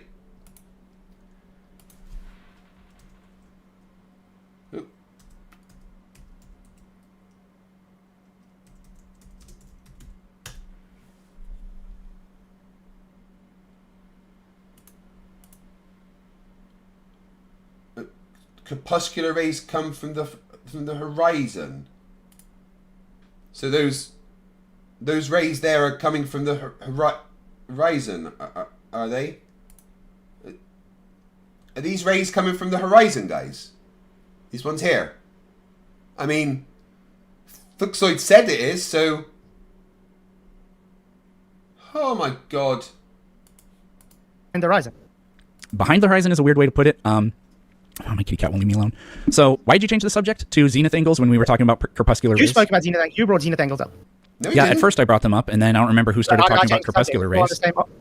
So, with respect... Yeah, so anyways, with respect to crepuscular rays, we have a demonstration that the appearance of convergence or divergence is really just a matter of... Like, all you've done is demonstrated that perspective makes it look one way, but the evidence I've shown demonstrates that actually, like, the those shadows actually are parallel. No, they're not. They're not? How do you know that? Because you can do exactly the same demonstration with a divergent sun ray. Like you said, you literally said it's diverging sun rays. You can get exactly the same. No, he said it looks like divergent. He didn't say the rays are diverging. Oh, Flatsoid can't even follow the conversation he's part of. Eddie Reese, $5. Fluxoid is about as smart as what I just scooped out of my cat's litter box. Why would you insult cat poo in that way? I think that's quite nasty. Rick, $5. Fluxoid calling someone ignorant should be a finable offence. Effect with the direct light source. Yeah, but we've been over this. With the sun being as far away as it is, and the cross-sectional area of the Earth being so microscopic with respect to... You haven't shown the sun to be 93 million miles away. Why you keep... How far away... Well, I have demonstrated that the sun can't be where you say it is, because all of the predictive models for that fail. Would you like to see them again? What is the error rate on the bottom? 95%? I showed you the math on a flat Earth. You even, when you're taking your angles for your globe, require a flat Earth. You spoke about zenith angles and elevation Literally angles. false. This is what the model is based on. This model of light, this model coming in, where we create an angle with a tangent on the curved surface, produces error rates between 0 and 1%. The model, the whole thing about the sun being here, we established the height of the sun, which means with this base, we'll now have two known angles. Well, actually, we're predicting the angle. So with the known height and a known angle and a known base, we can determine the angle. The problem is that produces errors of up to, we get close to 100%. A model, if you subscribe to the idea of truth is that which corresponds to reality, your model doesn't correspond to reality. It can't make predictions, which is why you guys say, well, actually, we don't have a model. Because you know that your model can't explain anything. You don't have a model either. So again, yes, I do. And my model makes predictions up to with only a 1% error, and your model makes predictions with a 95% error. I had no percent error. I just showed you my math. There was no percent error. You didn't show me your math. You just showed that figure. That was math, was it not? 90 minus 90? Yeah, no, but you're just randomly assigning that. You aren't actually applying it to the reality. That's not how it works. If I gave math, that's math. So now it's you not can math. You can manipulate numbers to do whatever you want, but I agree. Do you agree with that? Yeah, you can manipulate numbers to do whatever you want. That doesn't make it reality. Exactly. So when you're claiming error rates to 93 million so you're just saying that this works doesn't really establish that it is a reflection of reality. I agree. So not 93 million miles away. Look in Flatsoid's Discord there for a sec, right? This works doesn't really establish that it... Zim has just posted this picture. I'll make it full screen so you can see. Zim's just posted this picture of like parallel shadows of the clouds from space. And watch how quick Flatsoid gets rid of it. It is a reflection of reality. Watch again. See how long he leaves it up there. Do you there. agree with that? Yeah, you can manipulate numbers to do whatever you want. That doesn't make it reality. Exactly. So when you're claiming error rates to 93 million so you're just saying that this works doesn't really establish that it is a reflection of reality. Yeah, he saw that and he's like, nope, getting rid of that. Guys, if you get another 28 super chats, I'll do 50 push-ups just for the hell of it. I agree. So not 93 million miles away because you say so, because math. Planet Peterson in the chat.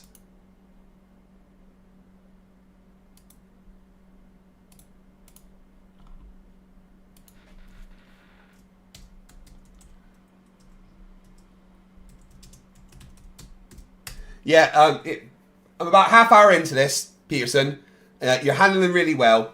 I just want to say I understand why you're so flabbergasted at his arguments. I've had about 20 debates with Flatsoid, and I'm pretty sure I'm dumber for it. So, yeah. I was asking if we could do a welfare check on you to make sure you're okay after this, because it could be damaging to the brain. But you're here, so I'm happy. You're alive, guys. You can call off the search. And if you're in the chat, subscribe to Planet Peterson, or I'm sending Daniel Pratt to your house. I agree. No, not because I say so, but yes, because of math, because the math checks out. This descriptive model right here, Flatsoid, please stop talking. This descriptive model right here produces errors of less than 1% or up to 1%. Your model produces errors up to 90%. One model has a correspondence with reality, a high correspondence with reality. One model has an abominably low correspondence with reality. Okay, again, I thought you said I had no model, so how do you put error rates on something that doesn't exist? No. It's like he can't listen to the own conversation he's part of. Planet Peterson gave you the model. The flat Earth model he's talking about is that bit at the bottom there, right? That's the bit that he's talking about. That's the flat Earth model at the bottom. Might not be necessarily the model you subscribe to because you claim there's no model. But if the Earth is flat, that is a model of it. But, oh, no, Flatso doesn't understand models, does he? No, it's your claim that you have no model. There, you Yeah, actually just- can. so in other You words, can you go are on the still working getting- assumption that the Earth is flat and do this. You never disagreed with any part of this, but then when we see that the errors are so large, you just say, "Yeah, well, we never actually said it works that way, so haha." No, I never said that. Yes, you didn't say those exact words. No. Verbatim fallacy. Congratulations. No, He doesn't understand analogies. no. The thing is, you're claiming a tangent. Okay, for a tangent, you require to have a radius. How did you get that radius value? Of the radius of the Earth. Yeah, you claim a tangent, so that means you need a curve. That means you need a radius value. I know that you are aware of the Eratosthenes experiments, and those have been replicated in the modern day. So I don't really know what you. Eratosthenes experiment uses a flat Earth, just like I just told you. It literally It's doesn't. No, it literally doesn't. It uses the distance between 2 points and figures out from that is curved. Cyan and Alexandria, the well in one of them, and the shadow from an obelisk at the other. Turns out that the Earth is a globe with radius of, what we fucking expect. So local sun with divergent rays gives exactly the same angle measurement. Again, It literally requires- doesn't, because take a look at this table here where the error rate goes up to 95%. It literally does not. Oh my word. You only have that error rate. What distance are you putting the sun on the flat Earth model, as you call it? That is established by taking the measurements. You agreed that that's how it works. If we What have a distance known are you base placing the and sun? 2 known angles, we can establish h, which is the height. Then what you do with that is you say, okay, if I was in another place, the Eratosthenes experiment doesn't actually prove that the Earth is like by itself taking that one measurement doesn't prove anything. You have to take multiple measurements. So you agreed with every part of this. 2 known angles and a known base will establish the height. Now what we do is we plug in height, known base, and a different known base angle, and a known base length, and that informs us what the angle will be. That is an Eratosthenes experiment, and you can do it with the sun. In fact, that is what I did. In fact, that actually is what is being done right here, and the errors go up to 95%. And that can also be replicated when you talk about you think about if you're at the North Pole and you look at the North Pole and it's right above you, and you move away and you take the angle measurement. And it's dropped down, every 6 to 9 miles, it drops down by 1 degree. And if you use just trigonometry to calculate the height of the sun based on that, the height of Polaris based on that, you would find out that as you moved away, Polaris actually physically changes position. So either there's multiple Polarises, Polarises, when there's multiple of the North Stars, then that's the only option that would fit flat Earth, because it changes physical position based on trigonometry. Trigonometry doesn't work on perspective. It doesn't tell you the perspective height or the angular height. Trigonometry tells you what the fucking height of that would be. Okay, I'm going to have to correct you a few things. First of all, it's non-experiment, it's not scientific. Eratosthenes used a flat Earth. It gives exactly the same measurements. If you Literally just take it false. close to I don't the know. sun, I don't know how close we're to the gonna. sun, How can you close just to sit the here and sun. say that? Now you're talking over me. When you Yeah, take because close- he's a liar. It's what he does, Peterson. He lies. Again, like a lot of flat earthers, there's a cue when Flatsoid is lying. It's his lips tend to move first, and then a lie comes out. We seem to have arguments about Polarisis or Polarisis in the chat. Because you Sun say with stupid divergent shit. rays. So you just claiming that Eratosthenes had a sphere to take a Eratosthenes. tangent reading. I don't give a shit about Eratosthenes, okay? Because you're claiming a tangent, you require a radius. How did you get that radius value? For the Earth, you take the, No, for of course the Earth. Yeah, so you take those measurements, and then what he did was the distances he was apart. You divide by the fraction that distance would be in degrees of a circle, and then that gives you what the circumference is. But again, that just assumes that it in the spirit of how science works, you go off of working assumptions. Not science. And then yes, it is. In science, we make That's not assumptions. They're science. called hypotheses, and then you test them. If you don't know that, then you don't know anything. You know the scientific No, hypothesis. no, he doesn't, Peterson. Oh God. Oh, you haven't gone through this with Flatsoid, have you? He doesn't understand science at all. He thinks that hypotheses and predictions are the same things. He thinks that you have to, the IVDV description in the hypothesis also has to be the same IVDV that would be in the experiment part. And oh no, oh God, oh Peterson. Oh, this was the first time talking to Flatsoid. Jesus, I remember that. Wait, do you know the scientific hypothesis for Eratosthenes? Do I know the scientific hypothesis for Eratosthenes? That's Yeah, your you claim it to be an question. experiment. That's your question. You claim it to be an experiment, so it needs to have a hypothesis. Look, you're just asking me to just pull off the top of my head what it would be. This is like, I've debated flat earthers and they say, oh, can you put that in a logical syllogism? It's basically become a meme at this point. I could sit here and think it through off the top of my head, but we'd just be sitting here in silence. We know. Okay, let's try it another way. Can you tell me I'd what the give up if I were scientific you method too. is? Sorry, what Oh, so Planet Peterson doesn't get to finish his sentence apparently. Steve Rebel 799 Australian dollar says, I already watched this and I'm just warning you, it gets worse. Even Soid gets confused by his own rambling. Strap in tight. It's Flerf time. Could you tell me what the scientific method is then?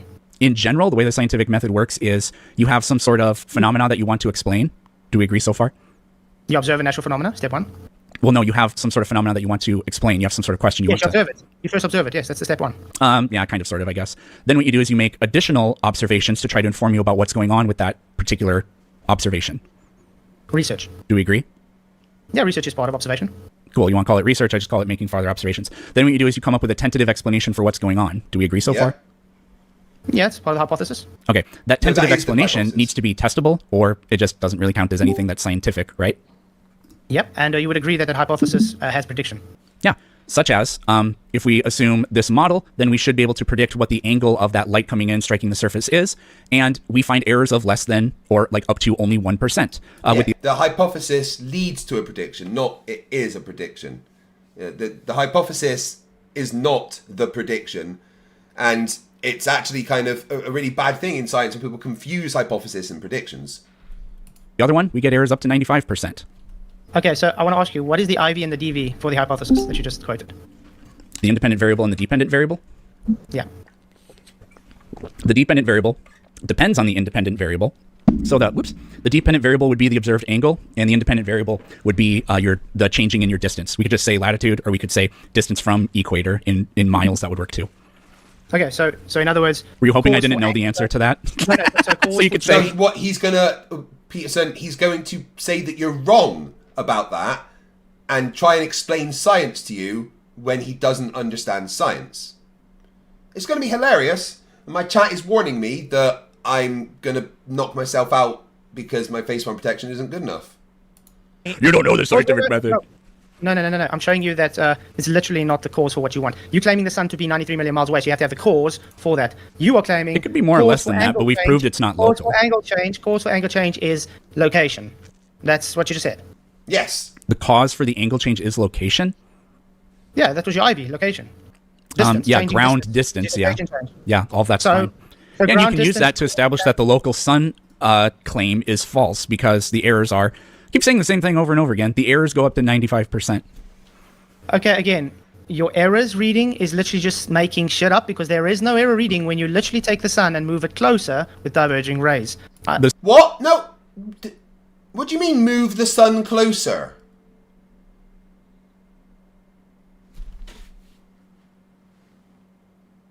You guys heard that, right? The sun Okay, again, your errors reading is literally just making shit up because there is no error reading when you literally take the sun and move it closer with diverging rays. The sun magically is closer to the Earth when you make different measurements after you make your initial measurement?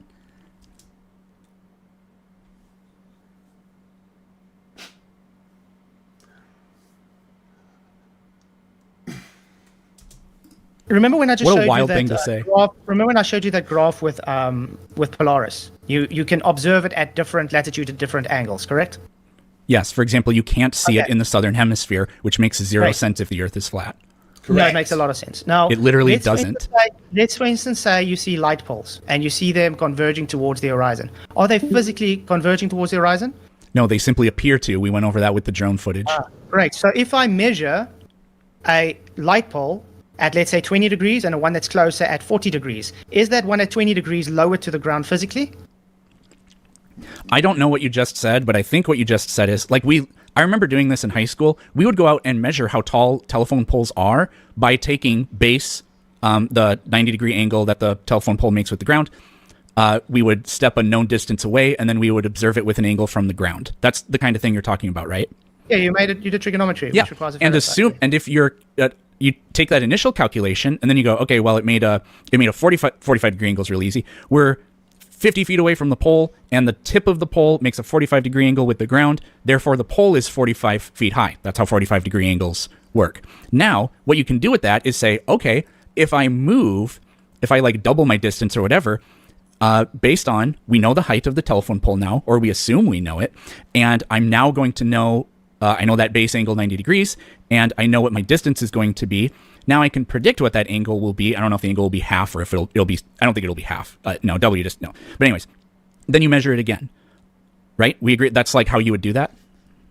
Yeah, no. Yeah, and RageBot, as always, it's an absolute pleasure to have you here. And, you know, thank you for everything you do. Please go and enjoy your time. You do that on the flat Earth, you get errors that go up to 95%. This doesn't happen when you measure telephone poles. Not until you get like miles away, because the angles are going to be microscopic. No, but that's because parallax. Remember what I was trying to explain to you with the light poles? They aren't physically a different height. They only appear to be a different height because of perspective. What does that have to do with anything? No, because are you talking about different telephone poles or the same telephone pole? So when you make Flatzoid, are you talking about different telephone poles or the same telephone pole? When I say poles, it's plural, not singular. Okay, well, this is completely stupid and inappropriate because we don't measure multiple. There's not multiple suns, is there? Or multiple Polarises, North Stars, anyway. Suns, we measure one sun. So what? Where are you going with telephone poles exist and telephone poles are different heights? This is so completely irrelevant. No, it's not. It's making my point. Completely irrelevant because we have one sun, and so the fact that telephone poles are different heights and measured at different angles, that is so completely irrelevant. Okay, we'll take one telephone pole and we'll move it. We won't even move the telephone pole. We'll even move us away from the telephone pole. Will that that's easier to do, change? Will that measured angle change? Yeah, just like this thing I'm showing you here, if we pretend instead of the sun it's a telephone pole, the angle will change, and we can calculate ahead of time what the angle will be because the height of the telephone pole doesn't change. Those experiments yield consistent. Peterson, was this your first time talking to him, yeah?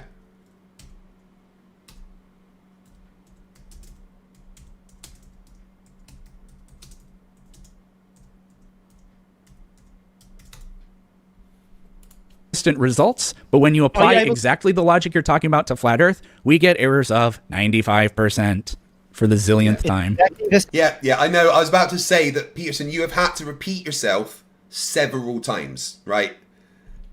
And, you know, I understand it can get tedious to do and to listen to, but that's how you have to do it with Flatzoid, because he's so stupid that basic concepts are beyond him. You have to break them down so many times to try and get through that thick head of his. Same thing. They're not physically dropping in.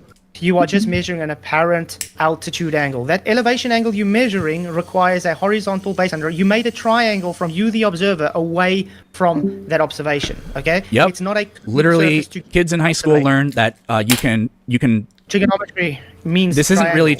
Flatzoid didn't get past high school, and oh my god, trigonometry. But Katoa is not trigonometry. This right here, I never heard of tangent intersections with curved surfaces until I took Calc 1 in college. So you could maybe call, like, the fact that this makes an angle, you can call that trigonometry, but it's just there are principles of trigonometry embedded within other fields of science. So, like, you can call this trigonometry, and I don't really care. But I'm not saying your talking point that you can only assume the Earth is a sphere if you assume that the Earth is flat, or you can only make measurements if you assume that it's flat, is just literally false. But I don't really care because, and we've been over this so many times that we have to change the subject. You can make measurements assuming the Earth is flat, and those measurements don't correspond to reality. Your excuse is just to say herder, but things can happen. It's like, okay. Is the sun an actual position or the apparent position? An actual position. The sun at an actual position, so there's it no exists refraction. In space. It is in a place. Yeah. Yeah. No, space doesn't exist, man. Oh, is this the start of the thermodynamics bit? Look at the look on Peterson's face. What do you mean, space doesn't exist? Space can refer to just three-dimensional space, so whether or not we mean outer space, or whether or not we mean above the surface of the Earth, inside of a dome, it's the same thing. The sun exists in a place. Do you not agree that the sun exists in a discrete location? Yeah, which has an apparent position, which is always observable. Okay, and? And that means the sun is moving across a plane to give its measurements. Yeah, Those that apparent working assumption positions gives you are errors apparent- of 95%. No, The it other doesn't. one The does apparent not. position- Yes, it literally the does apparent- because these are the actual predicted angles. And these are the predicted angles. These are the actual angles. Does the sun stay at exactly the same altitude of observation throughout the day? So that's completely... Does the sun say... What? This is... Are the actual predicted angles. And these are the predicted angles. These are the actual angles. Does the sun stay at exactly the same altitude of observation throughout the day? So that's completely... Does the sun stay at the same altitude of observation?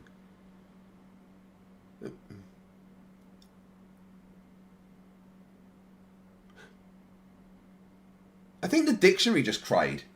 Does the sun... Does the Say sun that again. stay at exactly the same altitude when you observe it? Or does it look to converge into the horizon? You're conflating two completely different things. No. Yes, you are are. trying to throw Do the away- train tracks actually get closer together, or do they appear to get closer together? They do appear to get closer together, but you don't get to you don't get to say therefore they actually are getting closer together. And the sun, when you are in different places on the surface of the Earth, is at different angles. But so what? We've established that when you try to do working assumptions, what the heck? So let me put it this way. Let's say you go to a location and you measure the sun at 50 degrees. Now you wait to go to another location, you measure the sun again at 50 degrees, and wait again, go to another location, again at 50 degrees. Does that mean the sun stayed the same height above the surface, or did it change height according to someone who... But it wouldn't be 50 degrees when you changed your location, Flats. The degrees would change, but the sun's altitude wouldn't. Observed it the first time at 50 degrees. That was pretty confusing, not going to lie.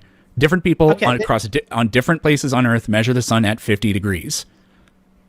So did the sun go up and down, or does it appear to, like, throughout different times of the year, for what I would say is because Earth's tilt gives us different perspectives. You would say because the sun is just in the circle the sun makes above the Earth changes for reasons that nobody's ever even tried to explain.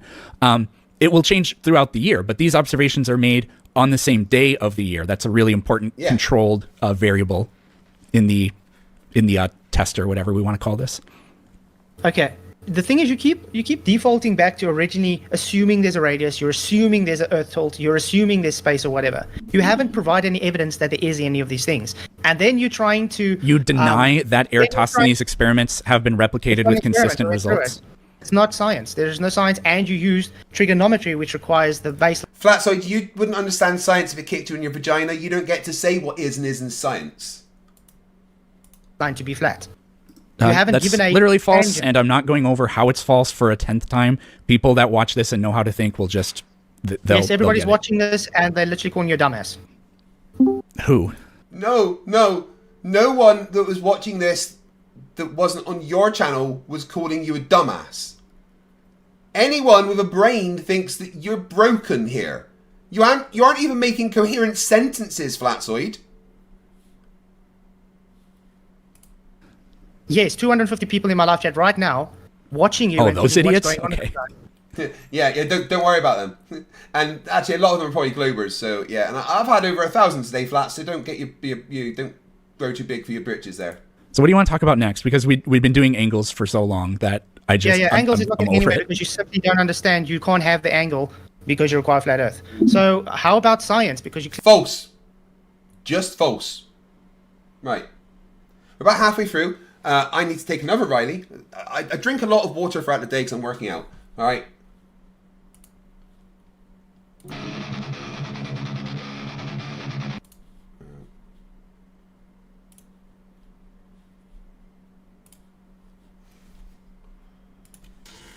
So I'm going to...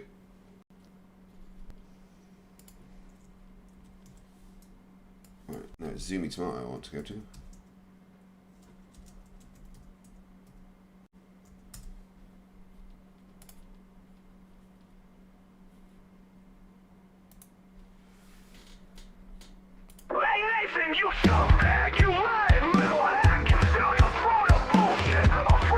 Alright, back in 2 minutes.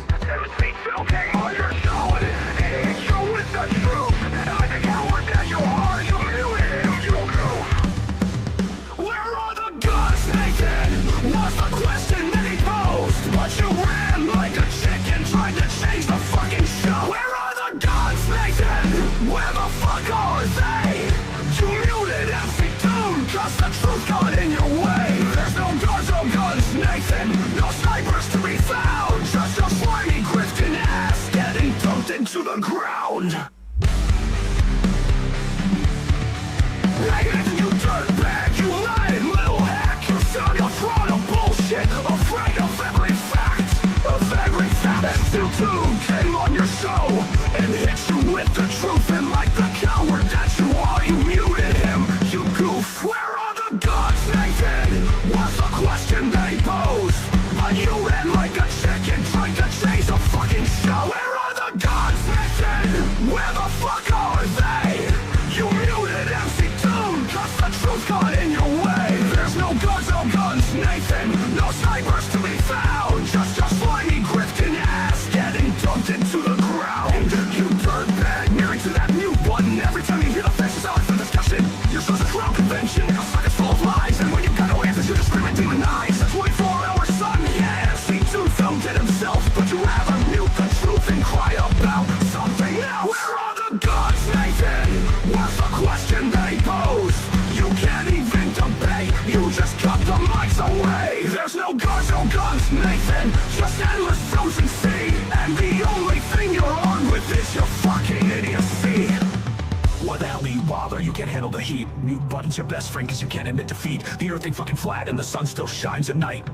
So you just give me nonsense and get out of my sight.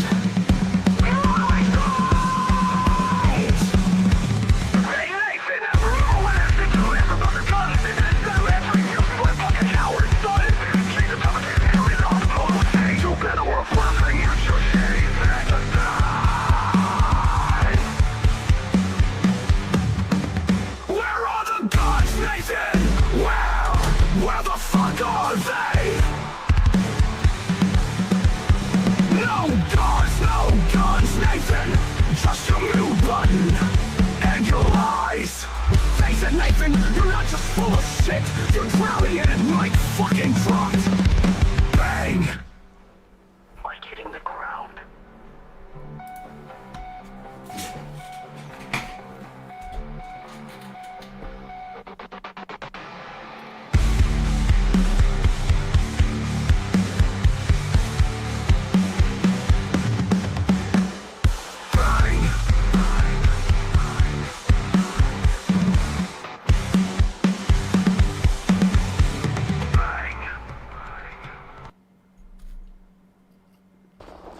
That was beautiful. I talked to you about Antarctica. You deflected to measurements. You are a scum liar. Every single one of your dumb followers needs to look at their lives and realize Nathan Oakley is a liar. Since 2016, he's been saying if you go to Antarctica, Last week you will on Tim- be faced with gunpoint and turned away. Where's the guns, Nathan? Where's the guns? I don't see any guns, Nathan! You lied! Where are the guns, Nathan? Hey?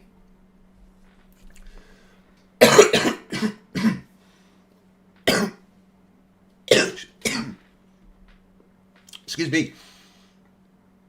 Matthew Thinson Desi for $5 Australian. Excuse me, I'm sorry. Listening to Flatsoid is reassuring. I'm not the dumbest person alive. I use this self-affirmation before sleep. He is a chinless Vincendeza. Okay, thank you very much, buddy. Appreciate it. Clearly don't. You got some sort of unscience, but you don't understand that science requires an actual manipulation of the IV, which you clearly don't understand how that works. Go ahead and explain it. So, have you got any science for your globe? Yeah, we've been spending the past like 45 minutes going over it. No, Aristophanes is not science. Nuh-uh isn't a rebuttal. So I have done that. What's your point? Location is not cause of sun. Location. It didn't say that location is the cause of the sun. Location is the cause of the angle change. That was the thing that he said was the DV. You're lying, Flatzoid. Bearing false witness. Location is not cause of sun. It's not cause of your Earth being a sphere. What was the independent variable again? Remind us. Location, distance. Yeah, and that's what we're changing. So we actually have manipulated the independent variable. Yeah, we're not trying to manipulate the sun. Nobody ever claimed that you manipulate the sun in these experiments. No. Your whole argument is, I know it's a sphere because angles change because I changed my distance. The working assumption, the hypothesis of the spherical model yields a results consistent with a truth is that which corresponds to reality type of worldview. Errors of less than 1%, or around at a maximum of around 1%. It's a circular talking again. That's how it goes with Flatzoid. That is the justification. And were those, how can I put it? Were those assumptions based on already having a radius value and a sun at 93 million miles away? If it were false, then the observations would give inconsistent, erroneous results, like yours does. If I assume every time I scratch my butt it rains and it never happens, then I have a false model. You do have a false model. No, because my model gives errors of less than 1%. Again, your radius value. Okay, how did you get your radius value? It doesn't matter how we got the radius value. That is irrelevant for whether the model is correct or not. Having a model doesn't require us to know where the data came from. A model is a predictive tool. And if we can make predictions with the model, then it does its job. For the size of the Earth? That's what your radius value is. You measure those angles in different places, and then you take the distance that they are, or the angle it creates, and divide that angle by the number of times that angle goes into 360 degrees, and that informs you about the circumference. Now, that's just your initial data point. You need to replicate that in other places, and if that data, because that data is going to predict what the angles you're going to see in other places are as well. And we've seen that's not the exact same type of test that the stuff I've been sharing with you is, but it does the exact same kind of predictive thing, and it yields those exact same kind of results. Kids literally around the world in high school repeat Eratosthenes experiments, and they work with kids that live in other places, like in the country, like a pen pal type of thing, and they come together and they say, hey, we got this measurement, so you guys should get this measurement. Oh, we did. If you're going to deny that Eratosthenes experiments have been replicated, then, we just can't talk about this topic because you're just not eyeing the explanation. No, I'm not. I'm telling you, it's not scientific. It doesn't It's literally scientific. It's a test. No, there's no science involved. Shape is not scientific. Science can be done on anything, Flatzoid. You can absolutely do science on shapes if you have a hypothesis that is testable about a shape. You can do whatever you want, science on absolutely anything, as long as it is testable. You're affirming the consequent based on angle changes because of location. And you're thinking it's physically happening because you are assuming the sun is 93 million miles away to give it parallel sun rays. If it wasn't, then the predictions would fall apart, but they don't fall apart. No, it doesn't. You get exactly the same. Your predictions fall apart. You get exactly the same readings, exactly the same, with a local divergent sun ray. You literally don't, because the errors go up to 95%. He's literally showing you the maths that you are wrong, Flatzoid. Fuxoid. Jesus, man. Doing this. You can literally do the demonstration yourself if you want to. Take a piece of paper, take a light source, and do some matchsticks on. Take the sun far away, make sure it's parallel. You'll get the same. Put it closer with the divergence, you'll get the same angle measurements. All of them, the only thing they have in common is they both used a flat baseline. You literally needed a flat Earth to make this measurement. Having a baseline that is, not curving doesn't make the surface of the Earth not curving. On the other hand, are trying to affirm the constant by saying, I got a tangent to do this, and then you have to go further and affirm it even more by saying, this means radius. You can't just say, I got a tangent if you haven't got a radius yet. You first need a radius proven to make a claim of a tangent. Everything you're doing is already begging the question, then affirming the consequent. That's it. There is no science there. Establish, so affirming the consequent is if P then Q, Q therefore P. So establish P and Q and tell me exactly when I said if, or where I said Q therefore P. Okay. If I move away, I see angle change, therefore globe.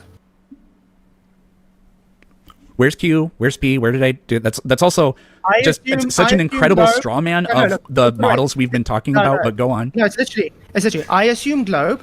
So when I move location, the angles change, therefore globe. That's literally your fallacy.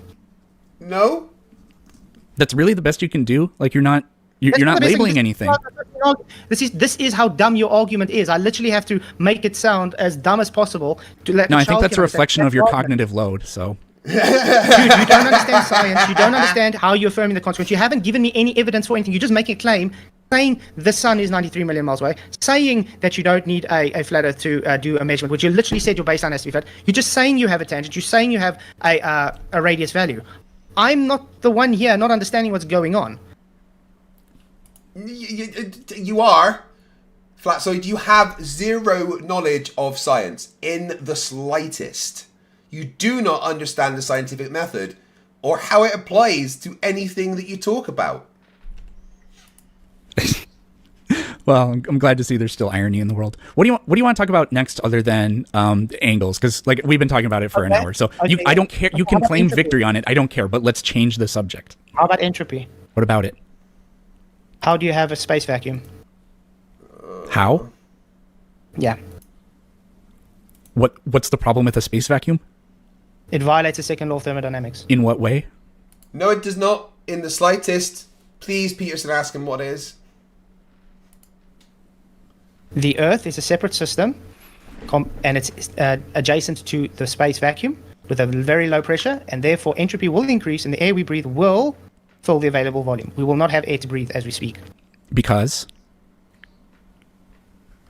Because of entropy. Entropy That's not an explanation. You're just saying you're just slapping a word label on there. Always high pressure to explain low why pressure. the atmosphere high pressure to low pressure. Mm-hmm. So gas pressure requires a container. Yes. Do you know what a false dichotomy is? Yes. Are you aware that you're making one? No, he's not. Is this your argument for the Earth being flat? No, you just asked you want to go on something else. I'm talking fine. Yeah, is this your argument for the Earth being flat? I just asked you how did a false dichotomy. You haven't answered me.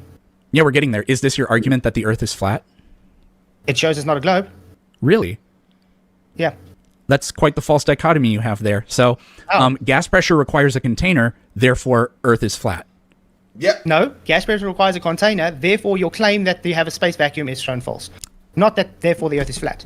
Thanks for trying to maybe there is no space vacuum. Maybe there's not a dome over the Earth, but maybe the Earth is a sphere and there's something completely encapsulating it.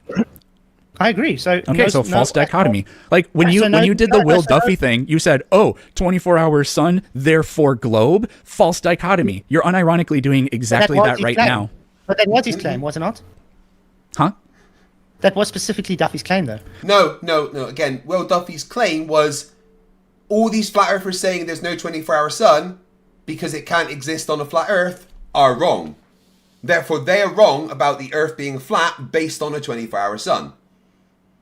Some flat earthers don't care about it, but the ones that based it on a 24-hour sun, some like Jaren, were wrong. The point of that, I don't want to get into the final experiment. Literally, no. The point of that was you guys said for years that the 24-hour sun is incompatible with flat Earth. Then what you did was you said, oh, no, I just changed my mind and said, look, I don't think there's going to be a 24-hour sun, but if they see one, then that's just how it works on a flat Earth. So anyways, yeah. What about the vacuum? So the problem with the vacuum is you can't have a high pressure and a low pressure system next to each other? Flatsoid just agreed that's what he did. Yeah. Yeah, it's got to be on a flat Earth. It's got to work.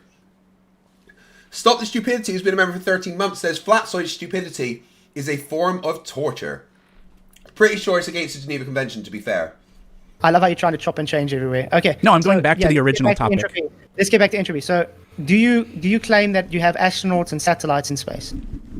Yeah, we know that. There's like literally video footage of it. You can look up where the International Space Station is going to be ahead of time and look through it through a telescope, or a P1000 could probably zoom it in too. So anyways, your claim is that you can't have high pressure and low pressure systems next to each other? That's what the second law of entropy says. That's a law of nature. Is the air thinner above us? Same system.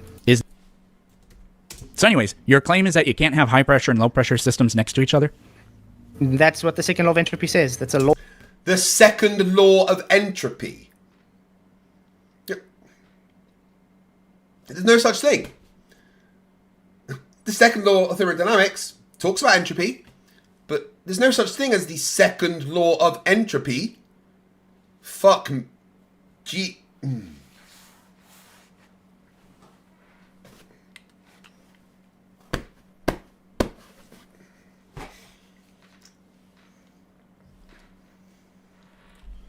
Law of nature. Is the air thinner above us? Same system. Is the air thinner above us? In the same system, yes. Is the air thinner above us?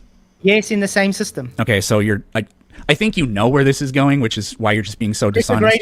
If I have a soda can sitting here on my table, is that part of the atmospheric system as well? No, it's a separate system. When I open it, do they become part of the same system? It comes open, yes. What happens to the gas? Escapes into the surrounding system. So it rushes to where the pressure is lower? Yeah, because you've opened it to the surrounding system. Yeah, great. Is the air at lower pressure above us? It's a separate system. Flatzoid, is the air at lower pressure above us? Wait. I literally didn't. Is the air at lower pressure above us? Is the can when it's closed a separate system to Earth? That's the point. The point becomes relevant when it gets opened. Is the tin can? Flatzoid, this has nothing to do with the point I'm making. It only becomes relevant. So don't say nothing.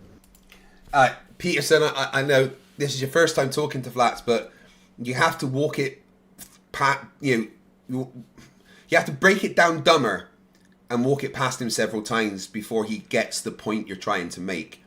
You're making the assumption here that you're talking to a person with a modicum of intelligence, but you're not. You're talking a Flatzoid, and I get it. I was you once when I talked to Flatzoid. Annalise Knapp 699 Canadian says, as a Canadian, we are the reason the Geneva Convention exists, so bring on the Flatzoid torture. It only becomes relevant when the can is opened. No, it isn't. It's relevant when it's closed too, because entropy is not increasing. Why? Because the system is closed. As soon as you open the system, what happens? High pressure seeks equilibrium, goes to low pressure. This is what's supposed to happen with the Earth, because Earth is a separate system to space. And because it's open... Flatzoid, could you tell me when the Earth system ends? At what point it stops being Earth and starts being... space,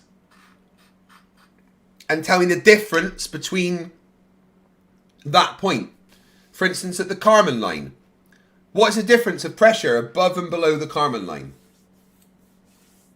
Alright? Because the Kármán line would describe space, correct? So technically, according to you, a different system. So why is the air underneath the Kármán line, or the very diffuse atmosphere underneath the Kármán line, not rushing up to above the Kármán line where it's even lower?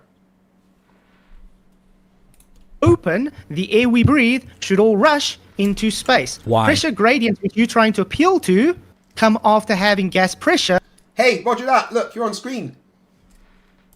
Which comes after having containment. So can you build a closed system, like a cylinder or something, like a gas cylinder? You know what I'm talking about, right? Mm-hmm. Can you build one where the pressure on top is thousands of times lower than the pressure on bottom, and it's filled with only gases? Yes, you can demonstrate having a pressure gradient in a container. Explain. You can literally put a container big enough inside an ice bucket if you want to, and heat up the other side, and you'll have two different pressure readings in the same container. Instantaneously, you can have differences in pressure, but what does the system constantly try to do? Equalize in pressure, right? But remember, we on Earth live in a dynamic system. Why does the air... So, let's cut to the chase. The air above us, even... So, like, in your worldview, space is fake, but you agree that... Like, how high do you think air balloons go? Or weather balloons go? As high as they can go until they either explode or as far as the air around it can support it. So, like, you don't have a number for, like... You don't have, like, a rough number?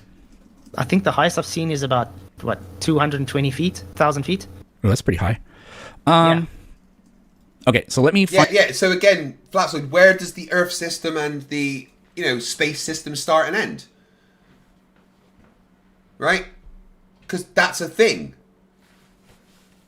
Or is the second law of entropy just a completely different thing that you've made up? Magical Cat Girl says the carbon line must be the container. Abso-fucking-lutely. Find out some information real quick.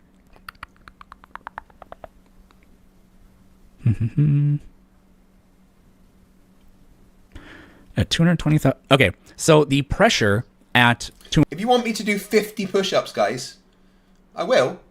I'll do it on stream in one set. But you have to get me another 25 super chats. Because that'll hurt. 220,000 feet. What this is telling me is it's 0.0002% that at sea level. Mm-hmm. Do you think that that's probably pretty accurate? Yep. Okay, so if pressure can't exist next to a vacuum, how 120,000? Okay, so let me find out some information real quick. In feet. What this is 220,000. Okay, so the pressure at 220,000 feet. What this is telling me is it's 0.0002% that at sea level. Mm-hmm. Do you think that that's probably pretty accurate?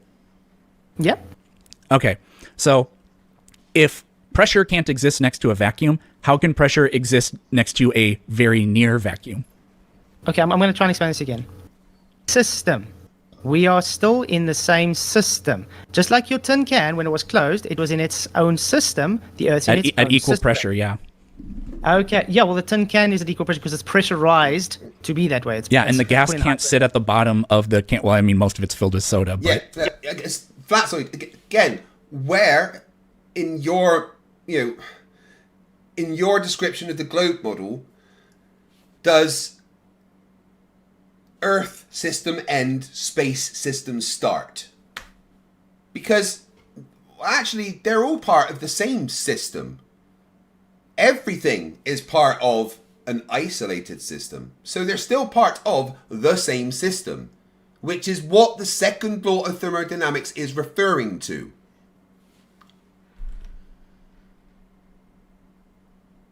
Well, yes, Samantha Jane, that would be good, but flat earthers don't understand rules. Icy spin, shh. Yeah, gas moves in all directions constantly, I agree. But yeah, as soon nature as you abhors a open vacuum. as soon as you open the system, the high pressure would go to low pressure. Now, why does the atmosphere not do that? Because it's in an enclosed dynamic system. That's irrelevant because no matter if it's closed or open, you can't have a near even if the system is closed, you can't have a near vacuum next to a relatively high pressure system. It's in the same system. A pressure gradient. So Flatsoid thinks that the second law of thermodynamics doesn't apply within the same system, right? But it does apply as soon as the systems are separate, for some reason. That's as soon as the systems are open to each other, for some reason. Oh no, he doesn't think. Oh, what am I talking about? Darkstar 4400, $5 to quote Saris from Galaxy Quest. Explain it to him as you would a child. Gradient is in the same system. You haven't shown that it is separate to space vacuum, therefore we can have gas pressure to begin with. You're trying to now push it onto me to say, but the we have explanation pressure for why gradient. Earth's atmosphere. Okay, let's just think about it this way. Let's say that the dome is 1 billion miles tall. Okay. Okay. If you were to go to the edge of that dome, 1 billion miles away, 10 billion, whatever, 1 billion miles away. If you were to go to the edge of that dome, what do you think the pressure would be? Much less I than think the it would be ground. indistinguishable from a vacuum. What do you think it would be? Yeah, because it's the same system. Okay, so how is it magically that you can have in a closed, what you're calling a closed system? I don't know why you would call the Earth a different system than space, because you could just say the universe is a system. Whatever. We don't have to be pedantic about that. It is. The universe is an isolated system, Piers, and that's the entire point of the second law of thermodynamics, is that it refers to the entire universe because it talks about the fact that entropy will always tend to increase within an isolated system when energy is input to that system. The energy, it will cause the, so the only isolated system is the universe. And so Flatsoid thinks that because the second law of thermodynamics states that entropy within an isolated system will always, tend to increase, that it has to be the same for any other systems. But he's a fucking moron, so... Pistina the First, $4.99. Thank you very much. I'm so glad that you two and Planet Peterson finally found each other. He's new but awesome. Please collab. I want to get him on for a stream. Definitely. In fact, I think there needs to be some kind of debunker super stream. Me, Toon, Drunk Debunk Show, Planet Peterson. Who else is doing it at the moment? Get Bob the Science Guy on. Bit of Conspiracy Cats. Maybe Simon Dan. That sounds good, right? And Max, of course. What is it that magically allows pressure gradients to go from high to near vacuum in a container? But the moment well, actually, here, let me ask you a different question. Let's say there's a dome, and the edge of the dome is 1 billion miles away, and we agree that 1 billion miles at the edge of that dome, it's a near vacuum. We agree? Yeah. On the other side of that dome, let's just say that it is like a true vacuum, right? Go on. Well, you're with me so far? Yeah. I'm with you. Okay. Those pressures, though, are very nearly indistinguishable on either side of the barrier, right? Mm-hmm. So if we were to cut a hole in that barrier, what would happen? The air...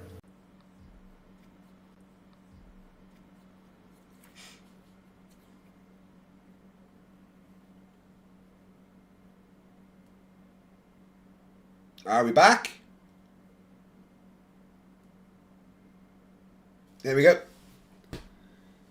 Forced Starlink update. Sorry about that. I literally have no control over that. Pistina the First for $1.99 says yes. OMG. All right, I'll get to work on that. Mr. Mike Riley, $5. Witsit is so dumb. He is 52 cards short of a deck. Well, I think it would take an extraordinarily long time because... Right, yeah, so... Let's say that there's a dome, right? And at the edge of the dome, the pressure is 10 to the negative 17 torr, right? But also, outside of that dome, the pressure is 10 to the negative 17 torr. Even though it's a different system, like Flatsoid says. Why, when you cut a hole in that dome, will the air all of a sudden rush up to where it's lower now, when it wasn't doing it before?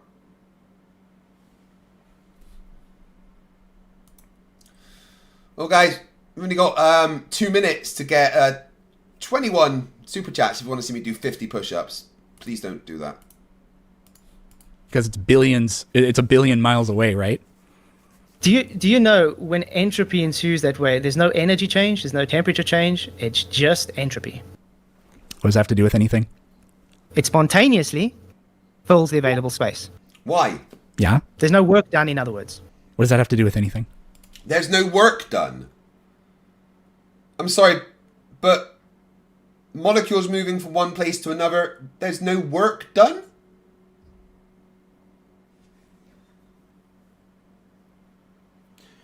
Kinetic energy, as it's moving. Energy requires work. Energy is a measure of work done.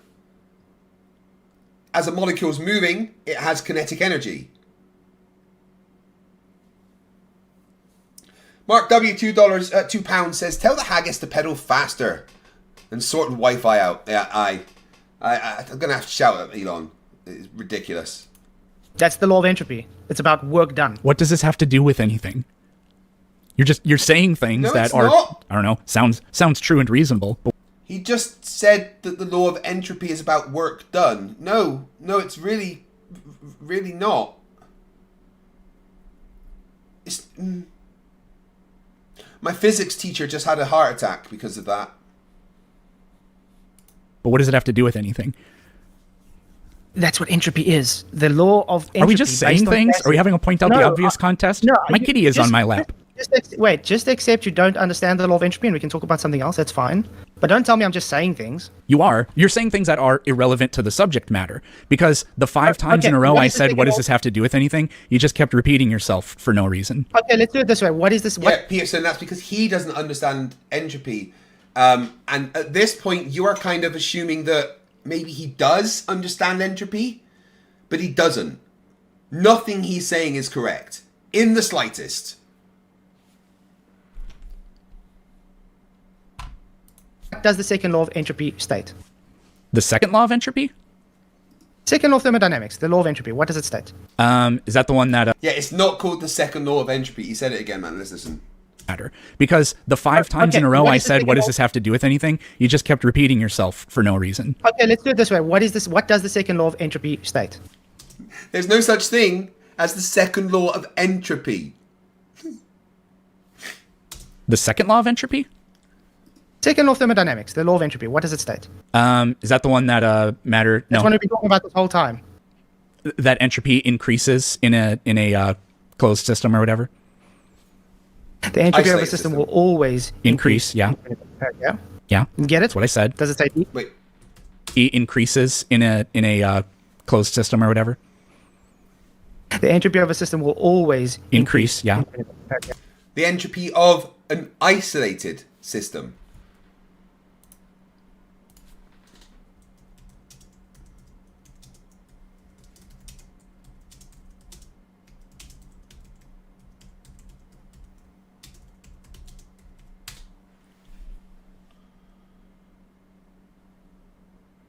Yeah. Isolated systems. So let's bring this over quickly so you can see this. As oh, did I know that I'm not showing that?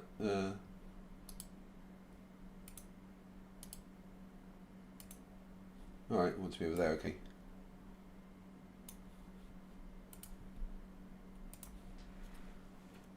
As all definitions of entropy are equivalent, this formulation makes clear that the statement of the second law is about isolated systems, as defined above. Following the second law of thermodynamics, entropy of an isolated system always increases.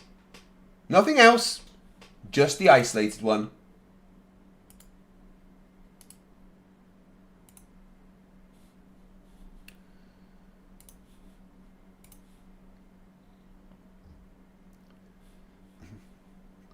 Luke Sniper says, only one tab, Craig. This isn't high IQ research. Well, actually, I have multiple groups of tabs open. Like, I open different browser windows, so I find it easier. Yeah. Yeah. Get it? That's what I said. Does it say decrease or increase? Increase.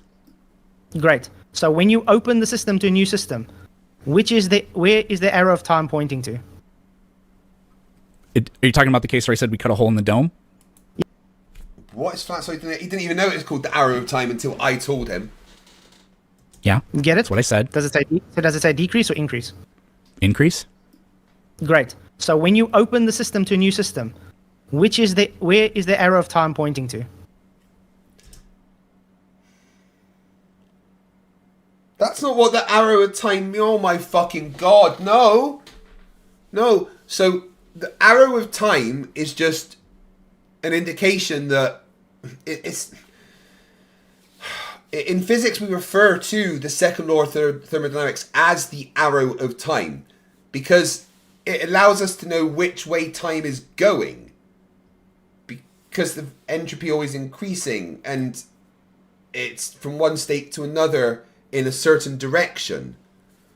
The arrow of time doesn't change the way it's pointing. Like, if you open a gas canister to another, the arrow of time isn't the gas coming out of the... Oh my fucking god. Why didn't you guys warn me? Oh, you did, didn't you? Are you talking about the case where I said we cut a hole in the dome? Yeah. Out of the dome. What I said was how long would that take? And you've just been sitting here saying what depends entropy on the size is. of the hole. I said it depends on the size of the hole. That's true. Okay, but you must remember, even though you do have pressure at the top of that billion... Hold on. billion Can mile dome, whatever. I'm actually... I do have to cut you off here because I never really got to finish my point. Is it okay with you? Yeah, go ahead, sorry. Okay, when I cut that hole in the dome, why... How did he do that? But how did Planet Peterson interrupt Flatzoid and get to continue talking? What kind of wizardry is this?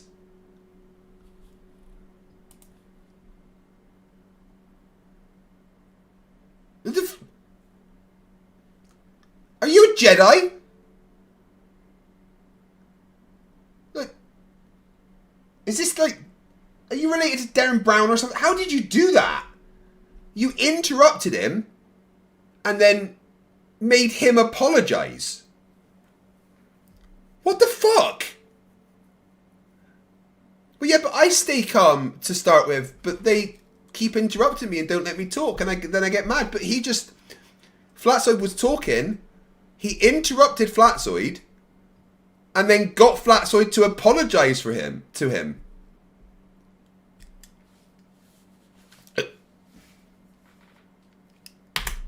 Some kind of fucking magic going on here. Why is it that the air on the ground is now eventually going to go up and out of that hole when before, when the pressure at that barrier was virtually indistinguishable from a vacuum, that air on the ground was not trying to rush up? Because gases will always try to equalize... Yeah, I'm not lying. I'm taking fucking notes from this guy, right? ...and pressure, except magically in a dome they don't? So what's the explanation for that? Is it just that... Yeah, you know what? I need to watch it again. Air on the ground is now... You have pressure at the top of that billion... Hold on. Can dome, whatever. I'm actually... I do have to cut you off here because I never really got to finish my point. Is it okay with you? Yeah, go ahead, sorry. Okay, when... See? He interrupted him, got him to shut up, and then Flatzoid apologized.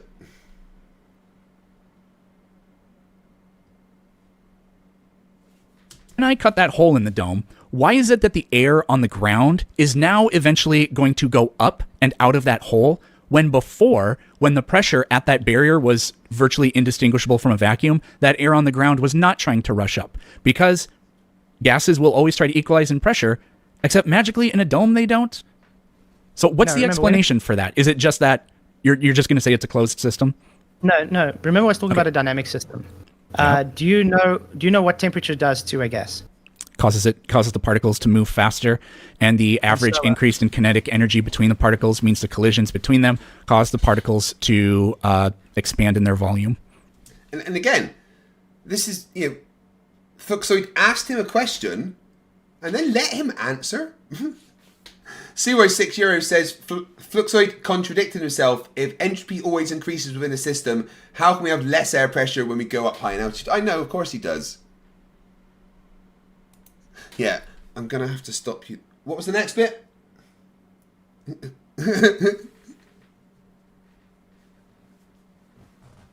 Yeah, Mr. Slam, Peterson is asserting his dominance over there, absolutely.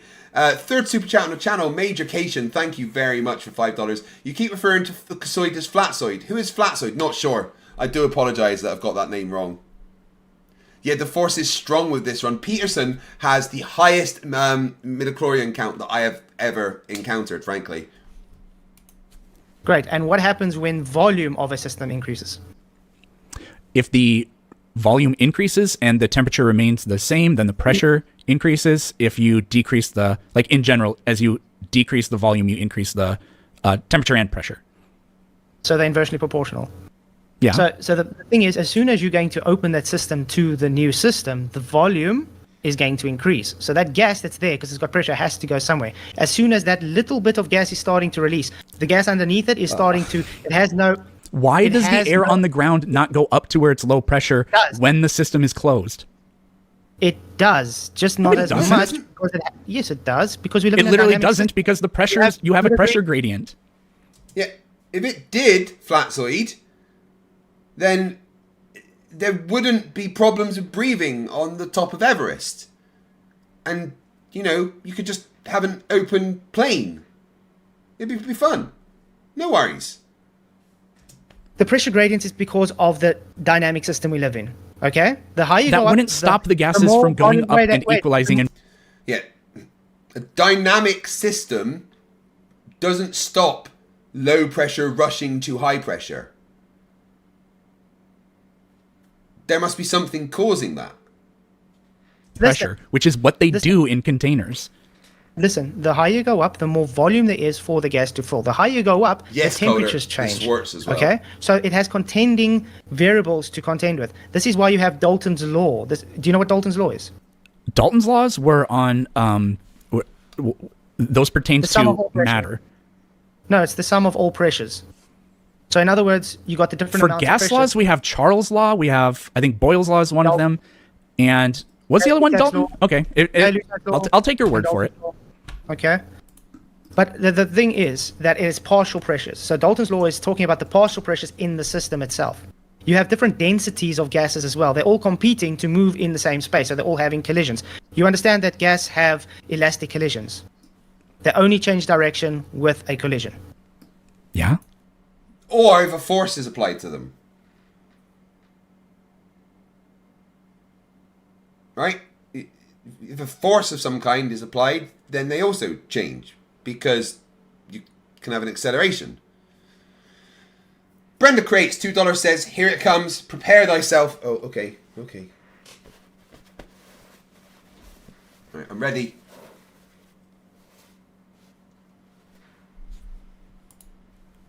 So if a gas is going up, if it hasn't hit anything, it's just going to carry on traveling up until it finally hits something. So if you've opened that container on the top, there is going to be no... I mean, that's untrue. Once the gas runs out of kinetic energy, what's going to stop that? We know that there's an acceleration on Earth, whether you agree with gravity or not. So once it runs out of energy, it's going to react to whatever forces are there. It doesn't just have infinite energy to just go forever for no reason. Nothing to push it back down. It has to just go up, and that's why everything on the ground will eventually just go up and dissipate into the sky. Wait. Space. Okay, so your claim. Wow, this is wild. But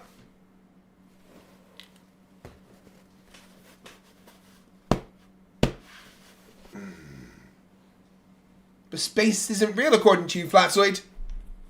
Slivery, where is your tomato? First one to spot it gets a high five because it is on camera.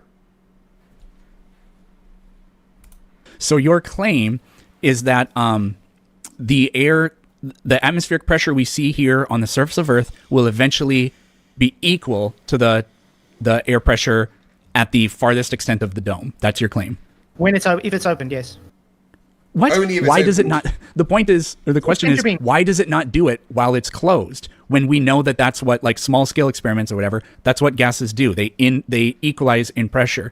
Yeah, you can take a big container and heat, or like you can cool the bottom of it, and that will like condense the gases. But that system will become dynamic, and the gases will move around. Snapshot view, yeah, there are minute differences in the temperature, but the system is always trying to equalize that pressure. We don't have that on Earth. The air on the ground should be flying up into the sky all the time at great velocities because the pressure differences are extreme. 0.00002%, 200,000 feet above us or whatever. And where's the conglomeration of gases? What does that mean? Where is the most concentrated area of gases? Did he say where is near the surface of the Earth? The conglomeration So where do of these gases? Did he say where is the conglomeration of gases? Is that what he just said? Fuck's sake, man. Sorry, I'm just setting up the redirect to make sure you go over to tunes afterwards. Does usually come from? Let's say you drive a car. What comes out the exhaust?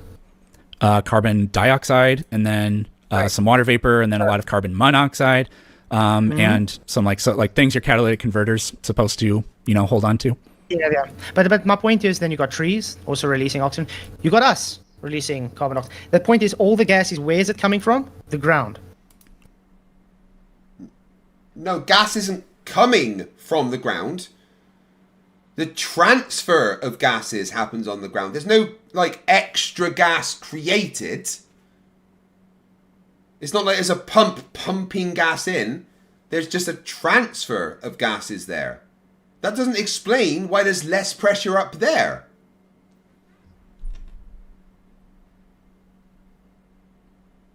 Yeah, Illusion spotted it. You get a high five.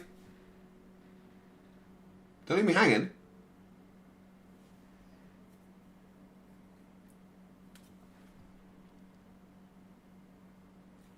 Pristina the First, $9.99. Thank you very much. A super stream with the best Globers, most popular Flerfs. Open discussion, Q&A, etc. Agree to only dress what you have evidence for, plus no rage quits, split proceeds, boom, stream of the decade. I'll talk to James. It's Gases going up. are coming from the ground? The conglomerate of gases, yes. This is Are where you telling me that the gases soil makes gas, or what are you saying? No, the ground area. Cars driving, us breathing, trees, mountains, all that. That's where the gas is produced. That's a recycling of gases that are already existing at... Yeah, how do you think, like... what makes the gas that comes out the car? It's a leftover combustion of another thing. So it's recycling something else. When I breathe in and then I breathe out, I'm not making extra gas. I'm not increasing the pressure in this room. I want to break something. Ground level. Why do the gases not fly up to where it's lower in pressure? They do actually. Even based on your model, the Earth loses hydrogen and nitrogen quite a few tons. The rate at which it should be happening, based on the partial pressures thing, would be extraordinary, and that's not what we see. Yeah, because it's a closed system. If it was open, that's not. It will just spontaneously fill the available space. Look, so he thinks that like the difference between an open and a closed system is like magical. Right.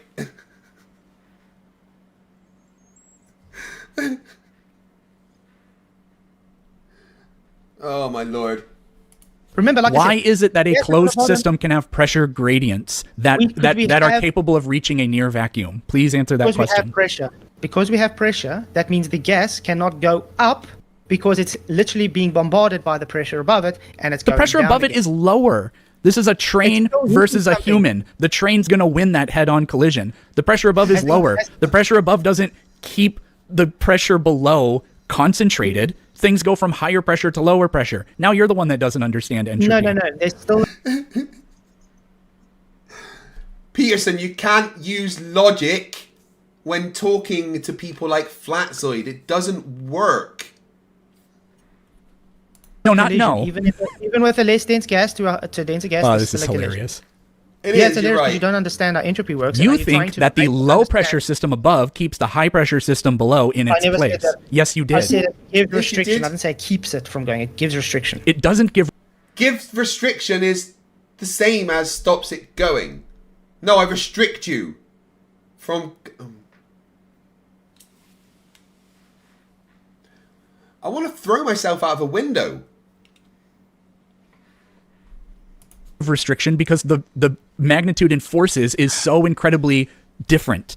The lower magnitude force doesn't win against the higher magnitude force. It can't keep it at bay. It can't restrict. Oh, my Southmead buddy Mission Appalachia Power says check out the gravity combo in a minute. Brace yourself, dude. Where did you live in Southmead? I was on Allswater Road, 235. Right on the corner of what was it called? I can't remember the name of the road next to it. It was quite close to Penn Park Road. So where else did you live in Southmead? Interestingly, Bob says, "Don't worry, FTFE. You will be humbled when it all comes out." What's that in particular, Bob? What will be humbled about? Could you tell me? Okay, let me try and put it this way again.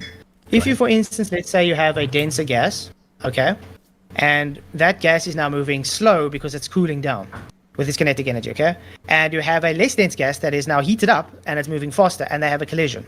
Which one has more energy to hit the other one to move? It depends on the molar mass and the specific temperatures. I agree, but let's just for instance say the one is hardly moving and the other one's moving at 1,000 miles an hour. Whatever, it doesn't matter. You do realize that the temperatures. You do realize that the temperatures actually, although the net temperature decreases, temperature and thermal kinetic energy are different, and the thermal kinetic energy, like you do you reject that the temperatures as you go up they get colder, but then they get warmer, but then they get colder again, but then they get warmer? Yes, it gets warmer. You can Okay. actually observe the warmth. But the density is still much lower. And when it gets warmer there, the pressure rises a touch as well. Yeah. Again, there's a difference between temperature and heat. You know, you wouldn't actually feel warmer up there because there's less of it to transfer the energy to you. Fletcher Boy, $4.99, thank you very much. If I eat Mexican, Chinese, and Italian, do I have a conglomerate of gases?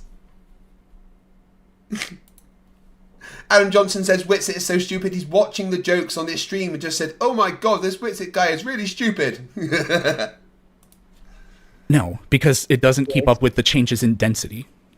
It does get, the pressure does rise a bit when the temperature goes up, because the air molecules are moving faster. The temperature, maybe, but not the pressure. But I don't know why we're fighting in a closed system. You're supposed to be showing us how you can have the pressure gradient without a closed system, so can we get to that? Because there may be other forces at play holding those.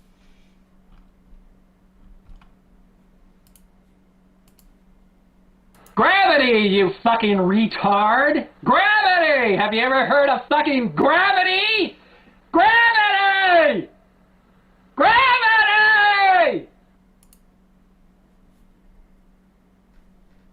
Those gases down. Like what? Like gravity. Gravity is not a force. There are, like, physicists will say that in these sorts of ways, depending on how you think about, I don't know, general relativity or whatever, gravity is not really a force. I mean, I don't care too much about those discrepancies or whatever, but the gravitational effect on matter is noticeable because of things like weight, for example. What do you think causes weight? Density. Yeah. Density causes weight, no. Peterson's right. The distinction between Einsteinian and Newtonian explanations of gravity don't matter. The mass. What do you think causes weight? Densities. The mass.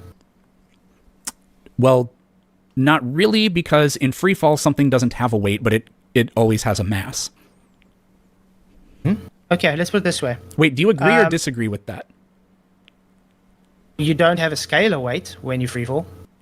So weight. The scale would be moving the same vector as you. Wait, does he think a scalar means that you have to have a scale? So the net force will be 0. Okay, so let's try to think about this a little bit abstractly, You just but admitted to there's try a to get at force. the core of what's going on. If there was only one thing in the entire universe and it was just floated in suspension, that thing would have no weight. Do you agree or disagree? I disagree, because you have to show that. Well, it would have mass, so we agree on that. But Everything weight, has mass. yes, everything has mass. But weight depends. You have to have two materials interacting, because my weight.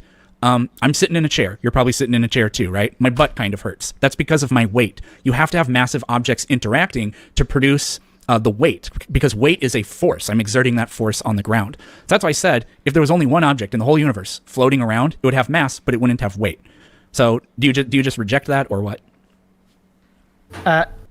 I don't think gravity is the reason for that weight. What you think is irrelevant. Gravity thinks you're a moron. Well, I know that. I'm just asking. I would think, yes, I agree with you. Free fall gives you 0 net force. No weight. Okay, so what do you think is causing objects to have weight? We haven't got there because you have made a claim about gravity. So yeah, that's my claim. You disagree, no. so this is where you get to tell me what the alternative explanation is. You haven't shown gravity to be real. Why do I need to give an alternate explanation? Well, if you don't have one, then we don't have to. I do. Okay, then give it to us. First prove the gravity real, then I'll give an alternate. No, that's not how sure. it works. So we have detected gravitational waves. That's the kind of thing that you guys just say nah about. So I don't really know what to do when there is evidence and you guys just say it didn't happen. That doesn't really seem fair. But you can't say that. When they reject evidence, what we do, Peterson, is we put our heads back and laugh. I didn't at least provide an explanation.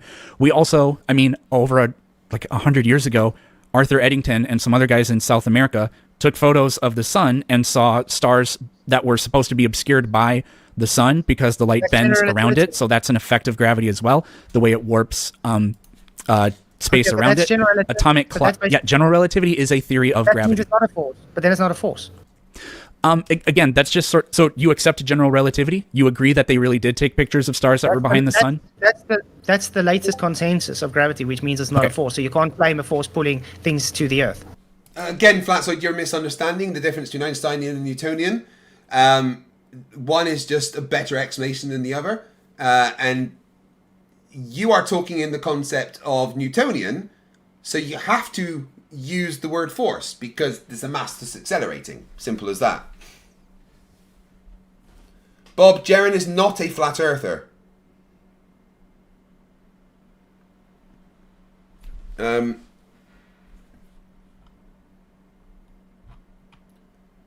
is it? Pardon me. I don't know why you would say that Jaren's a flat earther. 1 second.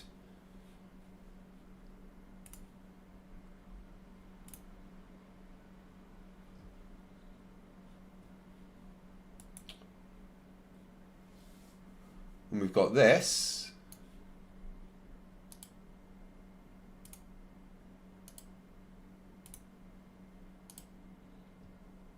Come on, what are you doing?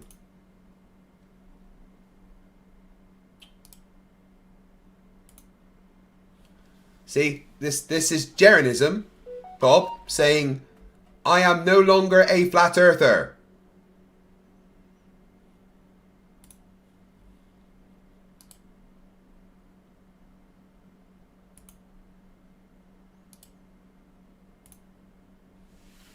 So, Bob, you're wrong and dumb.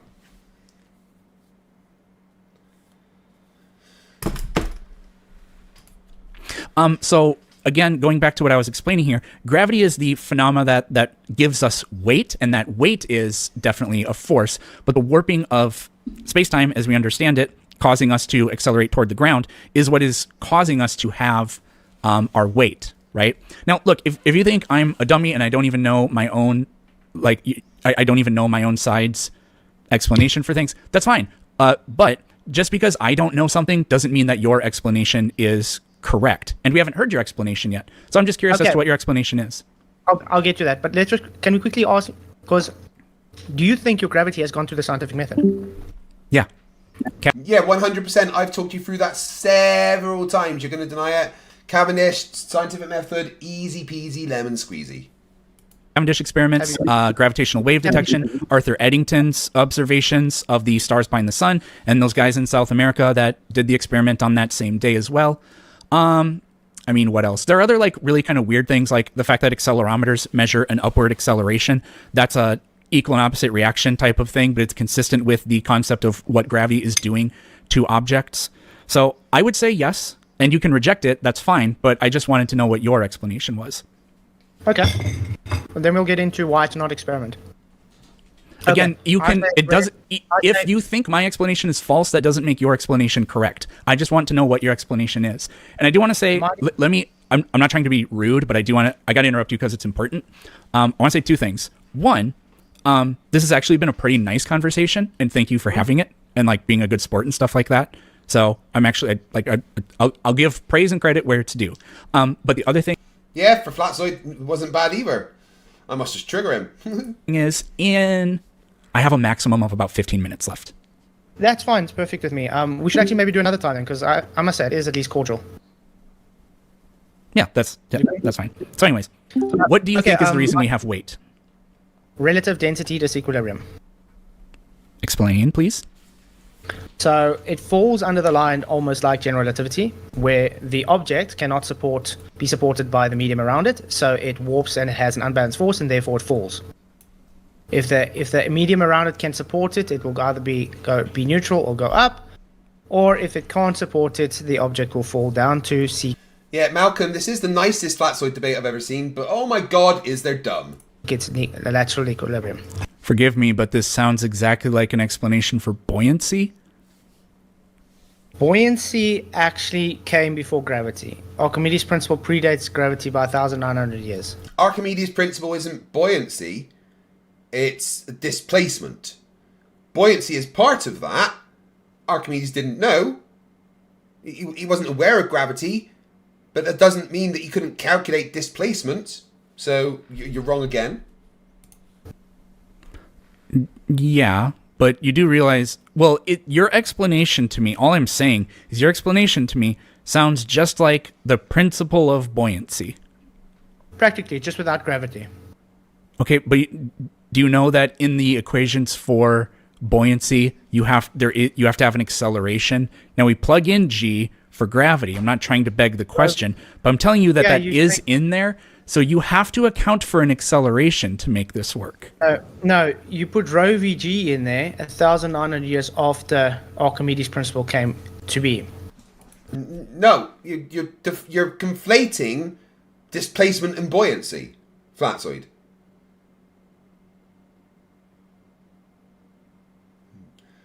All right, guys.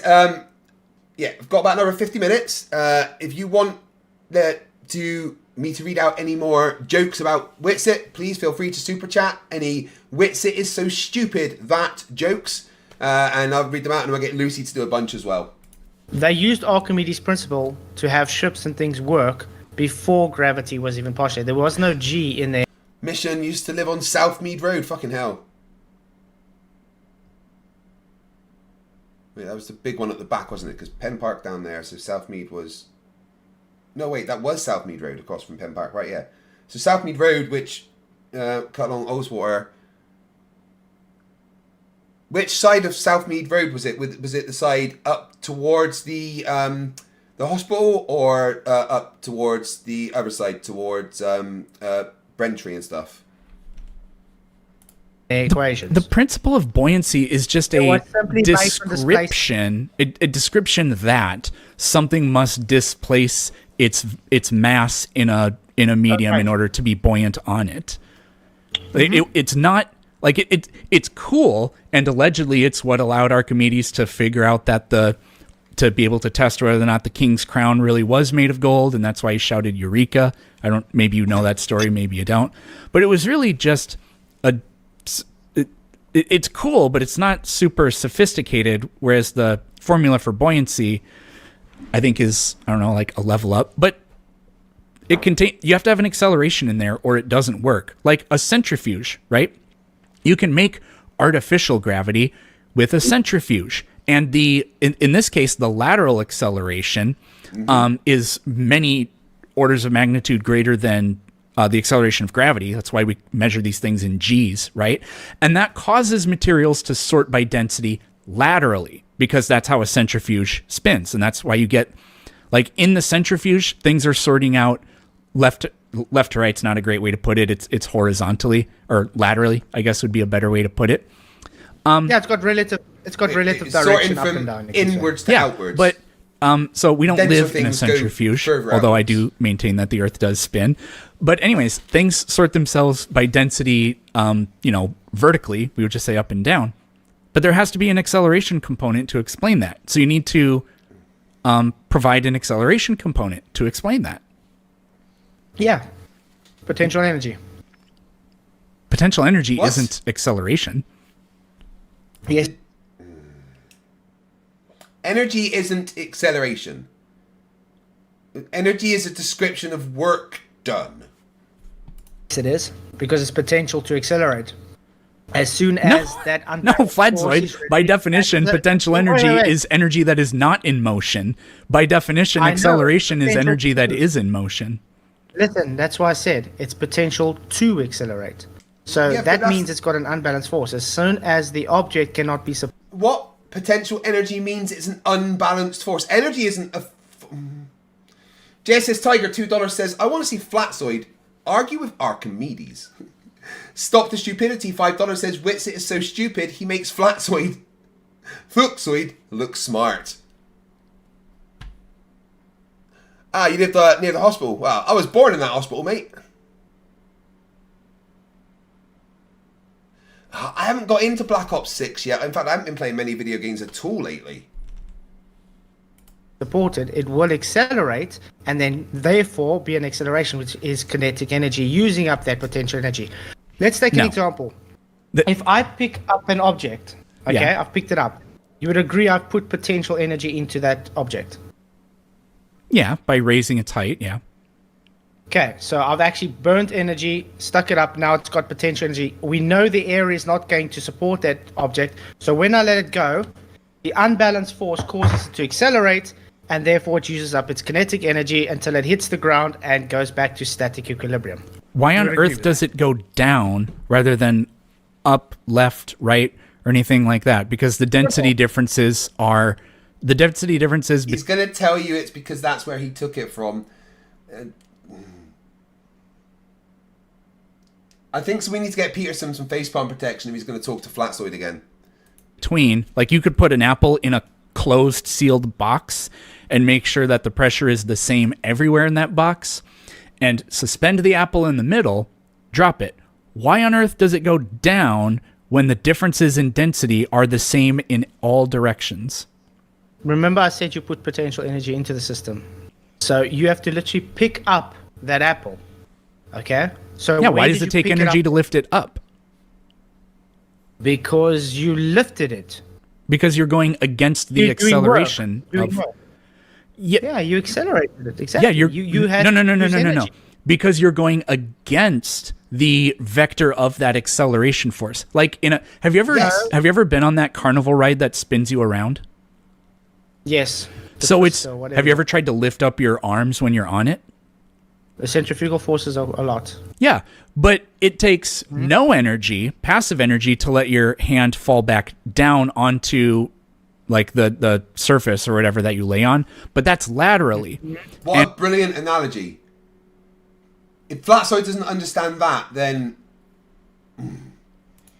the reason it's laterally is because that's the vector for the acceleration. I think that's the proper way to say it. Why is the vector for the acceleration down and not in some other direction? Because you picked it up, okay? You took it out of its relative equilibrium. So you actually put it further away from the direction of its acceleration, as you put it, okay? Why is the acceleration in that direction? That's the question. Further away from the direction of acceleration, Flatsoid. Do you hear yourself? You can't get away from a direction.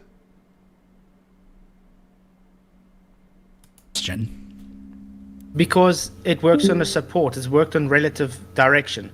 Because everything supports from the bottom. Mission, no. You can put it as a natural law. Yeah, but law. why? It's a tendency for nature to give it the direction. Just this is an Aristotelian argument of motion of objects at rest desire to be toward the ground. Let's put it. I mean, Aristotelian physics was superseded so long ago. Okay. Aristotelian physics. I'm gonna have to look that up. Okay, let's put it in another way. Okay. If you take the feather and the bowling ball example and you stick it in a vacuum. Yeah. Okay. What is the independent variable you're manipulating when you put it in a vacuum? I guess the pressure within it. Yeah, the medium. Peterson, dude. I need to take some lessons from you. You must have missed the point where I was astounded that you managed to interrupt Flatsoid and then make him apologize to you. I've got one question for you, Peterson. What is your midichlorian count? Okay? I need to know. Medium is the independent variable, so it's the ratio between the object and the medium's ratio. Okay, so that's not gravity manipulated. Now you have the bowling ball and the feather falling at the same rate. But when you have them not in a vacuum, they don't fall at the same rate. Yeah, Why? but they Because both fall down. The question is why down? Brilliant. Why down? Because it's heavier, it's denser than the air around it. It's denser than the air above it, too. Why does... Yeah. This is 5-6 years I've been going through this argument. Why? If I let go of this, why does it go that way? Right, technically, if you're talking about the densities, then the air here is less dense than the air here. So it should go, when I let go of it, it should go up there. But it doesn't. Even if I try to force it up there, it comes back down. It's like some force is bringing it down. Does it go down? You picked it up. You picked it up, so you put energy into the Yeah, system. I Now, know. Why wait. is it that Why the would you things expect are it to being go- drawn down? That you're not addressing listen. this. Listen, why when I pick something up, it takes energy to pick it up? Why would you expect it to go further up and expend more energy if you're not doing the work? Because you said it was density that decides which way it goes. Oh, how does he not realize? Yes, so this is the same question, just asked in a different way. Why is there a downward acceleration, or what is causing the downward acceleration? The density, the unbalanced force is what's causing the acceleration, but the thing that made it give it work was you that picked it up. down? Why does it make it go down? That's the question. Because the air cannot support.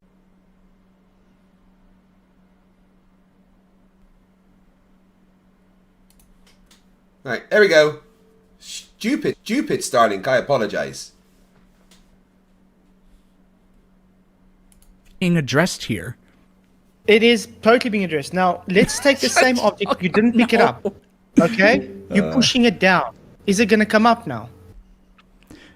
Say it again. Same object, I push it down. No. Let's say that I've got an object on the table. I'm pushing it down now. Is it going to come up? Like if it was elastic, it might bounce up, but otherwise, no. No, let's just say it's like I got a roll of tape on my hand.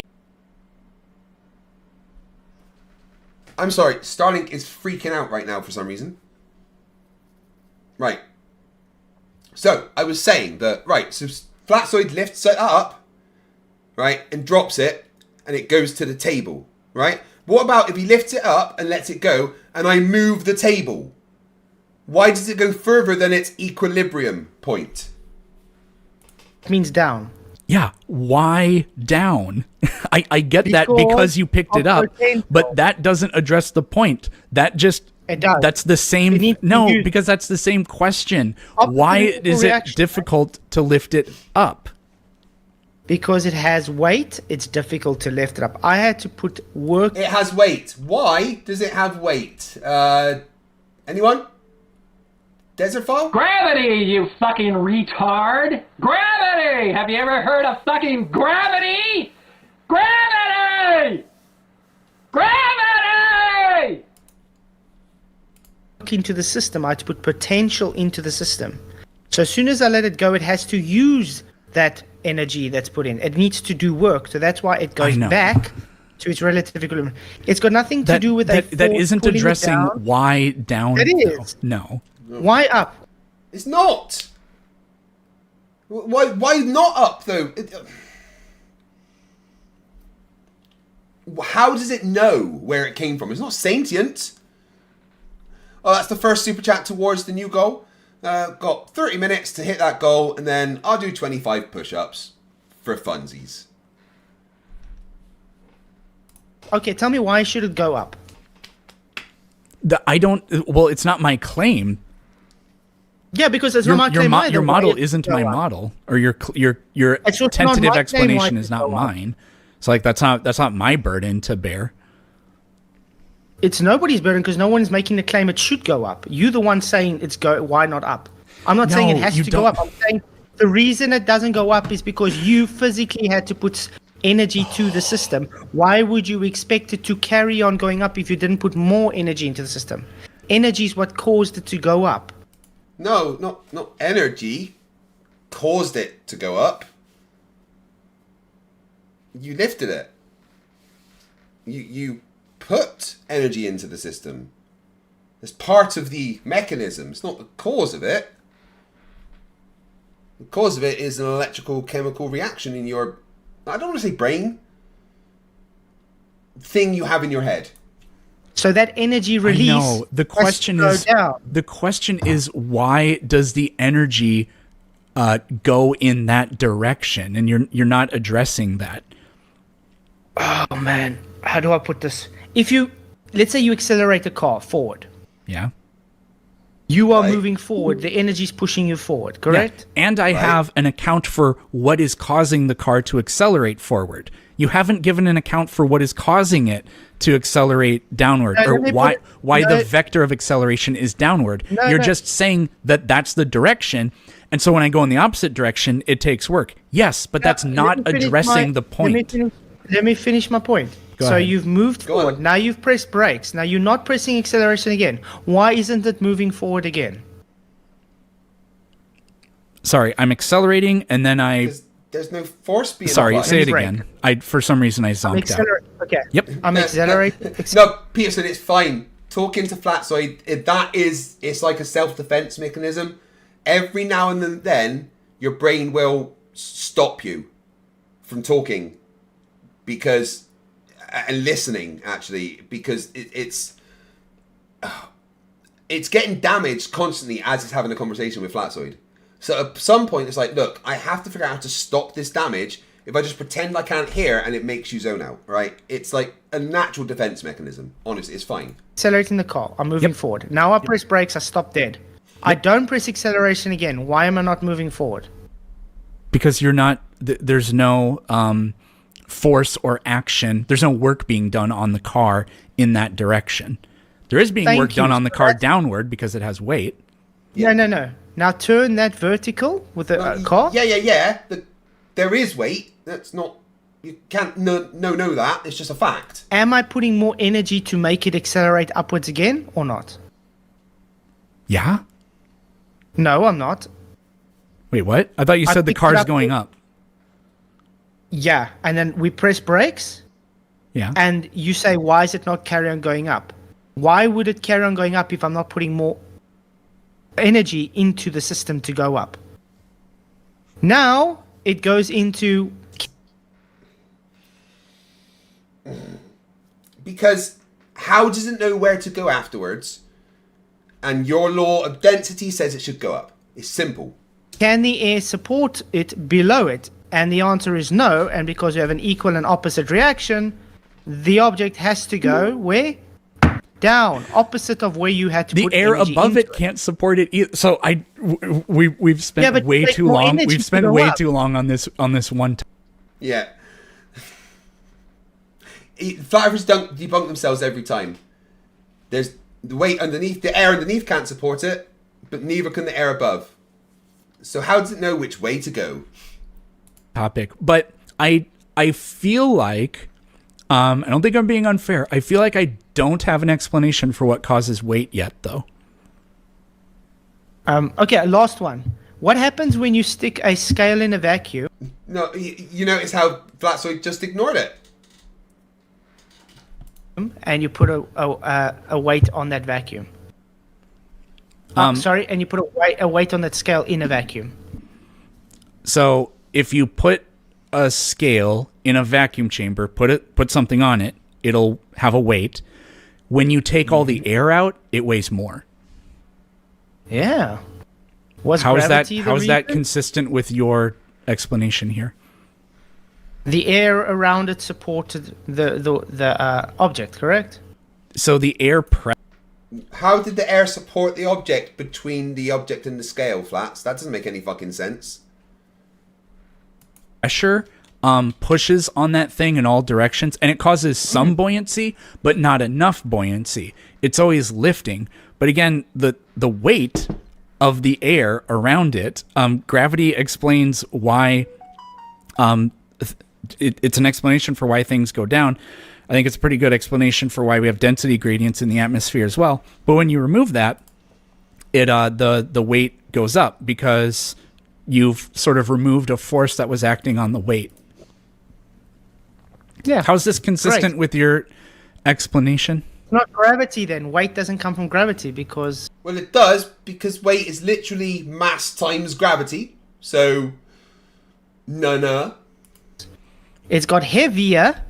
The mass of the object is still intact, and mass is the same. The weight changed, and the variable changed was the medium to object ratio.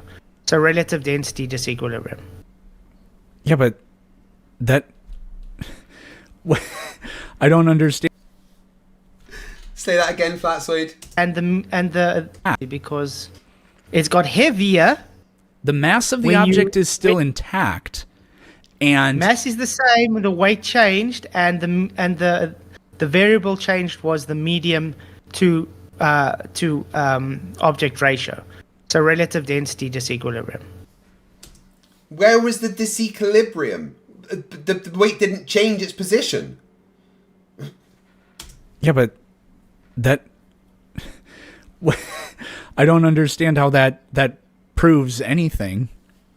Anything fact outside is, of the paradigm of gravity causing weight. The fact is, the independent variable is always the ratio between the object and the medium. It's never gravity. Disagree. You change the mass and distance, you change the gravity. That is the independent variable. Changing the independent variable, which is the weight. Gravity is never the independent variable. There is no gravity to be an independent variable.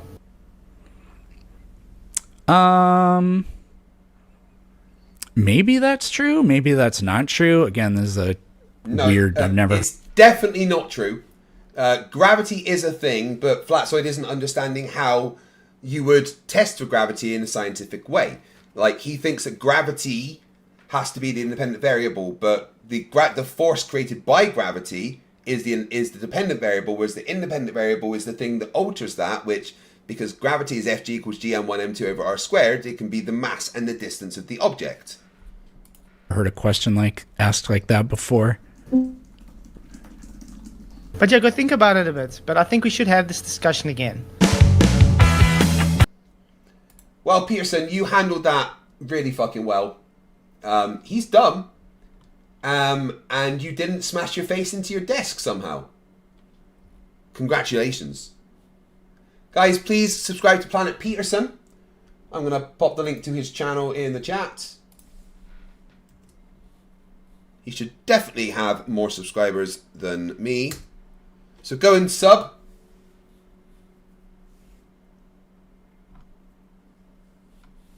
Oh. Right, we've got 30 minutes till Tune starts. And, right, we've got... If I get... 7 super chats. Sorry, if I get 9 super chats in the 17 minutes, I will do 25 push-ups before I finish. Right? We're gonna see what Lucy thinks about Witsit and get her to do some more insulting.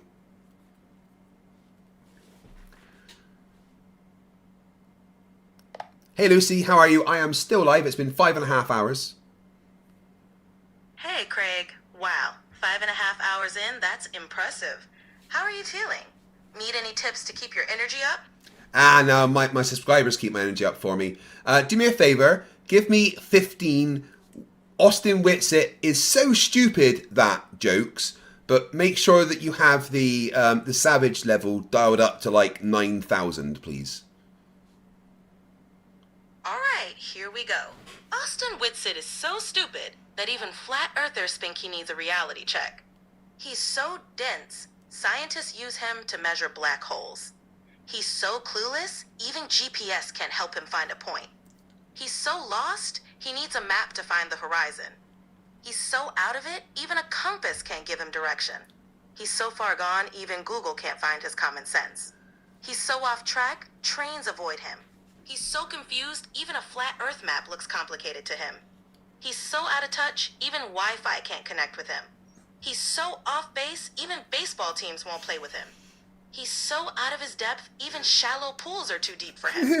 He's glad you enjoyed those. Yeah. I mean, they were good, right? But they weren't what I asked for. I wanted specifically Austin Witsit is so stupid that jokes, okay? And also be a little bit more savage. Give me 10 of them. Got it, Craig. Let's ramp up the savage. 1. Austin Witsit is so stupid that even his shadow is ashamed to be associated with him. 2. He's so dumb that he tried to climb a glass wall to see what... Make sure every time you say Austin Witsit is so stupid that. Alright, got it. Here we go. Austin Witsit is so stupid that he thinks a light year is a measure of brightness. 2. Austin Witsit is so stupid that he tried to save a screenshot by printing the screen. 3. Austin Witsit is so stupid that he thought a quarterback was a refund. 4. Austin Witsit is so stupid that he stared at a cup of orange juice because it said concentrate. 5. Austin Witsit is so stupid that he brought a spoon to the Super Bowl. 6. Austin Witsit is so stupid that he thought a hot dog was a pet on fire. 7. Austin Witsit is so stupid that he tried to climb a glass wall to see what's on the other side. 8. Austin Witsit is so stupid that he thinks Taco Bell is a Mexican phone company. 9. Austin Witsit is so stupid that he thought Dunkin' Donuts was a basketball team. 10. Austin Witsit is so stupid that he thought a solar panel was a discussion about the sun. Okay, not bad. So, if there was an intellectual contest between Austin Witsit, an amoeba, and a pile of poo, where would Austin Witsit come? Well, in that contest, Austin Witsit might come in third, right after the amoeba and the pile of poo. Tough competition, but someone's got to take last place. Well, is Witsit just going to lose every competition then? It seems like he'd have a knack for it. You could say he's got the gold medal in coming last.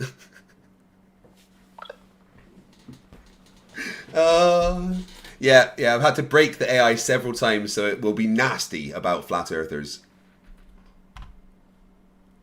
Oh my god. Right, just 9 super chats to go, guys, if you want me to do some push-ups. JD63, $4.99 says, Witsit is so dumb. Hanvy's mum emailed him and told him to shut the hell up.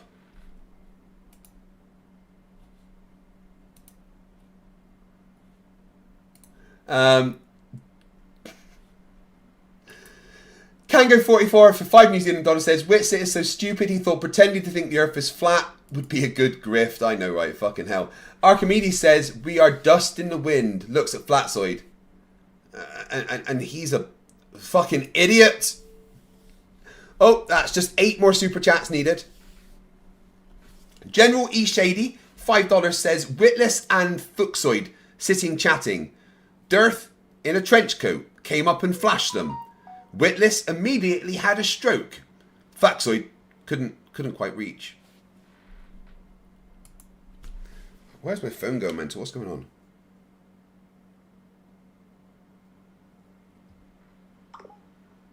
Okay, I've had a message from Pat, and their AI wrote this about Witsit. Oh, Witsit, you spew your endless shit. A Flerf so lost you'll never quit. Your logic fails, your facts don't stick. It's all just a load of flirfy tricks. You dodge the math, you twist the tail. Your arguments, they always fail. But here's a truth you can't rebuff. The world is round, so what the fuck? Keep your salad, toss your lies. No one buys your endless cries. Your nonsense spreads, but here's the kicker. You're full of shit, you dumb motherfucker. Very good, thank you, Pat.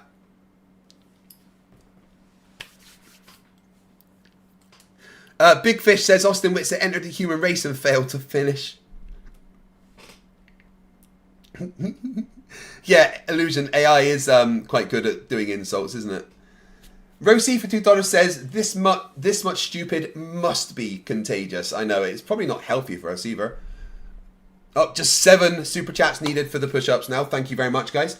Rick 2 bits for $5. Debating Fuxoid is as productive as writing love songs about chickens.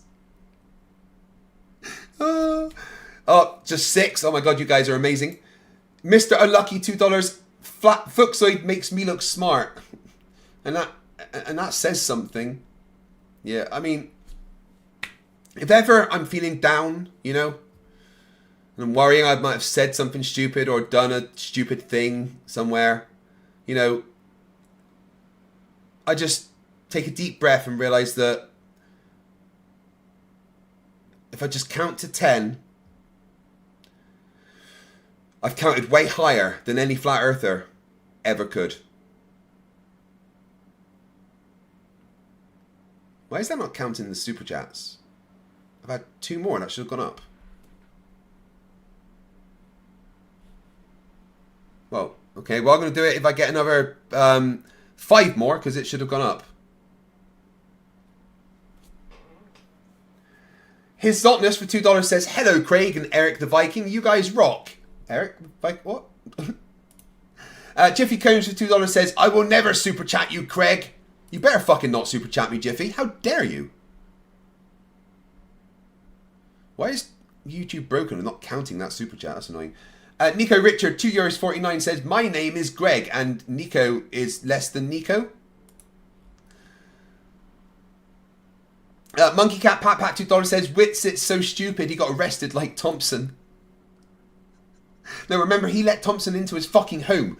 JD63 became a member. Welcome to Scrappers. That makes us 40. Fuck you, Ashtons, during this stream. That's absolutely incredible. Because fuck you, Ashton. Bob $5 says, Witsit is so dumb. He tried to milk a bull for morning tea and then declare the farm a government conspiracy. Bull milk. Matthew, Vince Desi for 2 Australian says, Fuxoid's law of density is between his ears. Guys, thank you for all the super chats. This is absolutely incredible. Design Song 1, $5. Witsit is so dumb, he went to Austria to see the kangaroos. Pistina the First, $9.99, thank you very much. With says, last super chat about this, if my dream stream becomes reality, it will end with a 4v4 winner takes all debate. 2 elected debaters on team and 2 surprise debaters. Reds and Skeptic reunion. RIP. Unfortunately, I don't think Reds and team will ever be on the channel again. Bob $5. Witsit is so unfathomably clueless. Newton's apple fell just to roll away in disgust from the poor bastard's feet. Oh my god. Where's Wally? $5 Australian. Craig, watch the dumb with Sovereign Citizen, Unchained Mind and Fuxoid failing at Dronegate. Okay, let's quickly check that out.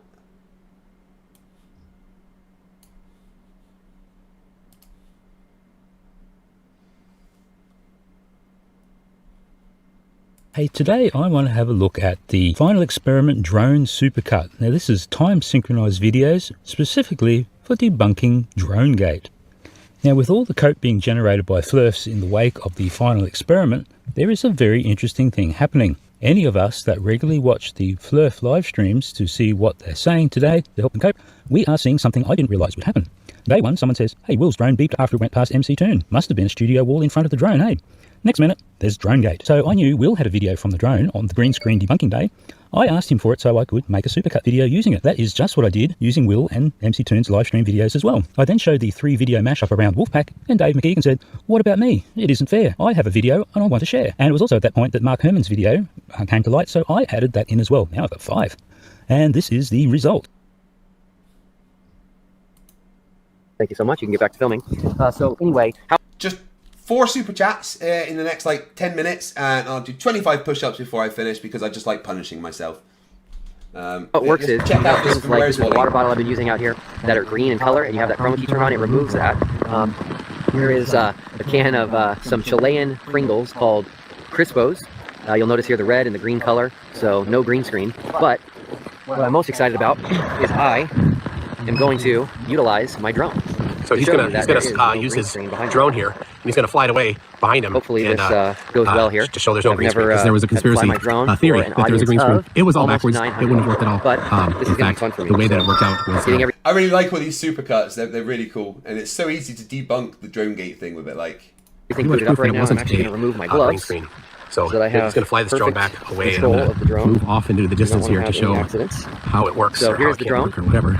Upside down. You would have to go through the green screen. Of course, I'm pretty far away from him already. This is my DJI drone that I brought to this is, you know, the conspiracy theories they come up with to deny reality. Go ahead and launch this here real quick for you guys. Godwin's law, right? Look at. So this was to debunk the green screen, but instead the flat earthers claimed that they were in a studio, like, circular all around them of LED screens. Up if you're unfamiliar with it. All right, here it goes. He's flying his drone. It's going to go through, backwards through wherever a green screen would have to be. Okay, hopefully you can hear me with the drone, but I'm also going to record he's what going to the drone record is videoing on the drone and publish it later. And I'm going to go backward. So obviously, if there was a green screen, this drone would not be able to fly backward toward MC Toon, who's also live streaming. And who's also filming the drone. Alright, now I'm going to come right back to us. look, Toon moved away from it and it stopped beeping. Alright. Beeps as it gets near Toon. Oh, Rossman in the background as it flies by. Amazing. So cool. And then back again. So, here we go. Now.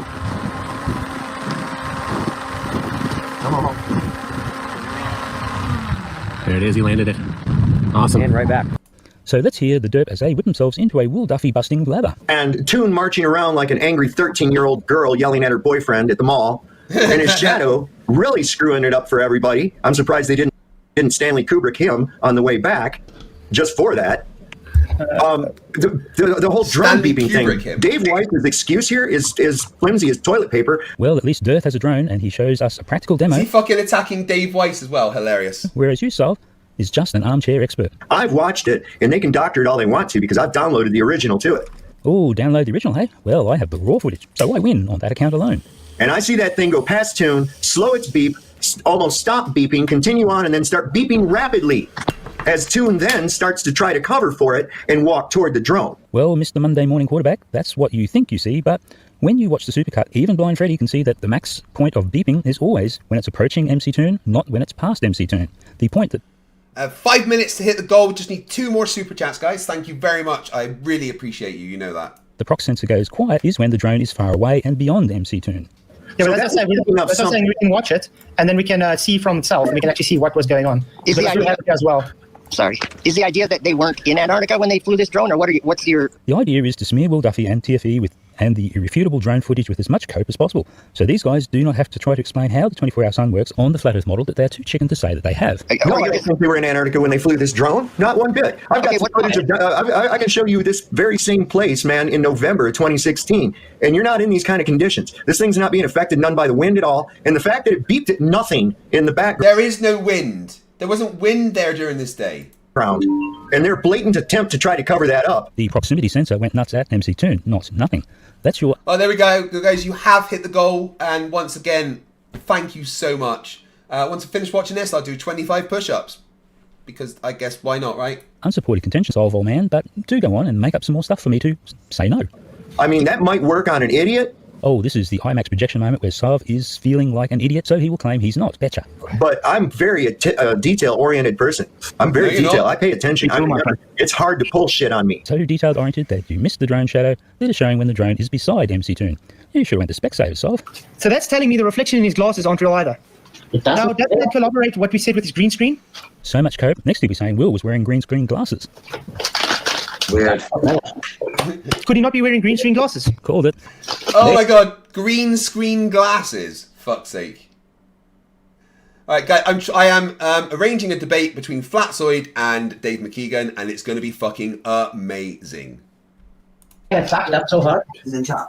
Uh-oh. What bastard. Take it up to where it goes past Duff. Take it up to where it goes past old Toon there and starts beeping. Okay, well, let's get back to normal. But don't you guys find that weird? It doesn't show. He goes off screen and all of a sudden it's showing. Oh, for the few that care what the Catzoid is babbling about, he just spent 15 minutes looking at reflections in Will's glasses. I'm hoping Glassesgate will be tomorrow's next big thing. Which is my screen. Okay. And I'm going to go backward. There you go. Oh, listen. No, get straight off here. Oh, obviously. Y'all gotta be quiet and listen to the green beep, screen. man. Be quiet and listen, man, or you'll miss the bleeding obvious like old Solve did. Sorry. This drone would not be able to fly backward toward MC Toon, who's also live streaming. Okay. Says the guy who doesn't want to consider facts and just how dumb DroneGate is. And who's also... And now it's beeping that he's getting closer to it. Filming the drone.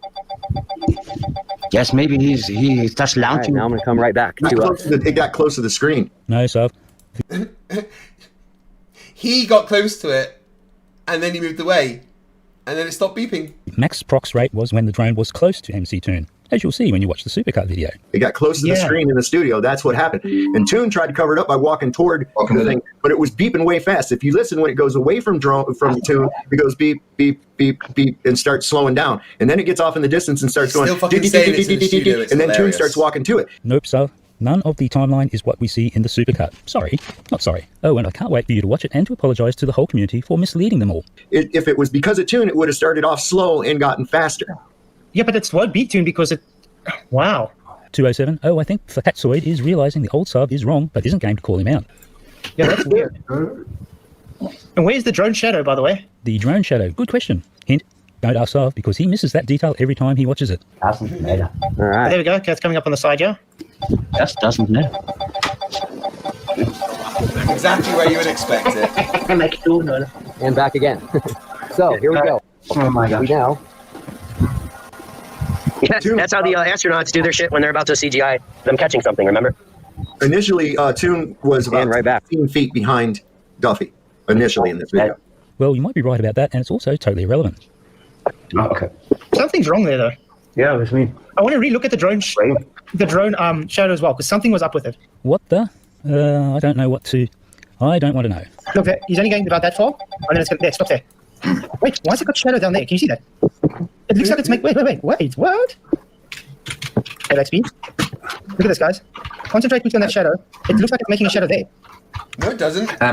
It's a premiere. Oh, it's a premiere. Duffy's doing a premiere now. It's just gone live. It's just gone. We started. He's also filming Wait, look, as soon as the drone. drone's going to make, look, it's going to cause shadow there. Look, there we go. Look, it's moving. The shadow where my mouse is. Shadow down there, you drone. fucking moron. Technically, the shadow should be on the right side of the drone on the ground. Now, the drone shadow is here, where my mouse is circling, not where Flatzoid is looking. And what's so funny here is that with this eagle-eye crew, not one of them sees the shadow, or if they do, they're not game enough to call out Flatzoid either. Oh, give that man a prize. He either sees it, where I am circling it, or actually he's used his brain and logic to figure out where the shadow must be. Exactly. But look, that means there's something there, like a wall. Oh, he gets it and then forgets it. The derp is strong in this stream, for Flatzoid's shadow fail is so very funny.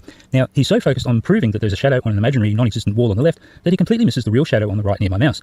Now, I know he does find it later on. Doesn't change his mind, however. He still thinks there is a fake wall. So much cope, so much fail. Well, my job here is done. I can't wait to see... Yeah, make sure you guys are subscribed to Where's Wally, because he is fucking awesome. Right, super chats and push-ups, then time for Toon. Guys, I really can't say enough how much you mean the world to me for the support. Rosie, $2 says, Where's Wally? Is this a Winnie the Pooh book? Oh. Jay Donachie for $10 says, Globers are Autobots and Flerfs are tried to Decepticons. Witsit is so stupid he knows the Earth rotates on both poles. So what does he think the flat Earth is? A spinning flat turkey on spigots. Jack Fetter, $10. So the object only falls due to potential energy imparted by lifting it. If true, once on the ground again, have I now dug a hole next to it and push it in? Should it now just float? Exactly. Monkey Cat Pat Pat for $2 says, Hi, I'm Craig. I don't believe... Hi, I'm Craig and I condone believing in Nathan Opie. No, I fucking don't. Matthew Vincedesi for $2 Australian says, the only time Witsit doesn't cut last is... Wait, what? Right. 25 push-ups.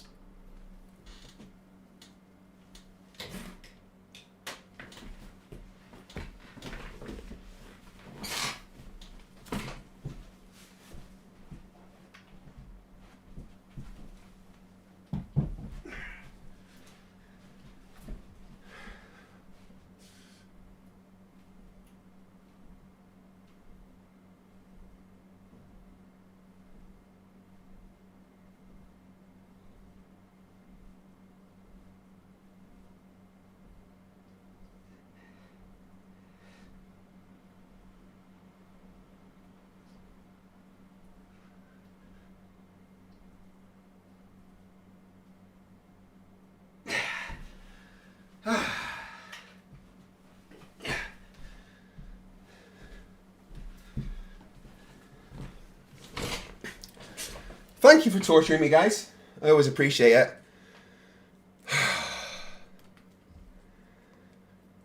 Tim Tully, member for 41 months, says, Witsit is so dumb, he vapes tobacco. That's pretty fucking stupid. Can we pretend airplanes in the night sky are like shooting stars?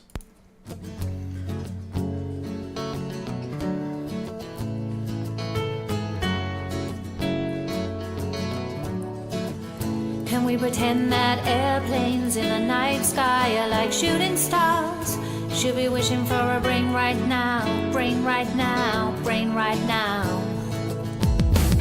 Good morning. These words come with a storm warning. Better batten down the hatches, grab some matches and brace yourself for a long day of misery. YouTube has given me the power to reach up into the sky and show you all that we live on the ball. I bring you science that's comprehensible. Your view is indefensible. You're reprehensible. Go on, Mr. Sensible. When I was young, I never thought I would be here to see this. A pile of random nonsense dressed up as bullshit.